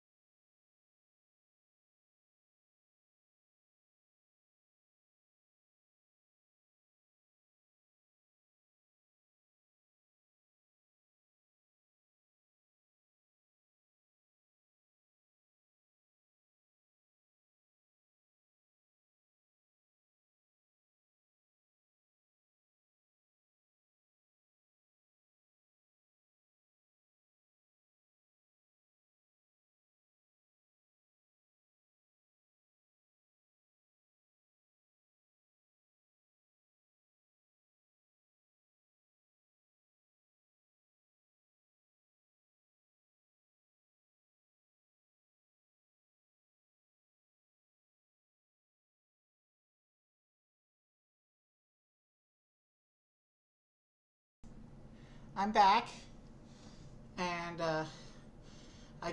when I ordered the set that I'm going to be doing on Tuesday for Tuesday's really big Lego set, it was one of the weeks they had a gift with purchase up available. In this case, it was their Valentine's Day gift with purchase, no longer available, which is this pair of penguins here. The set is called Penguins in Love. You can probably find it on eBay for like 20, $30. They typically do a Valentine's gift with purchase involving a cute animal couple. They don't usually go for much on the aftermarket. So if you want to pick up the set for yourself, you can't get it from Lego anymore, but you can probably easily find a copy on eBay for not too expensive. Piece count is comparable to the cars, so we'll probably be together for one more hour or so. Speaking of the cars, let's get them off and get right into this.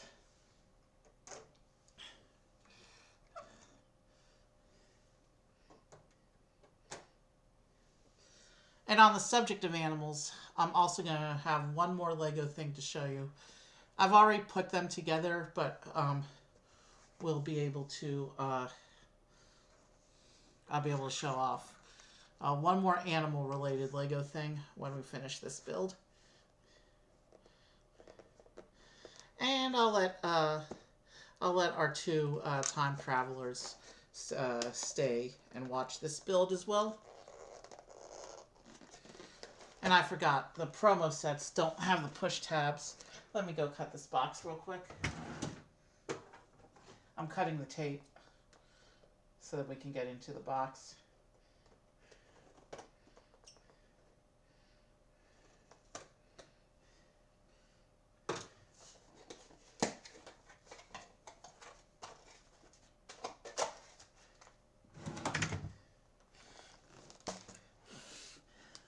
Sometimes when I sit down and start building Lego, I just want to keep going, you know? And this set I didn't really have a plan for, and today was Valentine's Day after all. So, alright, so no sticker sheet, finally. We get to do a build without having to worry about stickers. Here's the instruction book, you know what we do with this.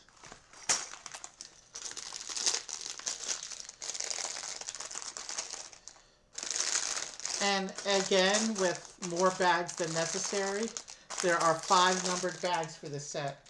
And look, the set itself isn't even that complicated. Probably 1 bag for each penguin, and then a bag for the base, and a bag for the... You don't even need a bag for the hearts. Seriously, why do we have a 5 bag? Why do we need 5 bags for this model? No matter. Let's go ahead and get started here. Oh, before we start, I have to pull up the instructions.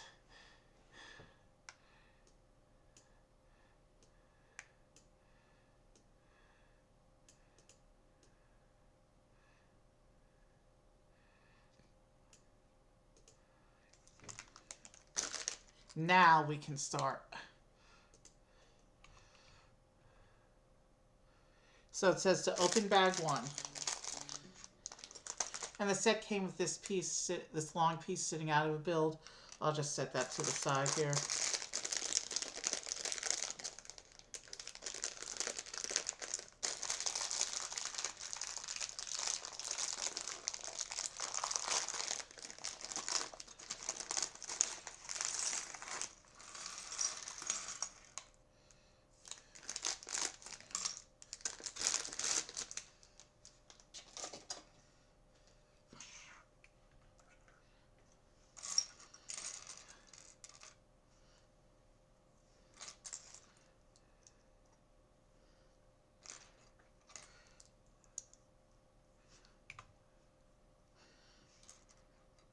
If this is anything like the cars, it'll go quickly.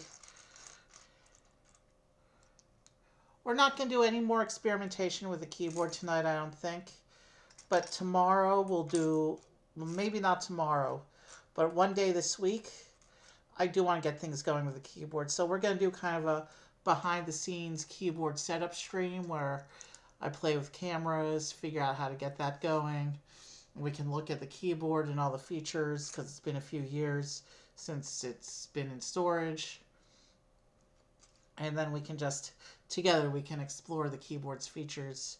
I don't have my music sheets yet, so I'm going to be very limited on what I can actually play, but we will be revisiting the keyboard and we'll do kind of a behind the scenes keyboard setup and exploration stream. Maybe, yeah, I got things going on tomorrow. Maybe Monday we'll do kind of an, yeah. I do want to get in a few streams for the rest of this month because my stream anniversary comes up next month, and I want to get I want to catch up for not having streamed for a month and a half, 2 months actually closer. So yeah, this first bag is obviously the first of the two penguins.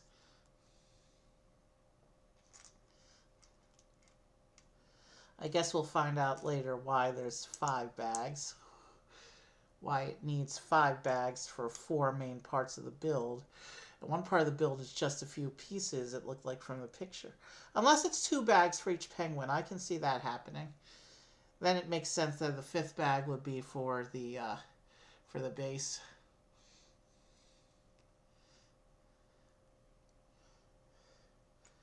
That's a possibility, actually. 2 bags per penguin. That's the only way this set is mathing in my head. I guess we'll just find out as we go on.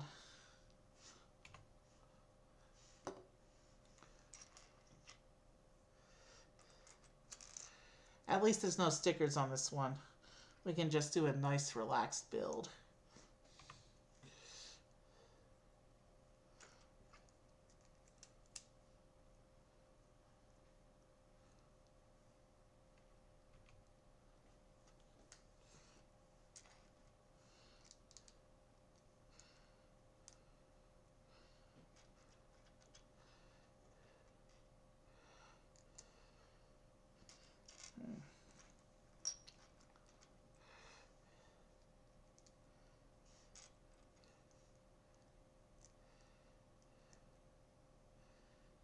Yeah, alright. I spaced out for a moment there. Yeah, I think this is the last thing we're doing tonight. I also want to start up the gaming again. We're going to start that, or since we're in the new place, we're going to start up that pinball series that I was hinting at back in December. I want to get at least the first episode of pinball. And we're overdue to return to our card our card shop that we were building as well. And the publisher of that game also made a couple other business simulation games, so we'll probably check those out in the coming months as well. And Fantasy Zoo, which we looked at one night last year, that got a massive update and added a whole bunch of creatures, so we'll be revisiting that. I never did continue on with Planet Zoo, and that's one of the games I lost in the crash, so I have to replay the tutorials on my own time before we pick up with that. And then there's a whole bunch of other games that we can try. Obviously, we haven't played Morrowind in a while. We want to get back to that. And the Star Wars Force Combat we'll probably be revisiting in the spring, since it's been a while since I played that. Although that game really frustrated me because I'm not good at fighting games in the first place, so...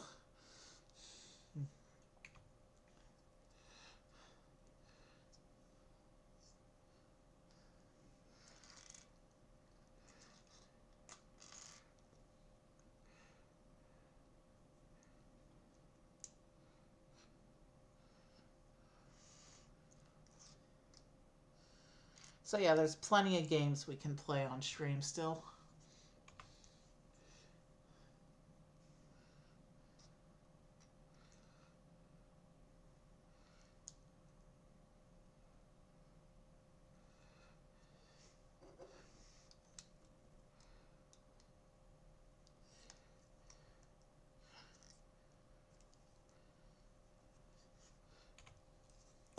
So yeah, it looks like my prediction of 2 bags per penguin is accurate because it looks like there's just enough bodies to build. I mean, there's enough pieces left to build the section for the other side of the body, but then we still got head to do. So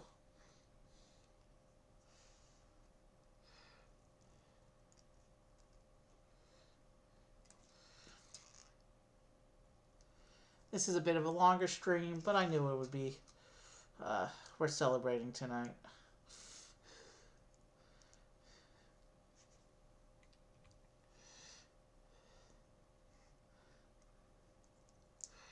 Originally, I was planning because we were celebrating first stream in the new house. I was planning to do a treasure hunt where we go through all several boxes that I had sitting in the storage unit that I have no idea what's in them, but I decided we better do the treasure hunt off stream because again, I don't know what's in those boxes. So that'll be a cool afternoon uh, for uh, for Q and I to do together. Who knows? Maybe the treasure hunt will lead to uh, finding an activity we can do on stream.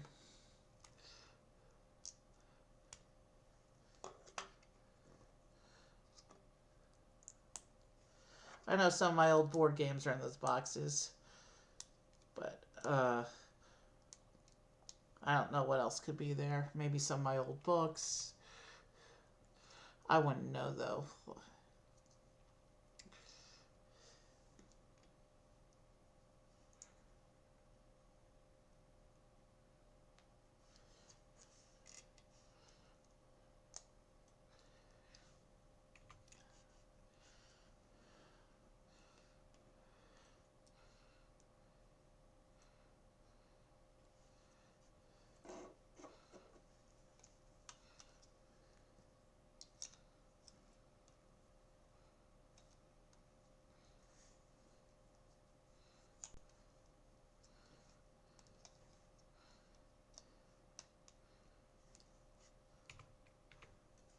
Okay, I missed a tile somewhere, obviously.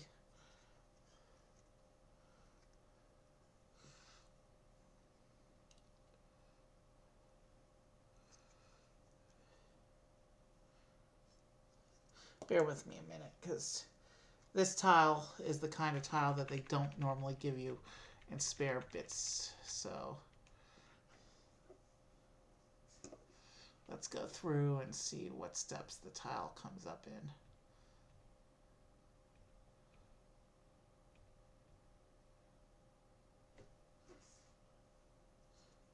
I see where it goes. Okay, we're good.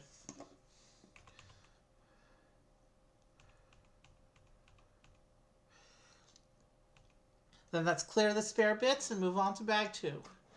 Now that we've resolved the missing tile issue. Or the extra tile issue. Whatever perspective you want to look at it.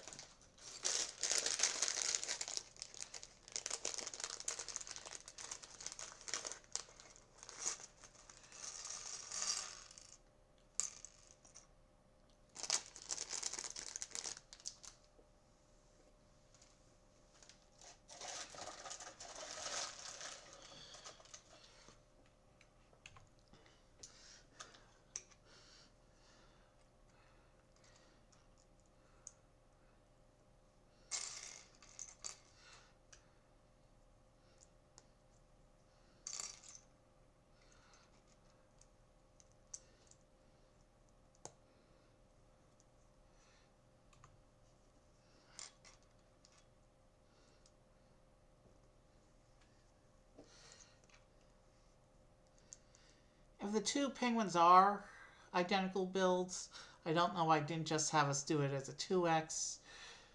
I guess they want to drag out the building process because it's a smaller set.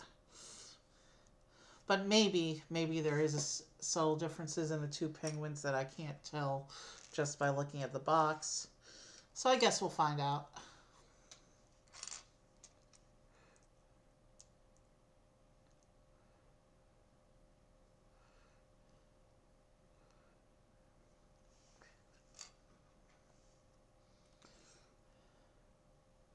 I am starting to get hungry, so when I finish this build, we'll find someone to raid, and then I'm gonna go have a late night.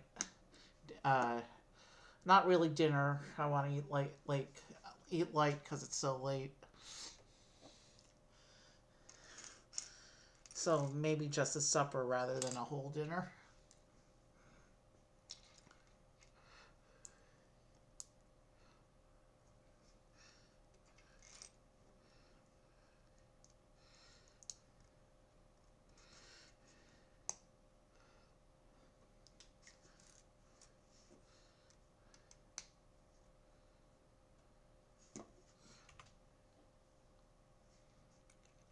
So now we're going to build the first penguin's head.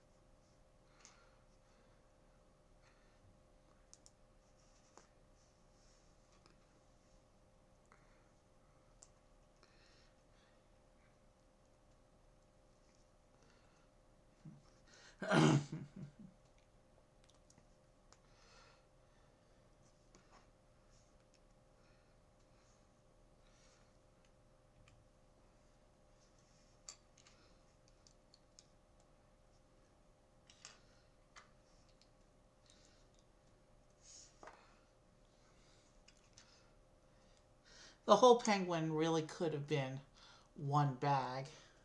That would have been more efficient for packaging.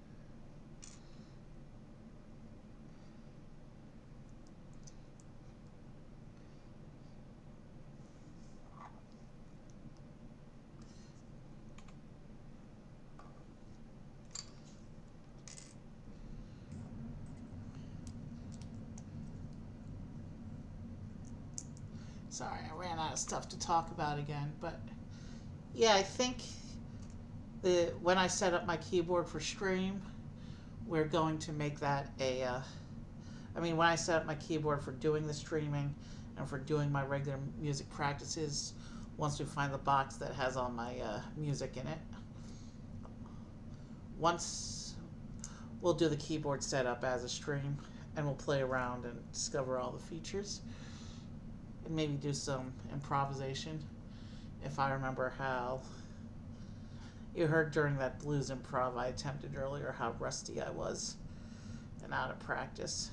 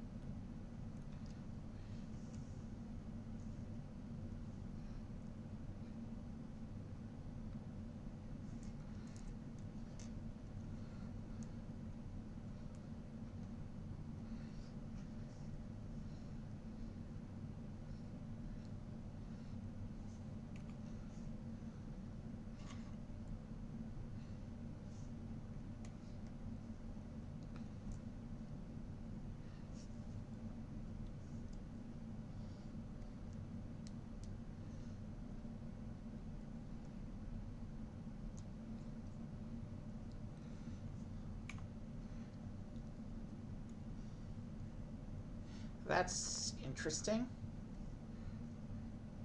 So the eyes actually have a little heart shape going on in them, going with the Valentine's theme.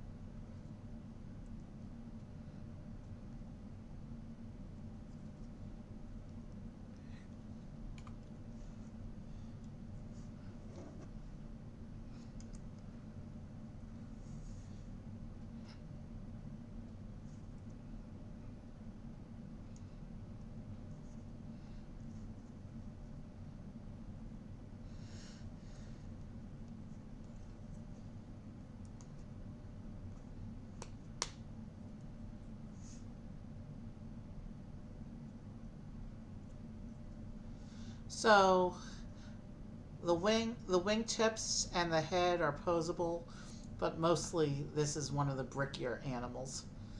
There's no posing in the legs or anything. It's a solid body assembly.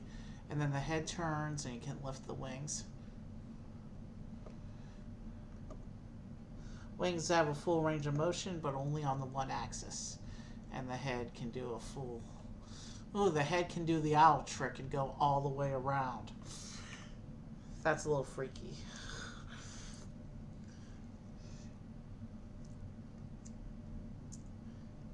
So let's put him in the front of the table and he can watch his friend get assembled. There we go. We're coming up on the end of stream now.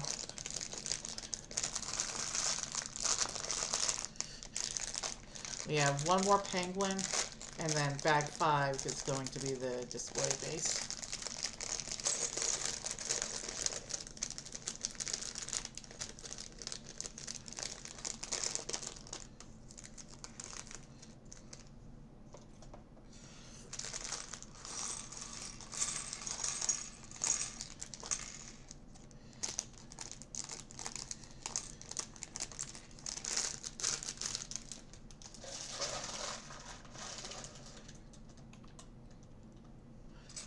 And we're starting out exactly the same. So let's pay attention as we build, see if there's any subtle differences. Because otherwise this really should have just been labeled as a 2x.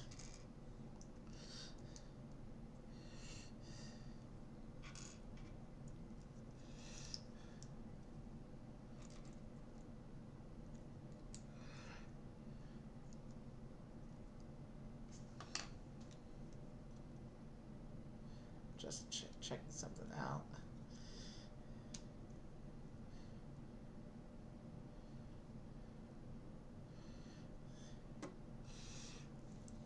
Yeah, so far it's the same.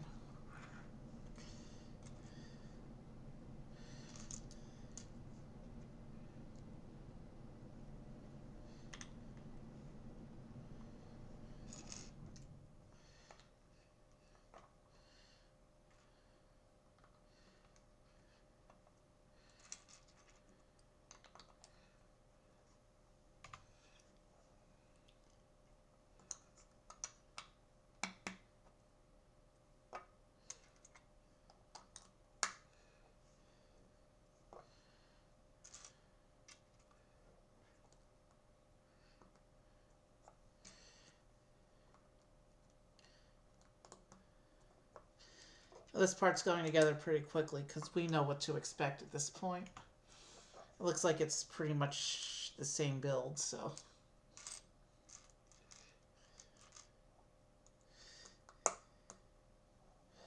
Still haven't seen anything that's obviously different yet.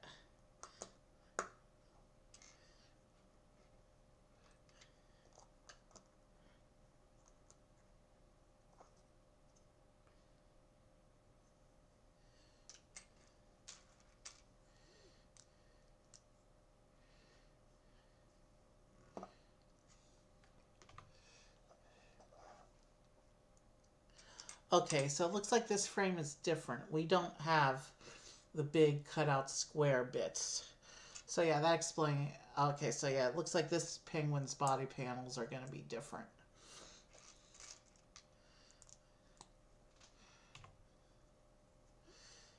That's why it wasn't a 2X.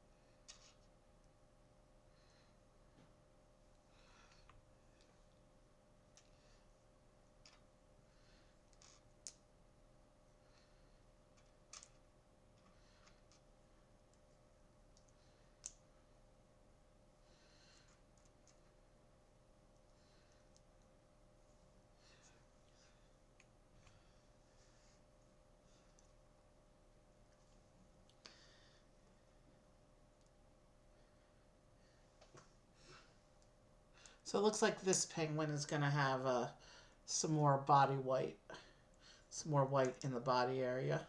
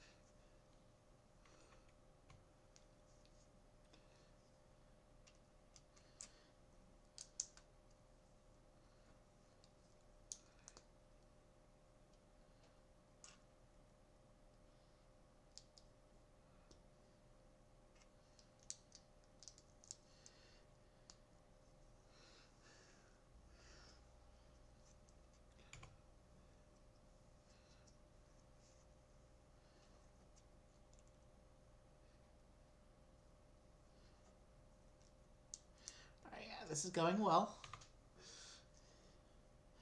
going efficiently.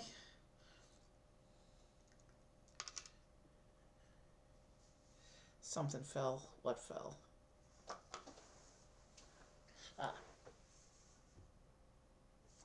That one was not the same color as the carpet and presented itself to me right away.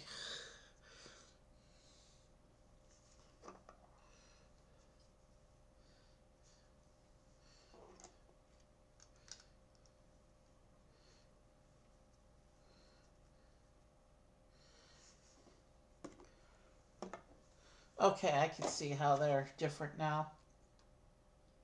The second penguin has more white on the front of its body. That's how this is coming together.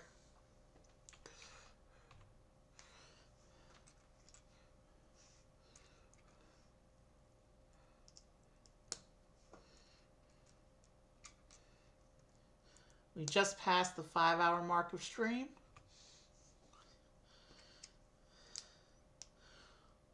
And we'll be done with this set in no time at all. Probably we'll finish around the 5.5-ish hour mark. Not even a half hour, I don't think. This is going together quickly.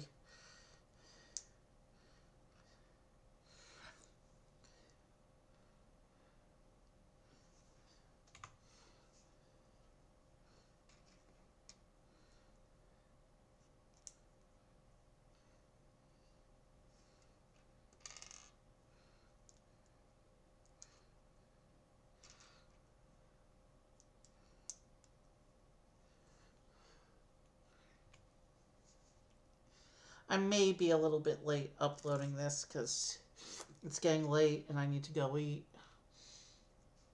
I'm going to try and do the video processing portion tomorrow. But like I said, I already have plans tomorrow, so if this isn't up by the second day, well, whatever, it'll be up by the third day in that case. On the YouTube, I mean.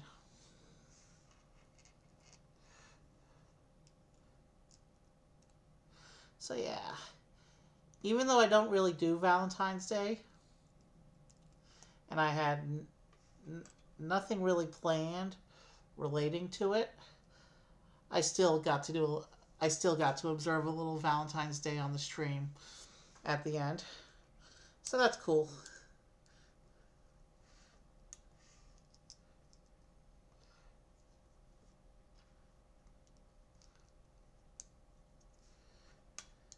Sometimes you just gotta sit down and do a long Lego building session, with or without the cameras. I've done plenty of sets without rolling the cameras. One of which I actually regret not doing on camera because I thought it wasn't going to be a fun watch, but it turned out to be a really fun build with some clever building techniques, and I should have streamed that one, but whatever.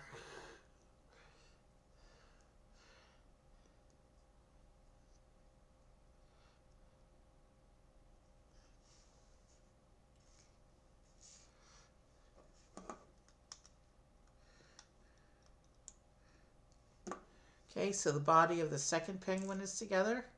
So we just have to add, we have to do the wings and the head in bag 4.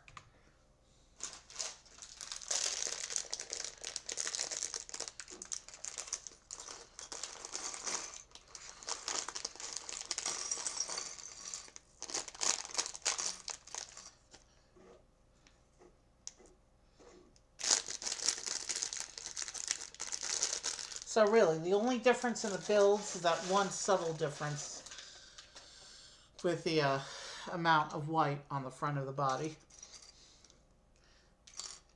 But that's cool. It means the penguins aren't identical twins. It means there's a little bit of variety in the build. Even if the build is 95% the same.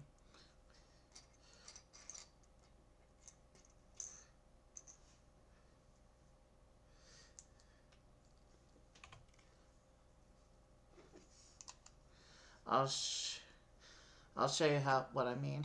You can see on this penguin, it does have the white belly, but it's in the middle of a black body. On this one, there is the black body along the sides there, but you can see the white belly goes all the way across the front of the build. Let's get his wings back up again.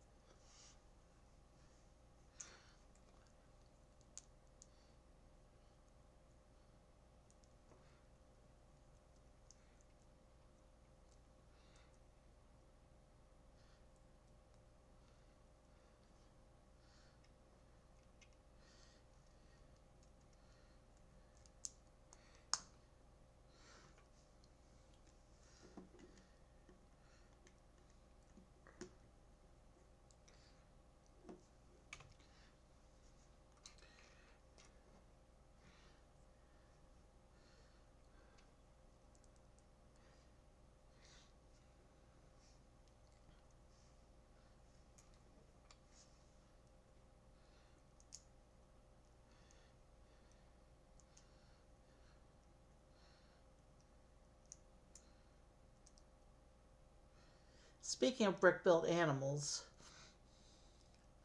I've got a couple sets in the build queue and in the wish list that involve brick built animals.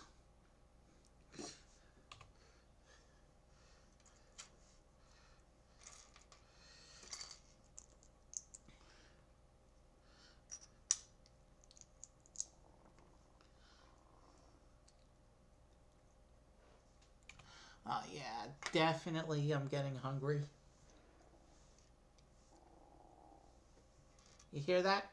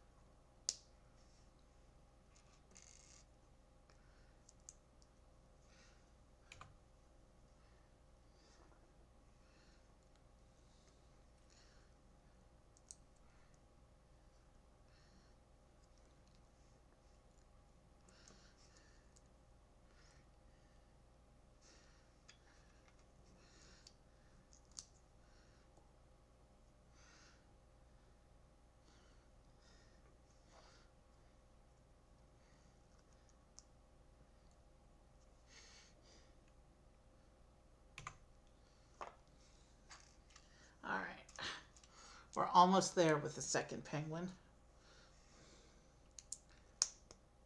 It looks like, so far at least, the head build is exactly the same. Doesn't look like there's going to be any subtle differences on the head, just that one bit of the body. That's cool though. Penguins are supposed to remain recognizably penguins, so there's also a little blue fish in this bag, so, or I should say there's no more bag for this bag, it's a parts pile, so, but there's a little blue fish piece.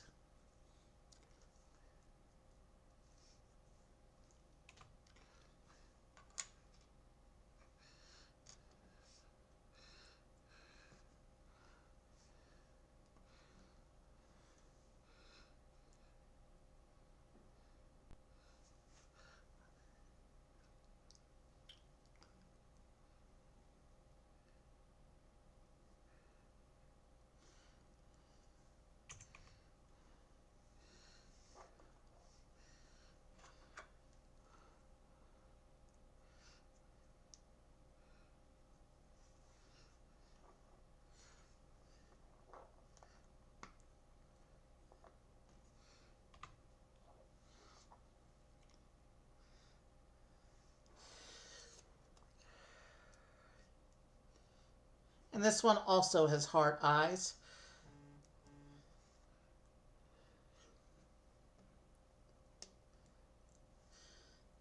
Not sure if animals experience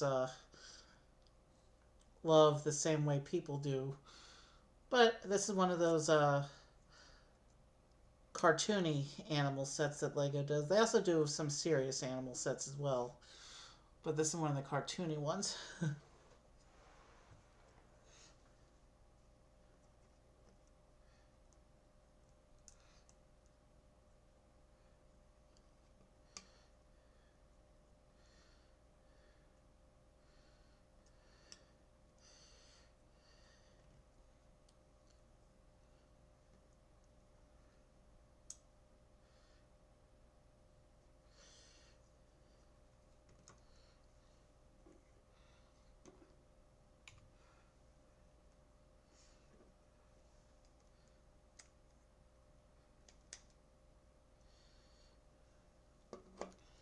So, I've been calling that penguin he, so I guess this is the girl penguin. She's the one who gets to hold the fish.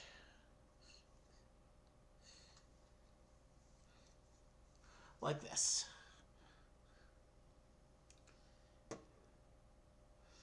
We'll put her down, and now we're gonna pull out bag 5 and build their base. Final bag of the night.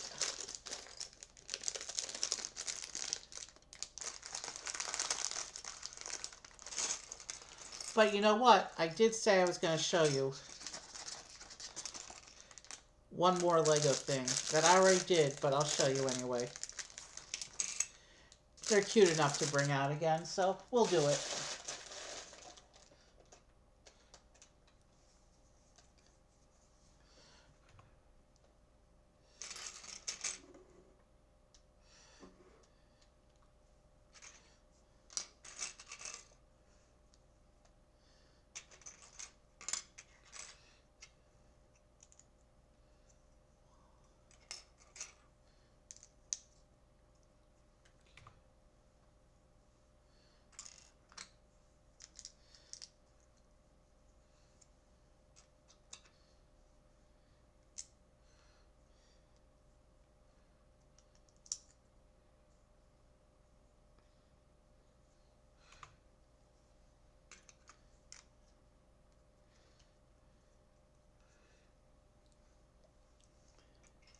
Okay, so it looks like we're building a patch of Antarctic ice.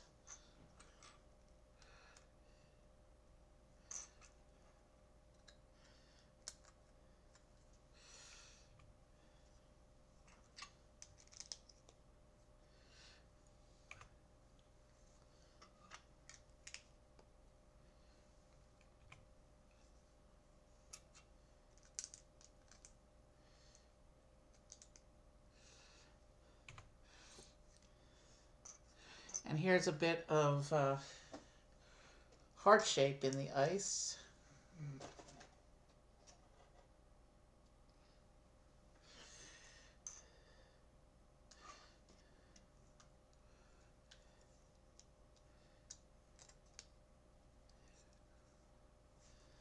There you can see the heart shape that is in the ice there.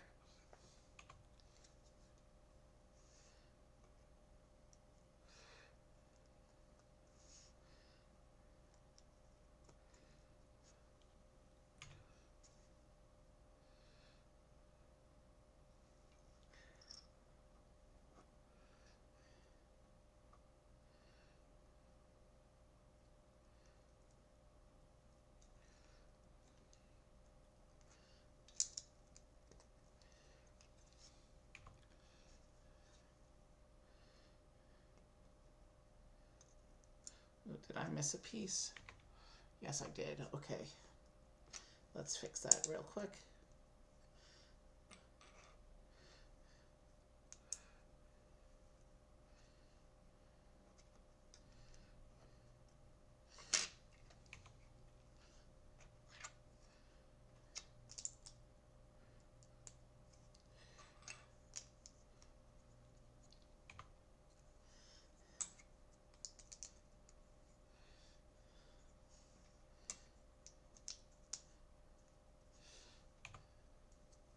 Oh, cool. The whole base is heart-shaped. Plus, we have the little ice-shaped heart that's in the middle of the base there. But the whole base itself... Let's finish putting the base together.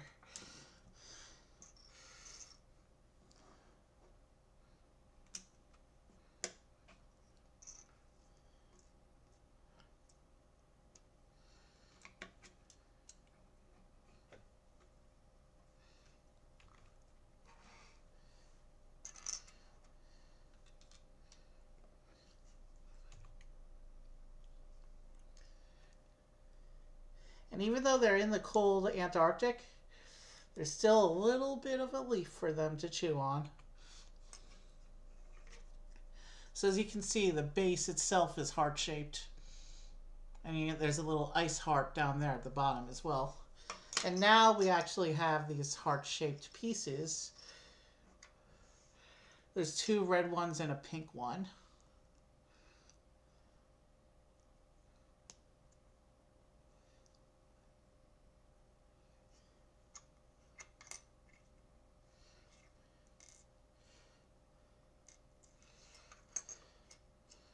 These two are, I know, are going to be spare bits, so let's set them aside.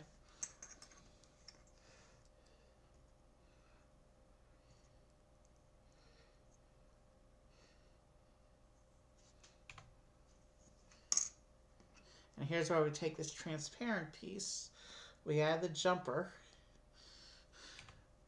and then we put the hearts onto there.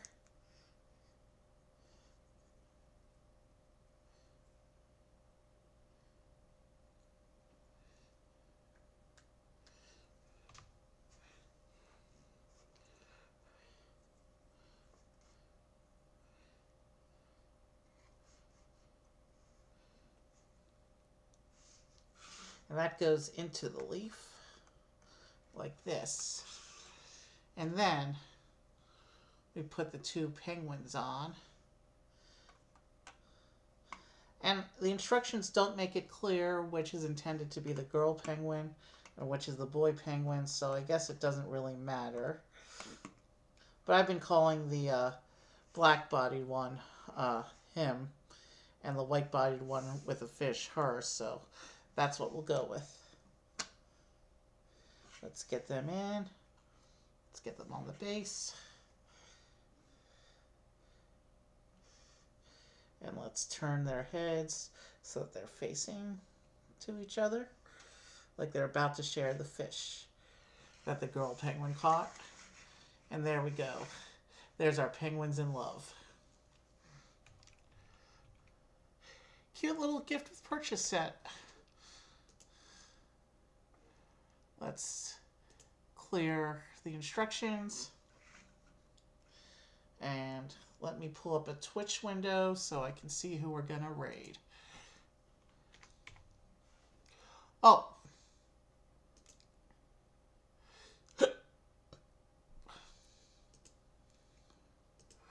We're not doing that yet. I told you I had something to show you. So we'll just pull the penguins to the back corner here.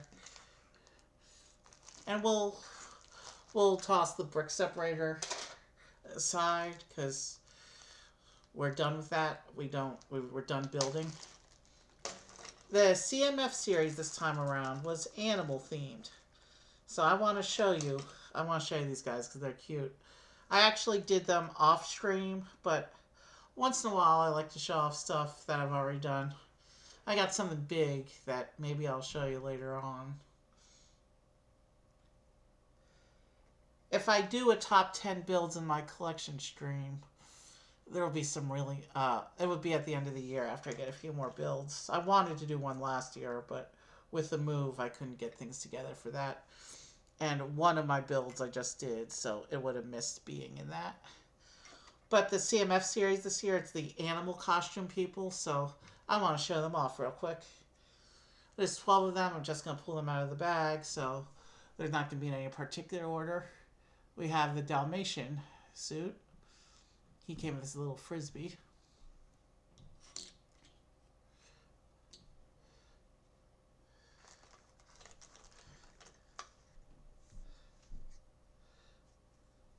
The frog person came with a bubble toy.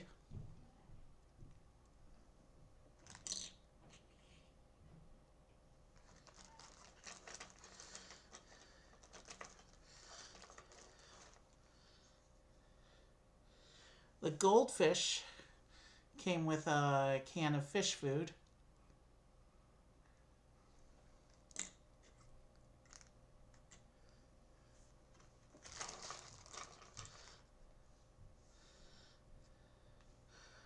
Koala has a boomerang and a eucalyptus leaf.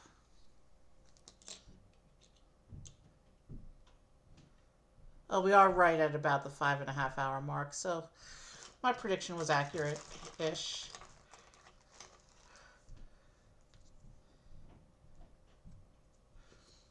Crocodile has a rubber ducky and a preserver ring.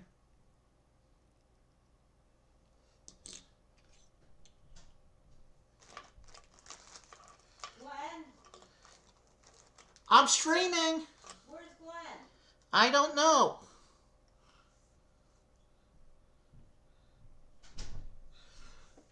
The parrot came with snacks. And the parrot also has this really cool tailpiece. But the parrot came with a snack box.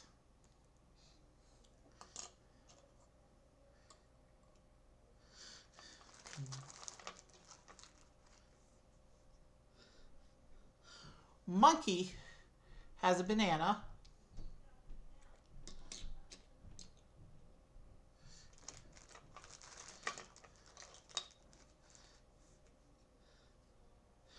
The cat has a yarn ball.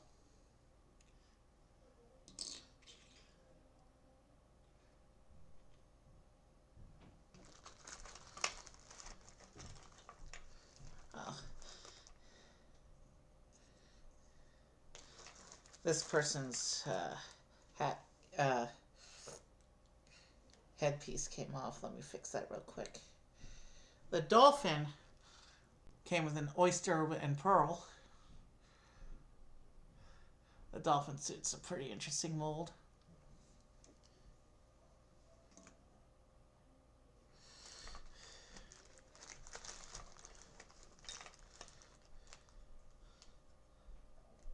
Lion came with a turkey drumstick. I'm saying turkey rather than chicken because you can see the meat portion of that is as big as a standard minifigure head.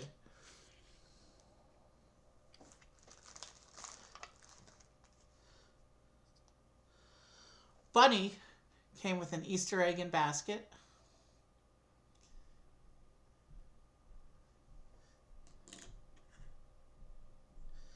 And you can see this CMF series also doesn't use the standard black bases. They use the, they actually made the bases in lime green for the animals, which is cool because this is the first time this piece shows up in this color. And being a CMF, it means that this color is going to be common on the aftermarket for this piece. And finally, Peacock comes with a flower. Now the animals, the animal suits, that's something that they've been doing like 1 or 2 per numbered CMF for a couple of years, and they were really cool. But it's cool to see a whole lineup of them, a whole series of them. Although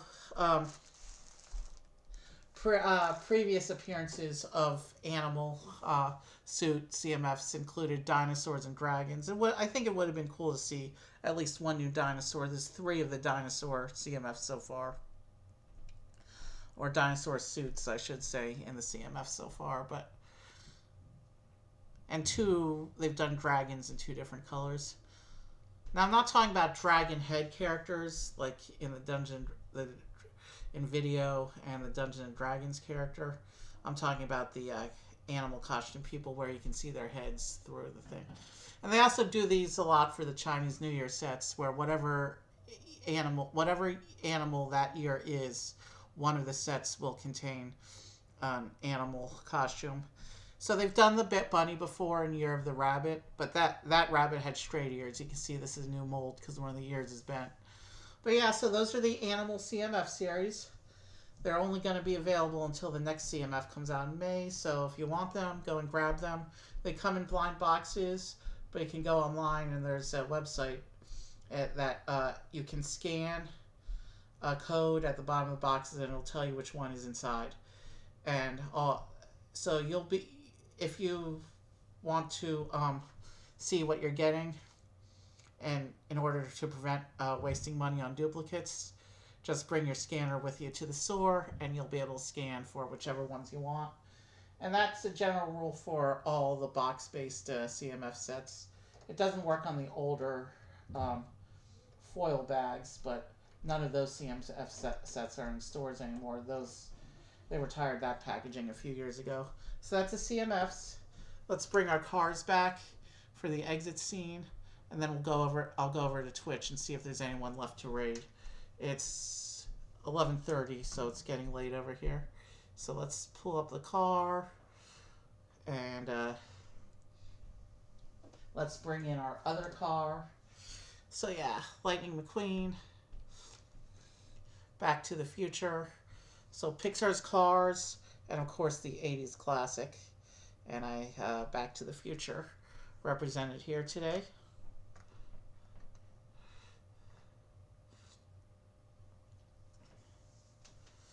And that's our stream then. Let's go see if there's anyone left to raid. It is getting late, and it is a Saturday, so I'm not sure if there's anyone who is going to be still available. But let's take a quick look. This was a fun Lego spread today. The two cards especially, they're going to look nice in my Speed Champions card collection. And pretty soon I'll be doing the rest of the cards from January and March. Once the March ones come out, I'm gonna get all the rest of the non-movie January and March cards. Oh, Brett's actually streaming.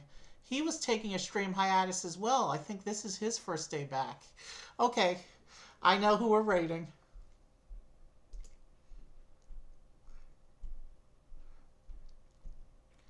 But first, I need to get Twitch to actually run. Let me try something. Let me try something with my connection, because Twitch is being iffy right now. Let me try switching my connection.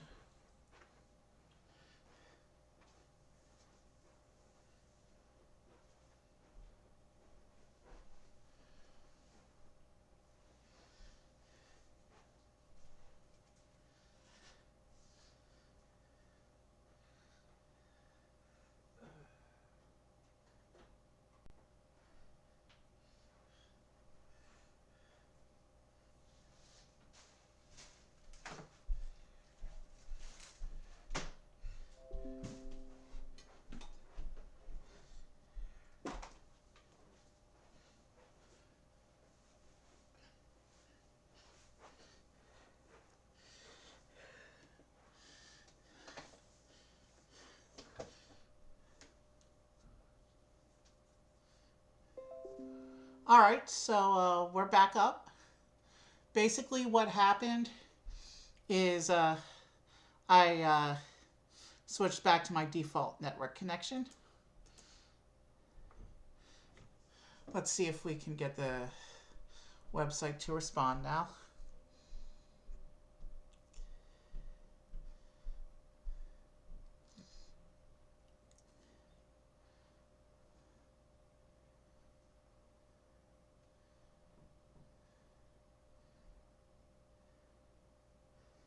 So yeah, this was meant to be a stream about the house and doing house things, and it kind of just turned into a regular Lego stream.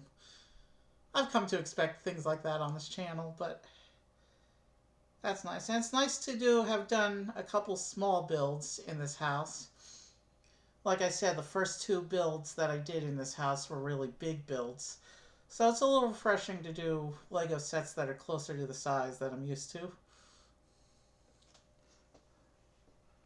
Alright, I'm still having issues getting Twitch to align. I'm just going to raid out at this point. So yeah, this was fun. Have a good night. This week we're going to play around with tech stuff. Try and get our keyboard set up for stream. And we will also probably start getting some games set up for stream. I'm trying to limit the amount of Lego I do. We do have that big Lego stream coming on Tuesday. But I'm trying to limit the amount of my backlog I do. First, because budget's tight right now, so I don't know when I can get more for the build queue. So I kind of have to ration the Legos that I have in the build queue. It's still a lot, so we'll still be doing a lot of Lego. But also, until the rest of the furniture gets moved, I won't be able to store and organize efficiently after streams. So I'm still waiting on some furniture before it'll be easy to pick up with Lego as regularly as I was doing before. But once we work out the furniture situation, it'll be good to go. And it looks like I fixed the connection issue. So let us raid into Brett and have a good night. And I will see you probably. We'll I may do Monday. I'm probably not doing tomorrow. Like I said, I'm gonna be busy tomorrow, but well, we might do a stream Monday. We have the big Lego stream Tuesday, and then any other streams next week are probably not gonna be Lego. Have a good night.